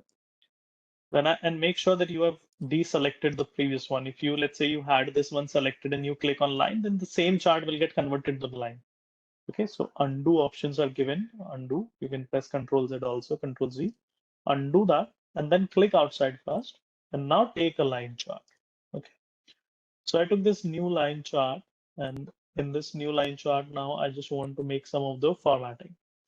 So, or add some of the data. So I want to show here all my net sales, total net sales, and I want to show the trend by the date. So I will be going to the orders table. In orders table, I have a column called order date. I will drag and drop it on the visual, or you can drag and drop it on the x-axis. Although Power BI will exist, but now instead of dropping it on the visual, let's take a step further. We will try to add them in the data fields here, right? So we will understand at least like what needs to be added in x or y axis here. So x-axis contains the order date. An order date has a hierarchy of a date by default, like year, quarter, day, month. If you do not want to show the hierarchy, you can turn it off, right click here and keep order date. Or if you want date hierarchy, then you can keep the hierarchy here like this. The benefit of the hierarchy is you get a drill down options. The first option will drill up your data on, month level. If I click on drill up again and it shows you quarter level data. Again, if I drill up, it shows you year level data. Or the fourth button, the fourth icon you see here helps you to drill down the data. You don't need to create multiple charts, one chart for year, one chart for quarter, one chart for month. No, just choose the drill up and drill down, drill up and drill down, right? So with the help of first and fourth icon here, you can, take the benefit of this, feature rather creating multiple charts. And now you can add the similar formatting like you did for your donut chart. So what you can do, instead of, you can go manually and do all the formatting, or else you can just take the formatting of this donut using the format painter. Okay, I'll explain that later, but first you just add this line chart. So what I did, I took the line chart. Okay, in this line chart, I added sales and I added the order date, drag drop it on the visual.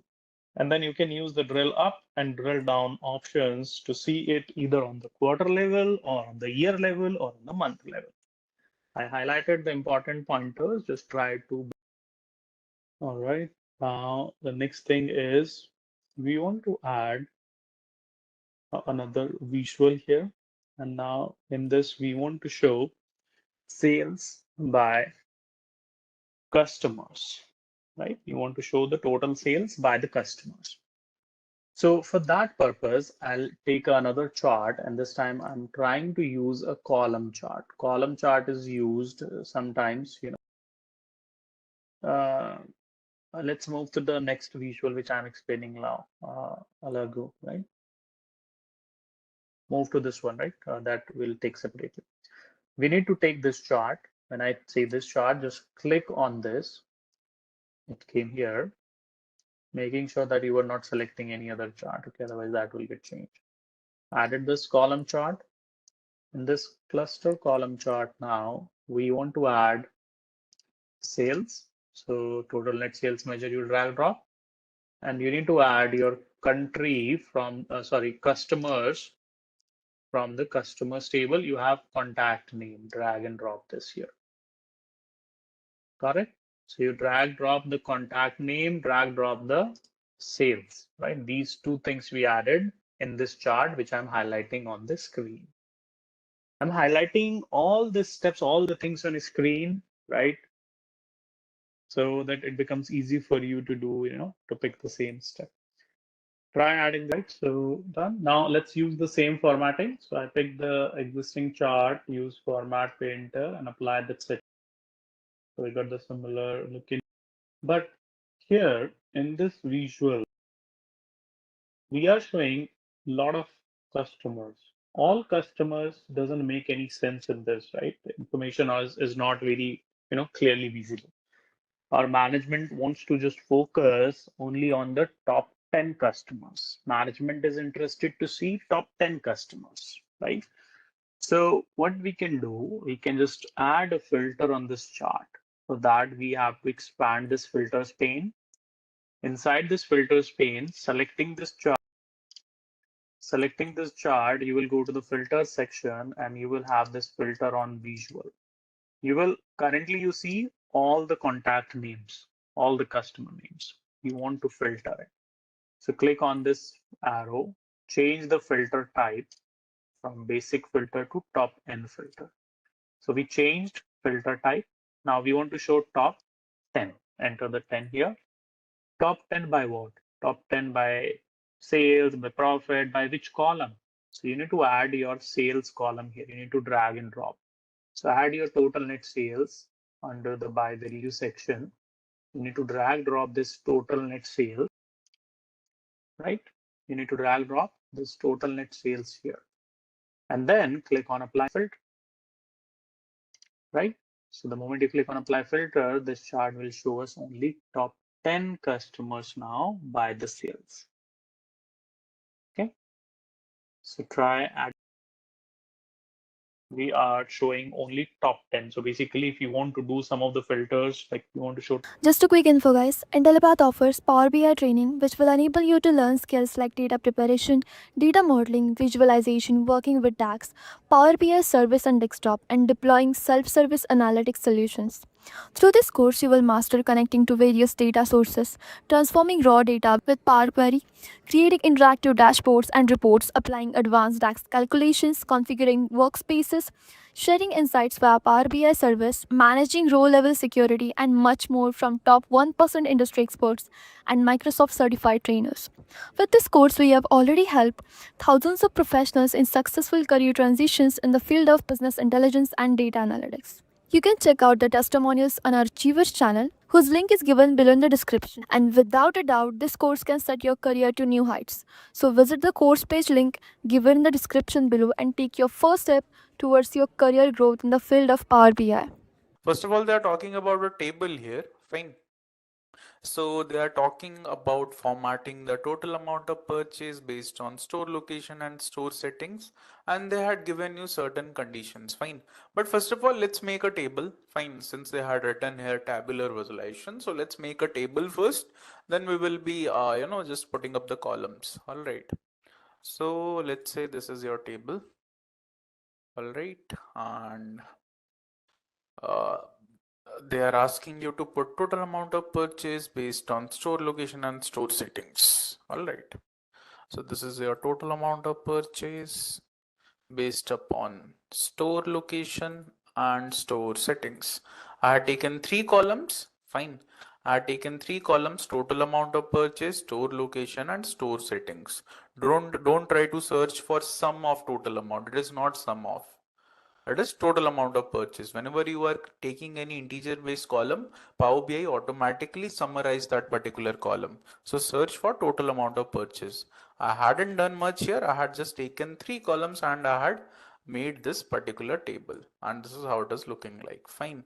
And I will just rearrange the columns like this. Like, let's put the store setting first. I will put it at the end. I think this is making more sense now. So yeah, I had just rearranged the column, so you can also do it. Now it's your turn. First of all, create the table, then we will do the formatting. Okay.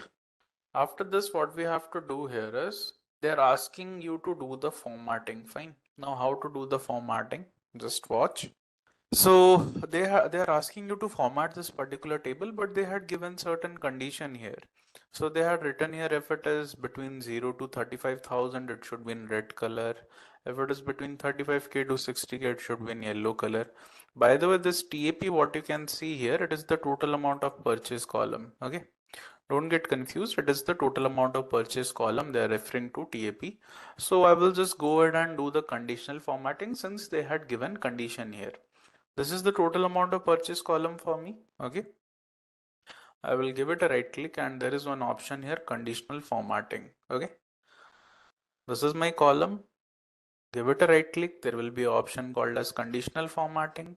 I will tap on background color. Fine. And once we are here, what we have to do is you have to change the format style from gradient to rules, because you have to apply certain condition here. Okay. So the very first condition was if the total amount of purchase was between 0 to 35k. So I will write it down. If it is between 0 to 35k, make sure you are dealing with numbers, so you have to change it from percentage to number, and it should be in red color. That's what they had mentioned, so I will change it to red. Then there is an option here, new rule, on the extreme right hand side. If you tap on this, the second condition which they had given is if it is between 35k to 60k.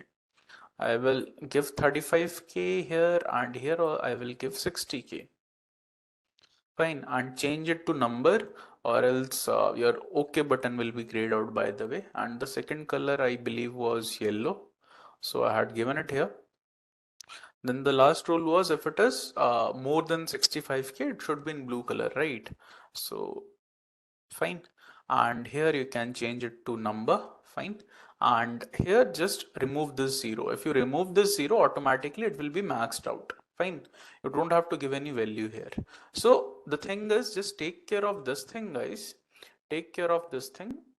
Like, if it is changed to number here, if it is changed to percentage here, this OK button will be grayed out automatically. Fine, this OK button will be grayed out automatically. So what you have to do is make sure you are changing it to number always. Okay.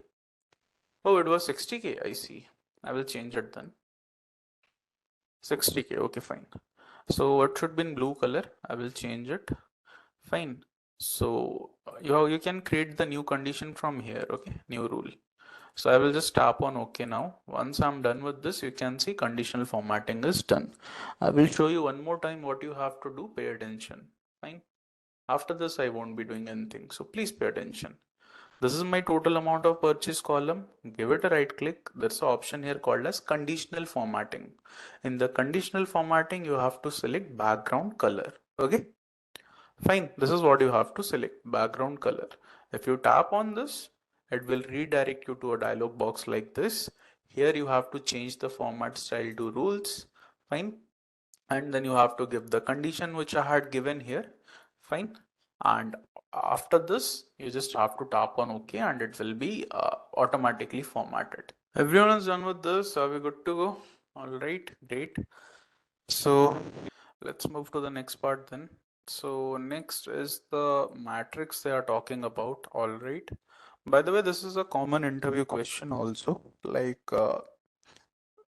in Power BI, we don't have pivot tables, by the way. Change everything to number, Pooja. If OK button is grayed out, something might be there in percentage. Guys, once I'm moving ahead, then why exactly issues are coming? Don't you think so? It is little bit like different also. When I was asking like if there is any issue, you guys won't say that time. Once I'm moving ahead, then problems are arising. So I was waiting from that long. Why you guys didn't notified me? I don't think so. It work like this. Even after being this slow, if you're still coming up with the issues, then I don't think so. It work. You had actually practiced Power BI. You hadn't then. I'm pretty much sure I'm going way too slow. What exactly is the issue? OK button will be grayed out because you might not had selected number there. Instead, you have to select number there instead of percentage. Check properly. What error you are getting, Mr. Ayush? Quickly let me know. Whatever error you are getting, make sure from next time you are precise in the chat section also. That's done. Great. Tricks here. First of all, yeah, I was talking about the interview question, right? Yeah. So generally we don't have pivot tables in Power BI. Although you can pivot a table, there's a difference between pivot table and there's a difference between pivoting a table. So you can pivot a table in Power Query Editor, but we don't have pivot tables in Power BI generally. So matrix act like a pivot table. Fine. So yeah.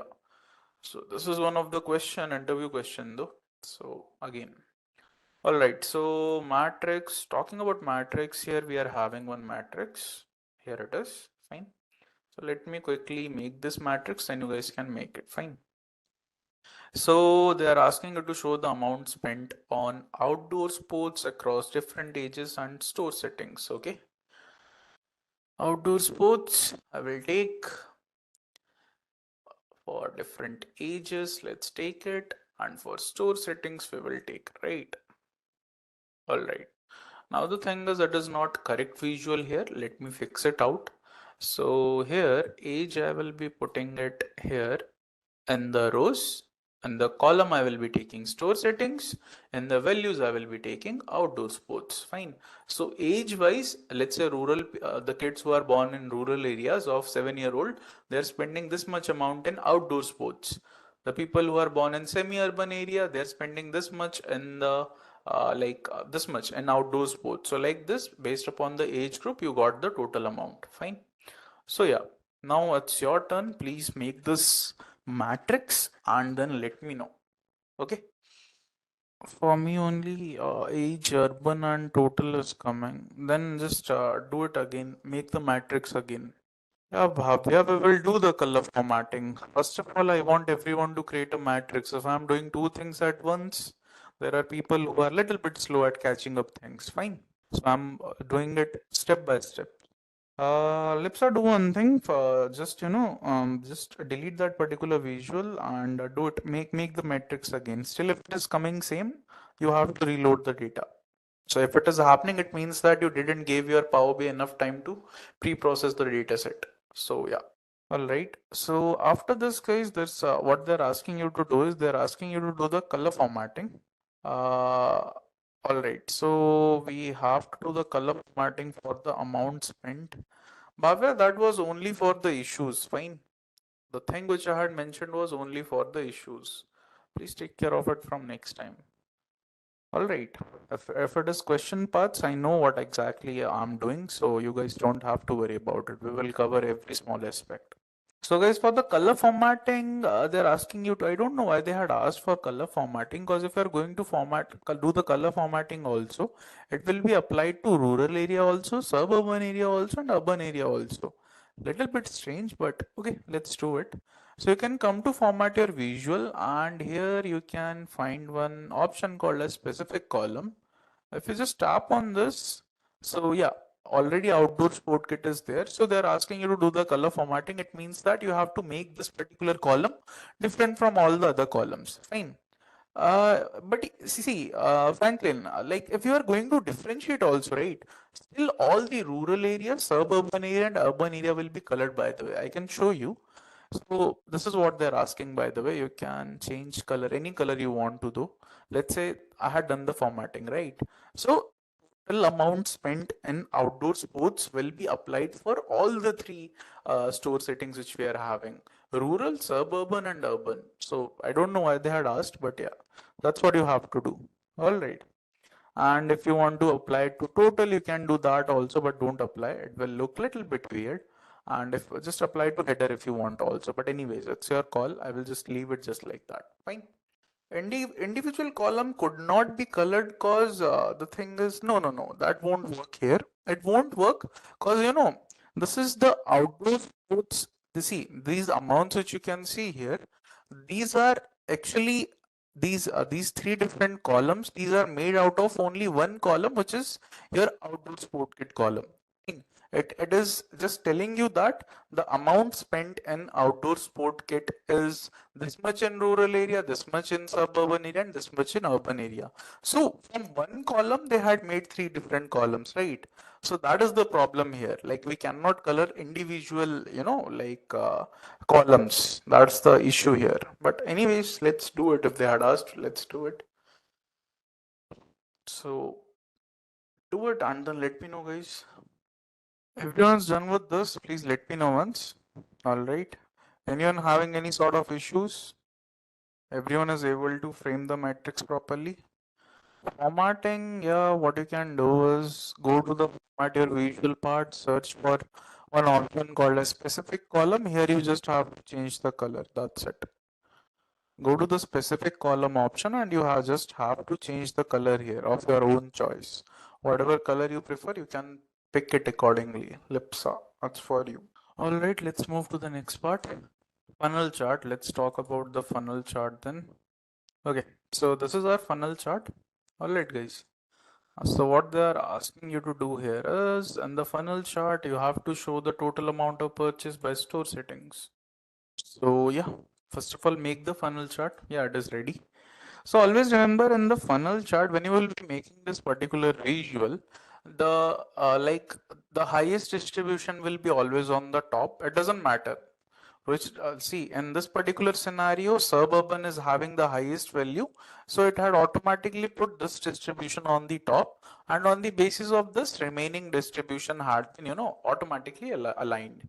So if you see the percentage also, always remember the very first distribution which is having the highest value will automatically be at its 100%, and on the basis of that, like, remaining percentage will be calculated if you want to calculate also. So yeah, like, first do this part, then we will do the second one. Fine. Okay, so in the funnel chart, what they have to do, you have to do is, it is asking you to show the data label as percentage of first. It is nothing, guys. These are the data labels, by the way. This one. These are all data labels. So they are asking you to show it as percentage of the first. It means that they want us to show the percentage on the basis of this particular column. Fine. Percentage will be decided on the basis of the very first distribution. How to do this now? You can go to format your visual. You will be having data labels option here. Fine. What you can do here is, you can come here and you can change the label contents from data value to percentage of first. That's what I had done. So the moment you are going to do this, fine, it will automatically change into percentage. You can see this percentage, you can see this percentage. Please don't ask me why this is not in percentage. because it is already at its 100%. Fine. So that's what you have to do. So please do it and let me know. Let's move to the next part then. After this, guys, they are talking about a pie chart. Let's quickly make this. This would be your pie chart, guys. Fine. And what they're asking you to do here is they're asking you to show total amount of purchase by store location and for suburban store setting only. Okay, let's make the pie chart first, then we will do the filtering part later. Fine. This is your total amount of purchase. Fine. This would be your store location. All right. And this is your store setting. So in the legend, I'm taking store location. In the values, I'm taking total amount of purchase. In the details, I'm taking store settings. If you see this particular visual, this is how it is looking like as of now. Fine. But they want the data for only, I guess, suburban store setting only. So for the filtering part, we are having filter panel here. I hope everyone can see this. This is our filter panel. Fine. So what you have to do here is simply you have to tap on store settings here and you have to only show the suburban area data, because in the question also they had mentioned this. They don't want to see any other area data. They only want to see the suburban area data. If you select this, this is how it will look like. Okay. That's what you have to do. So please do it. That comes from practice, Bhavya. There is no simple rule for that. If you are thinking there is any shortcut for that, there isn't. It come from practice. It come from practice. Whatever visual you will be making doesn't, irrespective of the visual which you are picking, it should make some sense. By looking at that visual, you should be taking some data-driven decision. That is the conclusion. It doesn't matter what visual I'm using, it should make some sense. It should actually show us the data in a proper format. If you see this particular pie chart also, as of now, the store location is suburban. It means that these are all the states which are falling in the suburban area: Seattle, Los Angeles, Boston, and New York. And this is the total amount of purchase which they had done. Fine. So yeah, it is making sense. You can see this particular pie chart and you can understand it comes from practice only. There isn't any shortcut to this. Fine. Practice more, you will get to know automatically. The second step, you just have to filter out the data. Open the filter panel. In the filter panel, go to store settings and select suburban. That's what you have to do. Open filter panel and there in the store setting, you have to select suburban. That's it. Moving ahead, guys, I hope everyone is done with this, right? Do you guys have credentials of Power BI service? Then how are you going to publish the report? Then how you performed any sort of operation in Power BI service? Oh, you had asked your organization. Okay, fine, makes sense. What about others? Then okay, fine. How you even did anything then? I mean, you might have learned Power BI service, right? Then how exactly like you worked upon it? Like what you did then?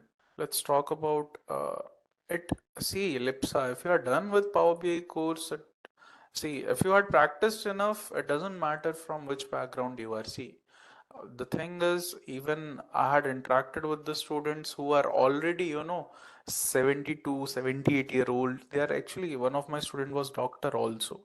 He was doctor, 78-year old, and he still want to learn data science. I don't know. I mean, that's his personal choice, but yeah. So see, the thing is, it really doesn't matter. If you are practicing enough, that's what you need. That's it. But anyways, let's continue. We will see. We will see what need to be done. But for remaining parts, you will be needing Power BI service account. If you don't have, there is a problem. See, these parts, by the way. Until and unless you don't have Power BI service account, you cannot do it. Simple as that.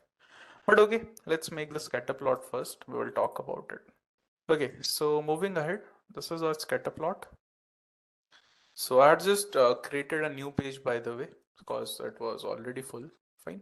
So inside the scatter plot, what we will be doing here is like we have to take video game purchase and outdoor sports. Okay. So video game purchase and outdoor sports also I'm going to take. Fine. Spent across different ages. Fine. For different age groups, we have to show it. So I will be taking that also. But just take care of this thing, like put the age in the legend. Fine.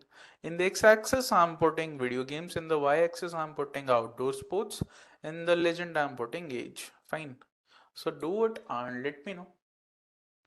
You can put age in values also, but it really it's not going to change anything actually. Even what you can see right now, it's not a proper visual. I'm waiting for someone to ask that, but no one asked. You can put age in values, but that's really not going to change anything. Guys, do you really think this is a proper visual? It's not actually. Whenever you will be creating any scatter plot, always remember these clusters which you can see. These clusters which you can see here, it actually have it is actually summarized. Fine. It is actually summarized. These points which you can see, it is actually summarized. It means that inside the small, like clusters which you can see right now, there are multiple data points, or you can say there are multiple values which is stored inside it. Fine. Now, how to, unsummarize it? What you can do is you are having this in the x-axis. This is the column. It is coming as sum of video games. It means it is summarized automatically. If you give it a right click, there's an option here, don't summarize. Fine. Fine. In the y-axis also, it is summarized. It is coming as sum of outdoor sport kit. So give it a right click. There's an option here, don't summarize. Fine. If you do it, yeah, automatically now it is coming as right visual. This is how scatter plot look like actually. Fine. So that's what we have to do. The next visual, which is called a sand dance plot, you cannot use. Can you find somewhere sand dance plot here? If you are going to find if you are going to see the name of all the visual also, sand dance plot won't be there because it is not an internal visual, it is an external visual. Getting the point?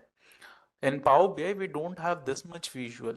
In Power BI, we don't have this much visual. In Power BI, we have lots of visual. It is more than actually 300, 400. Yeah, that is the truth. You probably hadn't seen until now. But the thing is, but that is the paid feature of Power BI again. Until and unless you don't have Power BI premium credentials, or you don't have Power BI Pro credentials, you cannot access those visuals. By the way, Sandance is unstable visual. I'm telling you right now that Sandance is a unstable visual. If you are going to play with that visual much, it will crash your Power BI. Yes, that is the truth. Fine. So do it accordingly then. It's completely your call. So what I'm going to do right now is, let me check if I'm having accounts. I can share, but the thing is, if 50 to 60 people are going to log in at the same time in the same account, there will be problem. Microsoft, those accounts are made in such a way that only one person can access at a time. So Microsoft Authenticator will automatically kick out remaining people. This is how it works. Fine. Or it won't let you log in.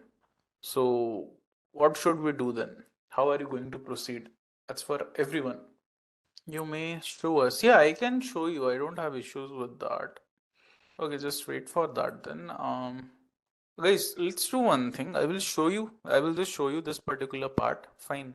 You guys don't have to do this part, but for Power BI services, I might come up with something. I will tell you later. Fine. That's not free. Who said it is free? It is not free. Nope, it's not free. It is not free at all. If you tap on this three dot also, if you tap on get more visual like this, it will ask you to log in first. Until and unless you don't have paid credential or the free credentials also, for the free actually it is just free for I believe 60 days. But in that also you will be having limited access to everything, like very few access. You can access very few things. So I feel like that is completely useless. So, but wait for a while. Let me just, go ahead and fetch. All right, I believe I'm able to log in. I hope so. Yeah, I'm able to log in. Okay, great. I think we can. I will show you this part then. Fine, just a second. See, Power BI, if you want to see that, I can show you. I think Power BI Pro is $10 something. Power BI Premium is $20. Just a second. Or maybe I don't know. I mean, like, see, if you just search for this also, I can show you. It will be in the very first. This is the Power BI Premium feature pack, and here, I guess, where is the data flow? Just a second. Yeah. Yes, here it is. And Microsoft Fabric, we had one option. Just a second. I think in Premium feature we had this. Yeah, here it is. So if I scroll down, yeah, Power BI Pro is $10 per month. Power BI Premium is $20 per month. Power BI Embedded is, see, it is for the organization though, like for the organizational use, multiple people can access at the same time. So yeah, like this is the thing, fine.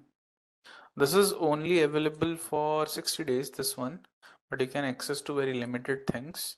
This is Power BI Pro and this is Power BI Premium per user, $20 per month, fine. So this is the pricing actually, fine. Shubham, you probably are using some account which is free for 60 days. Am I right? You're probably using some account which is free for 60 days. That might be the reason. Because see, the thing here is now if I tap on get more visual, since I'm logged in already in a pro account, so here these are all the visual which you can see. Power BI is not limited to that. We have really cool and interactive visual here, but these are most of them are paid only. Most of them are paid. Most of them are paid. So if I search for Sandance here, just a second. Yeah, this is the Sandance S. If I tap on it, then it will ask you to add like you can add it.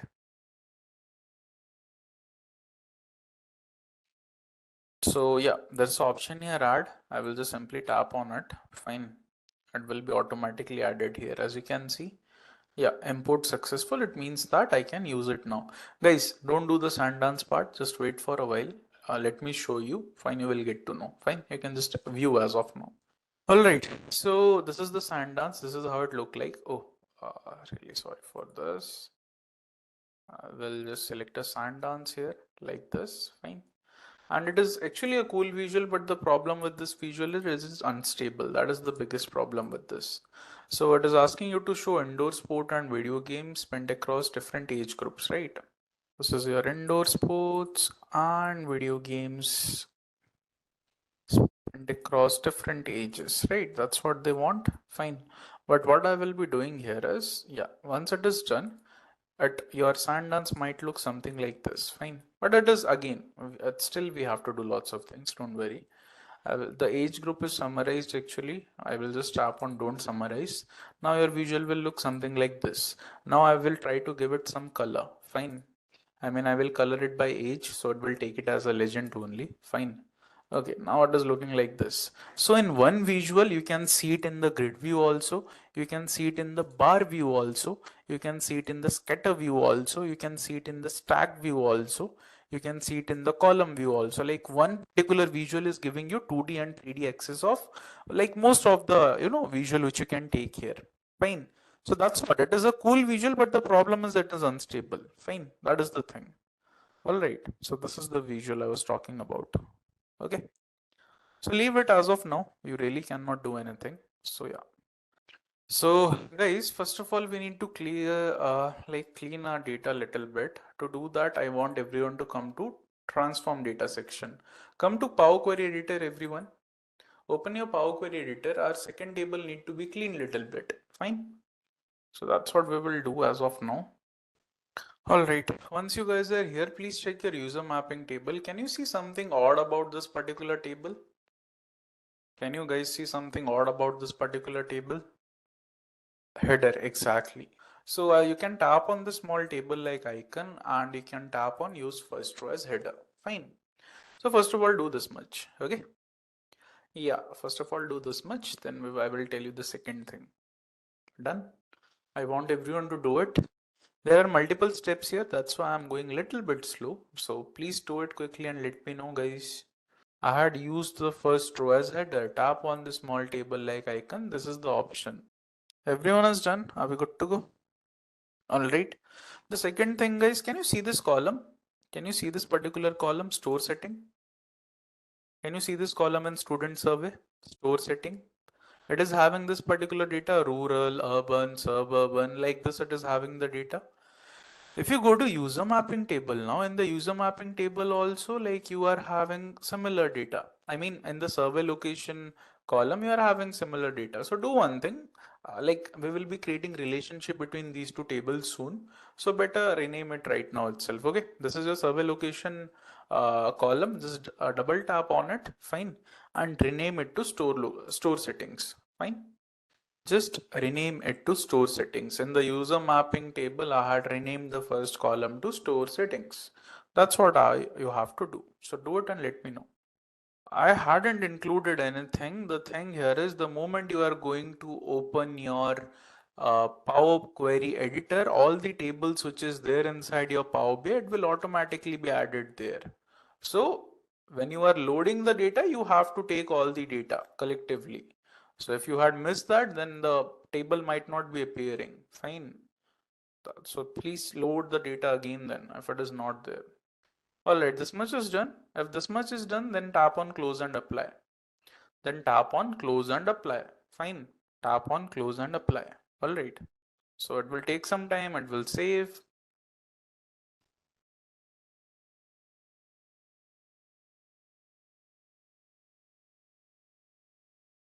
Once you guys are done with this, please come to your model view. Okay. Once you are done with this, come to your model view. Fine. Once you are done with this, come to your model view. Alright.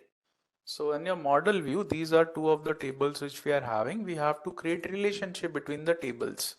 I hope you guys know how exactly we can create relationship between two tables, right? If you're not aware, let me tell you, there's an option here, manage relationship. Okay. We do have an option here called as manage relationship. Simply tap on this particular option. Fine. Once you are done tapping on it, there's an option here, new relationship. Okay. So simply tap on this new relationship option. Okay. And once you are done tapping on it, it will ask you what all are the tables you want to take here. So the first table is student survey. The second table is automatically user mapping. Once you are done with this, you have to select the columns. Like the store setting is here also, store setting is here also. Whenever we are creating a relationship between two tables, it's always a better approach to create a relationship between the common column names. Like store setting is common here also, store setting is common here also, right? So yeah, like this is a good approach. So once you're done with that, just tap on save. Okay. Once you're done with this, just tap on save. Once you tap on save, it will automatically create the relationship like this. Wait, I will show you. Yeah, I will tap on close and automatically the relationship is created.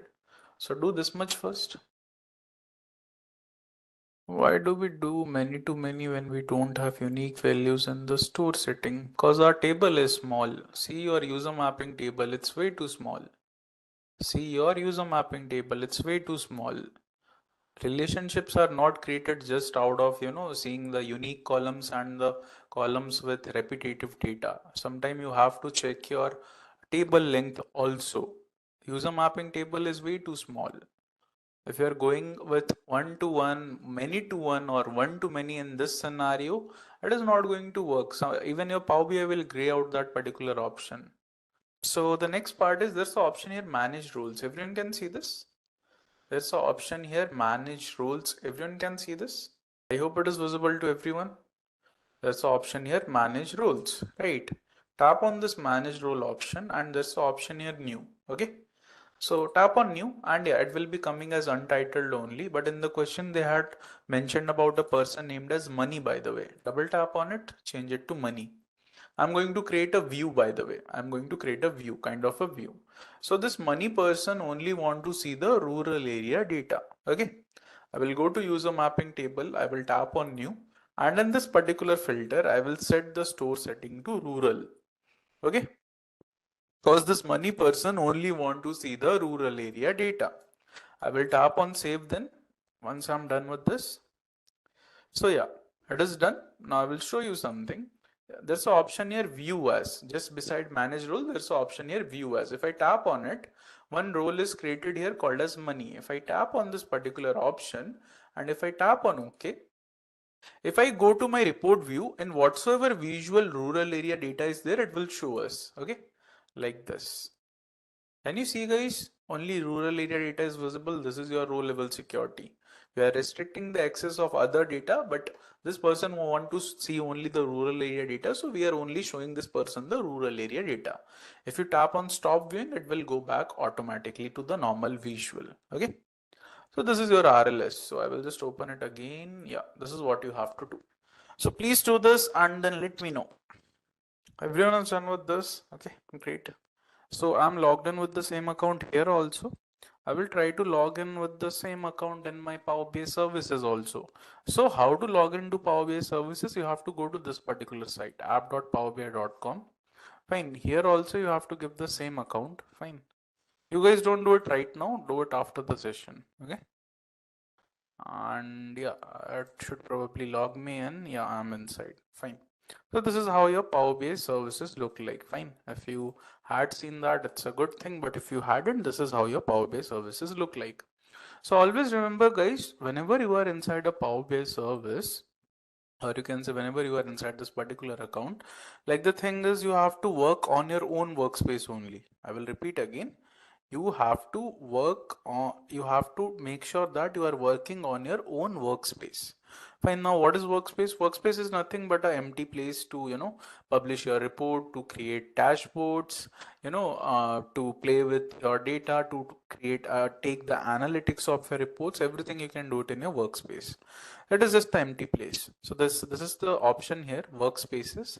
I will quickly create one of the workspace. Fine. I will tap on new workspace and it will just ask for the name. So let me give some name here. My name only. Let's say find something like this. I will give. I will tap on apply. So my workspace is created. This is how workspace look like. It is empty right now. Okay. Now the thing is, I will go to my Power BI desktop and now how to publish it, how to publish the report into your Power BI service. There's an option here. I hope everyone can see this. We're having one option here called as publish. Beside Copilot, we are having one option. I hope it is visible to everyone. If you are having any doubt, do let me know. Fine. I mean, I'm just showing you, but still, if you think there is something, you can ask always. All right. So yeah, this is the option of publishing, by the way. If I tap on this particular option of publish, it will ask me to save it. Fine. If I tap on it, it will ask you to save the report like this. Okay. You can save it. Then it will ask you on which particular, like workspace you want to publish your report. Okay. So I will just search for, let's say, my particular workspace which I had created. So it was, oh, we have to save the file first, just a second. Let's say I will save it as, fine, I had saved it. Okay, then it will ask you for the workspace name. Yeah, so I will search for this. This is my workspace. You can search also. This is the workspace which I created a moment ago, Adi 90. I will select it. I will tap on select. Fine. So it will take some time. It will take some time. It will rotate like this and automatically like it will be published to your see, yeah, it gave me a success message. It means that now I don't have work in Power BI desktop. If I come to the Power BI services and if I refresh this page once, if I just simply refresh this page once, you will see now. Can you see two files here? Everyone can see this? Two files here. One is report, one is semantic model. So if I open this report, this is the report which we had made in Power BI desktop. If you can recall this, the page one, this is the page two. Okay. This is the report which we had made in Power BI desktop. Now in your workspace, there is something else also. If you saw that, there is something else also called as semantic model. Semantic model is nothing but the data set which you had used to make the report. I will repeat this thing again. Whenever you publish any particular report, with that report, your dataset will be published also. Fine. With the particular report, your dataset will be published also. So here the thing is, when we had published this, capstone project report, with that its dataset also got published, the student survey one, and this is called as semantic model. Fine. This much is clear for everyone. This much is clear for every single person. Quickly let me know. So guys, anyone can tell me what is the difference between dashboard and a report? Dashboard is visual representation. Okay, then what is report? Okay, then if that is the case, what is report? Report may or may not be visual. Are you sure? Okay, I think dashboard is overview of KPI. Perfect, perfect, Lata. Good job. All right. See, only one person gave the answer. No, dashboard is not combination of report. This is a report which you had created. let's say your report is having, let's say 10 to 12 visual, fine. Out of 10 to 12 visual in your report, it might happen few of the visuals are really important. I will reiterate which I mentioned here. The thing here is, it might happen, let's say in your report there are 10 to 12 visuals. It might happen out of 12 visual, 2 to 3 visual are way too important. Like that actually shows like too much of the data. For example, this table show too much of data, this particular pie chart show lots of data. Fine, let's say for me these two visual are really important. What I will do is, dashboards are always empty, by the way. Dashboards are always empty. There is no data inside dashboard. What we always do is, we take the visual from the report and then we put it in the dashboard. Okay, that's for everyone. Always remember, dashboards are always empty. We take the visuals from the report only and we put it there. The important ones, by the way. Okay. So in very simple language, this is what it means though. So how to create the dashboard? There's an option here called as new item. Okay. There's an option here called as new item. Okay. If I tap on this particular new item option, this now you can see the very first option is of dashboard only. When you will be tapping on this particular dashboard, it will ask for a name. So you can give any name. Let's say I will give here Mario, something like this I will give. Fine, I will tap on create. Fine. So this is your dashboard, completely empty. This is your dashboard, which is completely empty. Dashboard doesn't have any sort of data. Always remember, we will be importing the visuals from the report itself. Okay, this is my dashboard, which is completely empty. Now I will go to my report. Now I will go to my report. This is what my report looks like. If you see the problem statement also, they had asked you to take two important visuals into your dashboard. One is funnel chart, one is scatter plot. Now question is how to do this. Okay, let's do this. So this is our funnel chart. This is our funnel chart, right? So if you hover over this particular visual, can you guys see these 6 options here? Can you guys see the 6 options? Everyone can see this? If I hover over any visual, these 6 options are coming. I hope everyone can see this, right? So I will hover over this particular visual. There's a very first option, pin visual. The very first option, like pin like icon is there. It is mentioned as pin visual. If I tap on this particular option, okay, so it will ask you where you want to pin this particular visual. So yeah, I'm already having a dashboard named as Mario. I will pin it there. Done. I will go to second page now. Same I'm going to do with the scatter plot also. When I hover over the scatter plot also, there's this option called as pin visual. Tap on this, and once you're tapping on it, it will ask you in which dashboard you want to pin, so you can pin it here. So once you are done with this, you can go to your dashboard now, and this is your dashboard, which will be having only two visuals like this. Are we clear with this, everyone? So always remember, we take the visuals from the report to dashboard. Dashboards are always empty. Okay, done? Okay, perfect. So after this, what they're asking you to do is they're asking you to perform something called as schedule refresh. So schedule refresh is, guys, are you aware what exactly schedule refresh is? Before I proceed with that, are you aware of what exactly schedule refresh is? What exactly it is capable of? It will refresh the data on a scheduled time.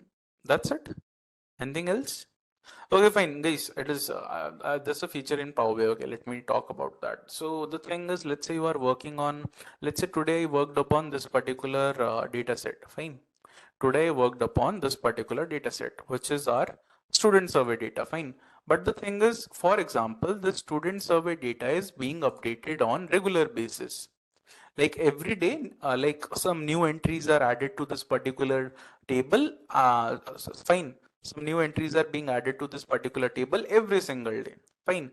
Now the thing here is, are you going to create report every day? Are you going to create reports like this every day?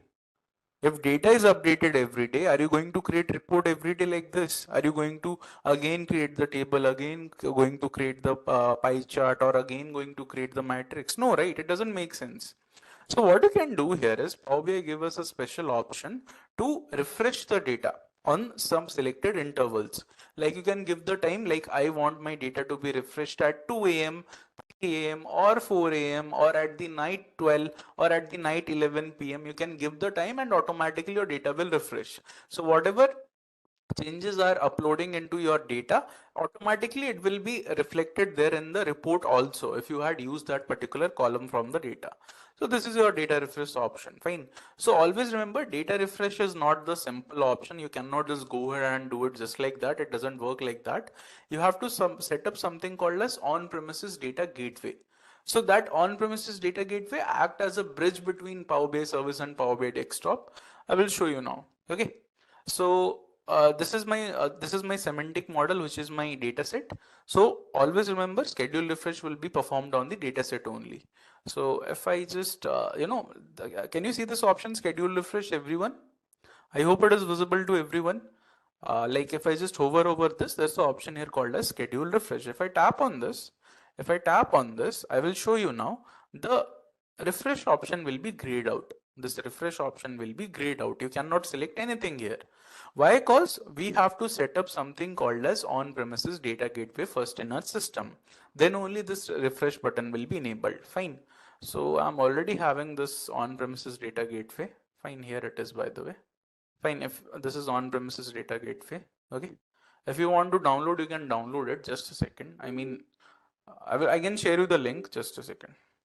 So if you want the link of the on-premises data gateway, I will share it with you, but download it later. Fine. See, this is the option here, data gateway. Fine. You can come here and you can download. Fine. Download the standard mode, by the way. Fine. Download standard mode if you want to, but do it later, not right now. I had shared you the link in the chat. Okay. All right. So this is how it will look like. Just a second. Yeah. So I will just sign in with the account which I had given to you a moment ago. Okay. Guys, can anyone share the account in the chat which I had provided to you? Just a moment ago, I gave you an account, right? Uh, no, this. Can anyone share it in the chat section? Thank you, Bhavya. Okay. So this is the account. I will log in with the same account here. Fine. So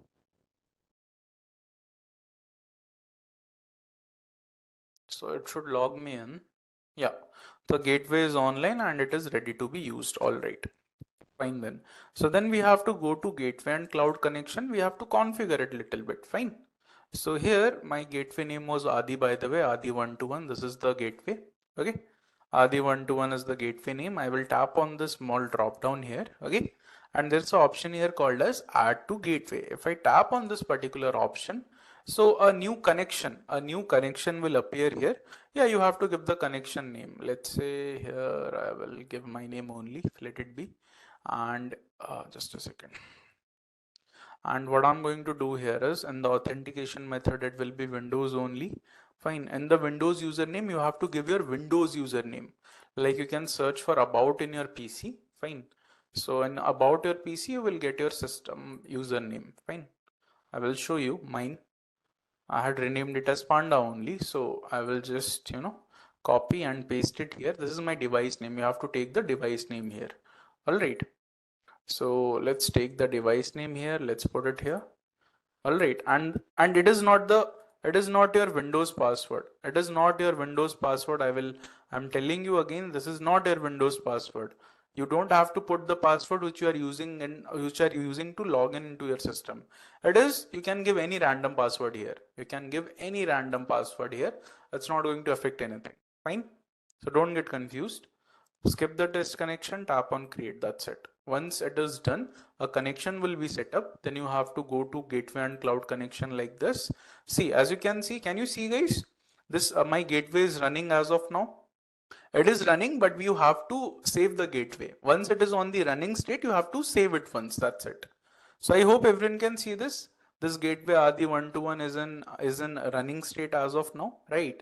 So we just have to save it. Let this load. We just have to save it, and we are good to go. Okay.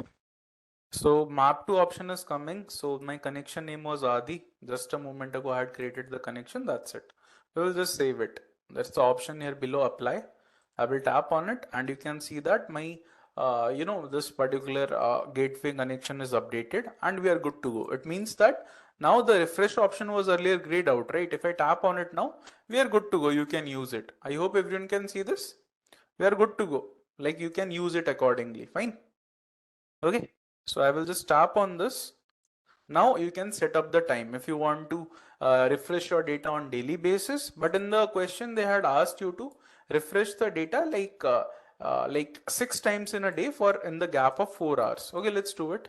Okay, so I will go here and I will add the timings. Let's do the first refresh at 1 a.m. Let's do the second refresh after 4 hours, which is 5 a.m. Let's do the third refresh around 9 a.m. Because after we are doing it on the interval of 4 hours. Fine, don't get confused. So after that, again it will be at 1 p.m. Then again it will be at 5 p.m. Right. Then again it will be at 9 p.m. Okay. So in the interval of 4 hours, we had just done the refresh. Once it is done, just tap on apply. So your data will be refreshed. As you can see, we got the message there on the top. Yeah, your data connection is like it is refreshed and your data will be refreshed on these particular intervals. Like first it will be done at 1 a.m. Then it will be done at 5 a.m. Then it will be done at 9 a.m. Yeah. So yeah, your data will be refreshed accordingly. Okay. How to set up multiple times? Just you have to, what you have to do is there's an option here, right? Add time. Once you enable this option here, there's an option here, add another time. Fine. The refresh frequency is daily. You can set it to weekly also if you want, Bhavya. Then tap on add another time. There's an option here. Now you can set up the timings. So let's say I'm just going ahead with the question. They are asking you to do the refresh after like every 4 hours. So like this, you can do it. Okay, depending upon your requirement, you can do it. All right, this is the gateway part. Yeah, you have, yes, you have to set it manually. Yep. Yes, you have to set it manually. And also, let's say if you are sleeping, so let's say you are sleeping at 1 a.m. Fine, let's say you are sleeping at 1 a.m. Your like your Wi-Fi is turned off, your laptop is also off. How it will automatically refresh? It won't refresh, right? So you can even send the failure. See, you can even send the refresh failure notification to the contacts also. Like I can give you your email address, and if the refresh is getting failed, the other person will get notified. Fine. So that other person can wake up and just turn on their Wi-Fi, and like they can go ahead and do it. So yeah, it won't be done automatically. You have to be online. Okay, don't think like it will be automatically done. You have to be online in order to do this. Okay. Okay, so we are done with this. After that, they're asking you to use the QA feature of Power BI. Okay. So always remember, guys, in Power BI service, you can use the QA feature of Power BI in the dashboards. Fine. All right, guys. So if I go to my dashboard, this is my dashboard. Where it is? Yeah, I guess this is my dashboard. So this is my dashboard, which is having two visual. I hope everyone can see there's an option here called as ask a question about your data. Can you guys see this? Everyone? Is it visible to everyone? We're having one option called as ask a question about your data, right? Okay. So here, if you just tap on it, you can actually ask any question regarding your data depending upon your requirements. Like regarding the data only you can ask, not anything. So if I tap on this particular option, fine, you can come here and you can ask any question regarding it. Like the first question was show the average age of students. Fine, it will show you the average age of students, 14.38. The second question was show the total amount of purchase by store location. Fine, in donut chart. In fact, it can make that also. I will show you. Fine. Just don't use any, commas or any colon. Okay. Let's say I want to show it in pie chart like this. It will show me in pie chart also. If you want to show it in the donut chart, you can write in donut chart. It will show you in donut chart also. If you want to see it in the form of tables, it can do that also. You just have to ask the question regarding your data and it will actually give you the data. Fine. So in the question they had asked you to show it in the form of donut chart, you can make it in the form of donut chart like this. Fine. Okay. You can do that. And if you really like this visual, if you want to pin it into your dashboard, you can pin also. There's an option here on the extreme right corner, pin visual. If you liked it, you can pin it into your dashboard also. Fine. So you can ask any question, and accordingly your dashboard, the QA part of your dashboard will automatically answer it. Power BI interviews aren't just about knowing how to drag and drop visuals. Rather, companies want to see how well you understand data modeling, DAX calculations, report optimization, and real-world business applications. In every Power BI interview, there are some set of questions that are repeatedly asked. And after analyzing several such interviews, we have put together 15 most prominently asked questions which you might face in your upcoming interview. So make sure to stick around till the end of this video and subscribe to Intellipaat's YouTube channel to never miss any update. Moving on to our very first question, what are measures and calculated columns in Power BI? In Power BI, both measures and calculated columns are used to perform calculations, but they work differently. So calculated columns are like adding a new column to your table. The values are calculated row by row and stored in the table. These columns take up space and can slow things down if there is a lot of data. So say for example, you have a sales table with price and quantity columns. A calculated column can create a total sales column by multiplying them, that is price into quantity, storing the result in each row. Measures, on the other hand, are dynamic calculations that are only computed when needed. They don't take up storage and are faster for big data sets. For example, instead of storing total sales in every row, a measure sums up all sales when you need it. That is sum of price into quantity. Basically, calculated column is going to be a part of your table, while measure is something you calculate on top of your table. Moving on to the next question, what is DAX and why is it important? Also give an example. So DAX stands for Data Analysis Expressions. This is the formula language used in Power BI, Excel Power Pivot, and analysis services. DAX allows to create new insights from the data that aren't directly available in tables. It helps in performing complex calculations like totals, averages, rankings, and running totals dynamically. DAX basically makes reports more interactive and powerful. Say for example, you have a sales table with price and quantity column. If you want to calculate total sales, you can create a measure using DAX where your total sales will be equal to sum x, and the first parameter will be your sales table and the second parameter is your expression, which is simply the multiplication of your price and quantity column. The result is the multiplication of price by quantity for each row and then the addition of each row giving you the total sales. Moving on to the third question. What are filters, slices and groups in Power BI? In Power BI, filters, slices and groups help you organize and interact with your data to get meaningful insights. Filters allow you to narrow down the data shown in a report. You can apply filters at different levels like filtering an entire report, a specific page or just one visual. For example, if you have a sales report for all the countries but you want to see data for USA only, you can apply a filter for this. Next we have slices. These are like the interactive buttons that let users filter data on the report. Unlike regular filters, slices are visible on the report, making them more user-friendly. For example, you can have a drop-down or button that lets you switch between years, say 2022, 2023, 2024 and so on in a sales report. Groups help you organize similar data into categories to make reports cleaner and easier to analyze. So if you have 50 different product types, you can group them into categories like electronics, clothing and accessories and so on, instead of listing every product separately. A simple way to think about it, filters are the hidden rules that control what data is shown, whereas slices are the interactive tools that allow users to filter data, and groups are a way to combine similar data for better organization. Moving on to the next question, what is the difference between sum and sumx in DAX? In DAX, both sum and sumx are used for addition, but they work differently. Sum is a simple function that adds up all the values in a single column. For example, if you have a sales table with a column called revenue, you can use total revenue is equal to sum of your revenue. SumX, on the other hand, is a more powerful tool because it works row by row and lets you do calculations before adding up the results. Like we discussed in the previous example, where we calculate the total sales using SumX function, it takes two parameters. First is the table and second is the expression. So total sales in this case would be SumX, sales comma price into quantity. So SumX lets us multiply price and quantity for each row and then adds up the results. A simple way to think about it would be sum adds up a single column directly, whereas SumX first does a calculation on each row and then adds up the results. Moving on to the next question. How do you handle missing or blank values?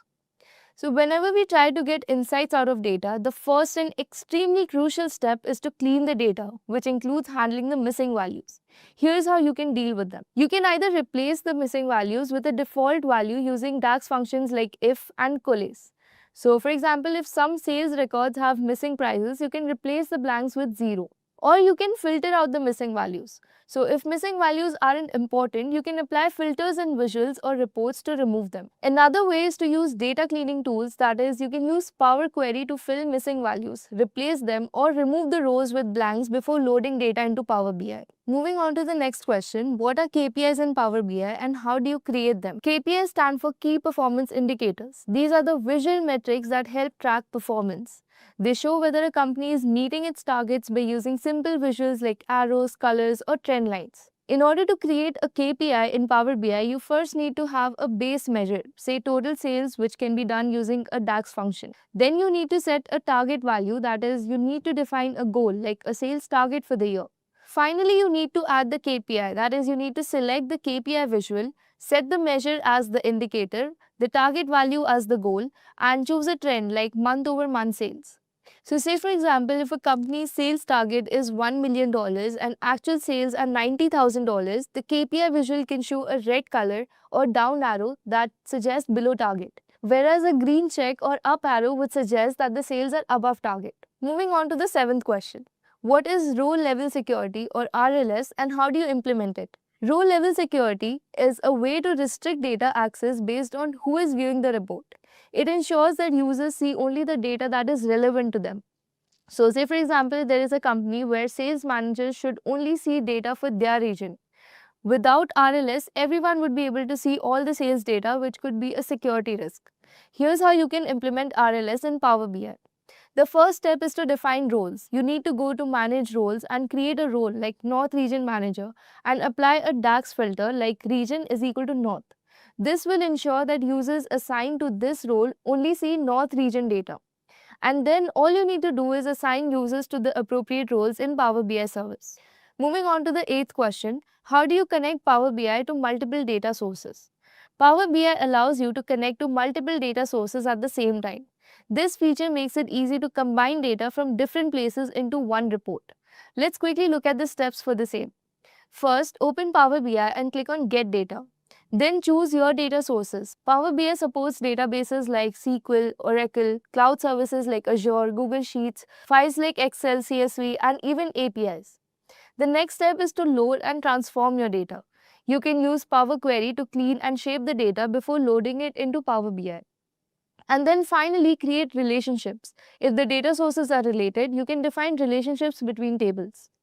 A basic example of connecting multiple data sources is when you have sales data in an Excel file, customer details in a SQL database, and marketing data in Google Analytics.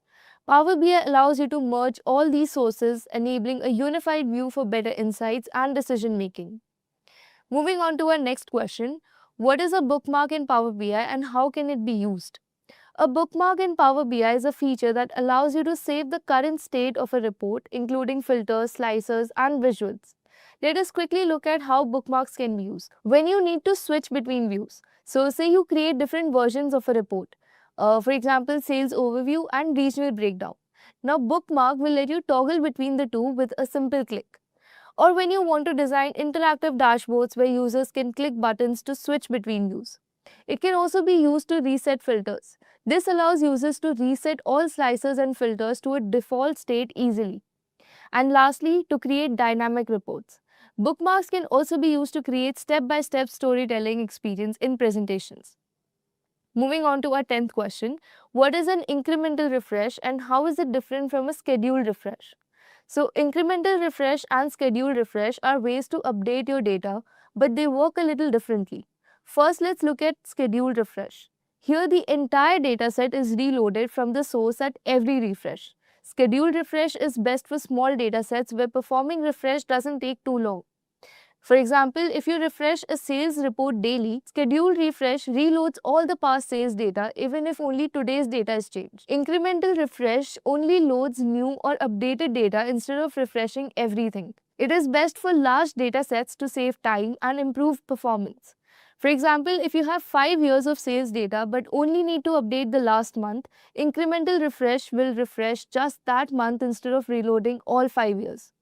A simple analogy: scheduled refresh is like reloading an entire book, while incremental refresh is like updating only the latest chapter. Moving on to the next question: what is a slowly changing dimension or SCD and how do you handle it in Power BI? A slowly changing dimension is a table in a database where some values change over time, like customer addresses or employee job titles. There are two ways to handle SCD. First is override the old data, that is also called type 1 SCD. Here you need to simply update the value in the table and the old data is going to be lost. For example, if you have a customer who moves from New York to California, the old address is going to be replaced and only the new one is going to be stored. Second one is tracking changes with history, also known as type 2 SCD. This method aims at keeping both old and new values by adding effective date columns. For example, if an employee gets promoted, a new role is added with the updated job title and an effective date range. So you can see both current and past role. Moving on to our next question: how can you make a Power BI report dynamic? A dynamic Power BI report allows the users to interact with data by changing filters, views, and visuals without modifying the core report. This makes reports more engaging and insightful. Let's look at some of the ways to make a report dynamic. First is by using slices and filters. This allows users to select data based on date, category, or region. So, for example, a sales report where users can filter by year or product type. Then we have bookmarks and buttons. Using these, we can create custom views and let users switch between them. So, say for example, users can toggle between monthly and yearly sales with a button. We can also use measure selection with switch. This will let users change metrics dynamically. A simple scenario would be a drop down to switch between total sales, profit, or revenue. Drill through and drill down and parameter based reports are also two methods that can be used for making a report dynamic. Moving on to our next question: how do you publish a report to the Power BI service? Publishing a Power BI report to the Power BI service makes it accessible online so users can view, share, and collaborate from anywhere. Let's look at how it's done. The first step is to save the report. Once you are done building a report in Power BI desktop, save the file. Next, sign into Power BI service by clicking on the sign in option. Then click on publish and select the workspace where you want to publish the report. After that, you need to go to Power BI service website and make sure your report is now available online. And that's it. Now you can share and schedule refresh. That is, you can choose who will have access to your report and dataset in your team and set up automatic refresh as well if needed. Moving on to the next question: how do you disable a report from updating dynamically? To disable a Power BI report from updating dynamically, you can disable auto refresh and interactions to keep the data static. Let's look at it in detail. So to turn off auto refresh in Power BI service, you need to go to dataset settings and disable scheduled refresh to prevent new data from loading. So for example, if your sales report updates daily but you want to freeze data from last month, turn off the refresh. Another way is to remove interactivity between visuals. You can use the Edit Interactions feature to stop charts and tables from responding to slicer selections. So if you don't want a bar chart to change when a user selects a different region in a slicer, you can use this feature. Or you can also use static snapshots of data. So instead of live data connections, you can import data so it doesn't update unless you refresh it manually. So when you connect to a database, use import mode instead of direct query to prevent real-time updates. So moving on to the last question for this video: what is a custom visual in Power BI and when would you use one? A custom visual in Power BI is a visualization that is not built in but can be downloaded or created to meet specific needs. Custom visuals are usually required when built-in visuals aren't enough, which means that the standard charts like the bar chart, pie, line chart, etc. don't fully represent your data. Or for unique data presentation, some insights need specialized visuals like word clouds, Sankey diagrams, or bullet charts. So say you are analyzing customer reviews and want to show the most common words used. Instead of a table, you can use a word cloud custom visual to display popular words in different sizes. So that's all for this video. I hope you guys were able to get some insights out of it. If you guys liked it, hit the like button. Thank you and see you in the next video. Just a quick info guys, Intellipaat offers Power BI training which will enable you to learn skills like data preparation, data modeling, visualization, working with DAX, Power BI service on desktop and deploying self-service analytics solutions. Through this course, you will master connecting to various data sources, transforming raw data with Power Query, creating interactive dashboards and reports, applying advanced DAX calculations, configuring workspaces, sharing insights via Power BI service, managing row-level security, and much more from top 1% industry experts and Microsoft certified trainers. With this course, we have already helped thousands of professionals in successful career transitions in the field of business intelligence and data analytics. You can check out the testimonials on our Achievers channel, whose link is given below in the description. And without a doubt, this course can set your career to new heights. So visit the course page link given in the description below and take your first step towards your career growth in the field of Power BI.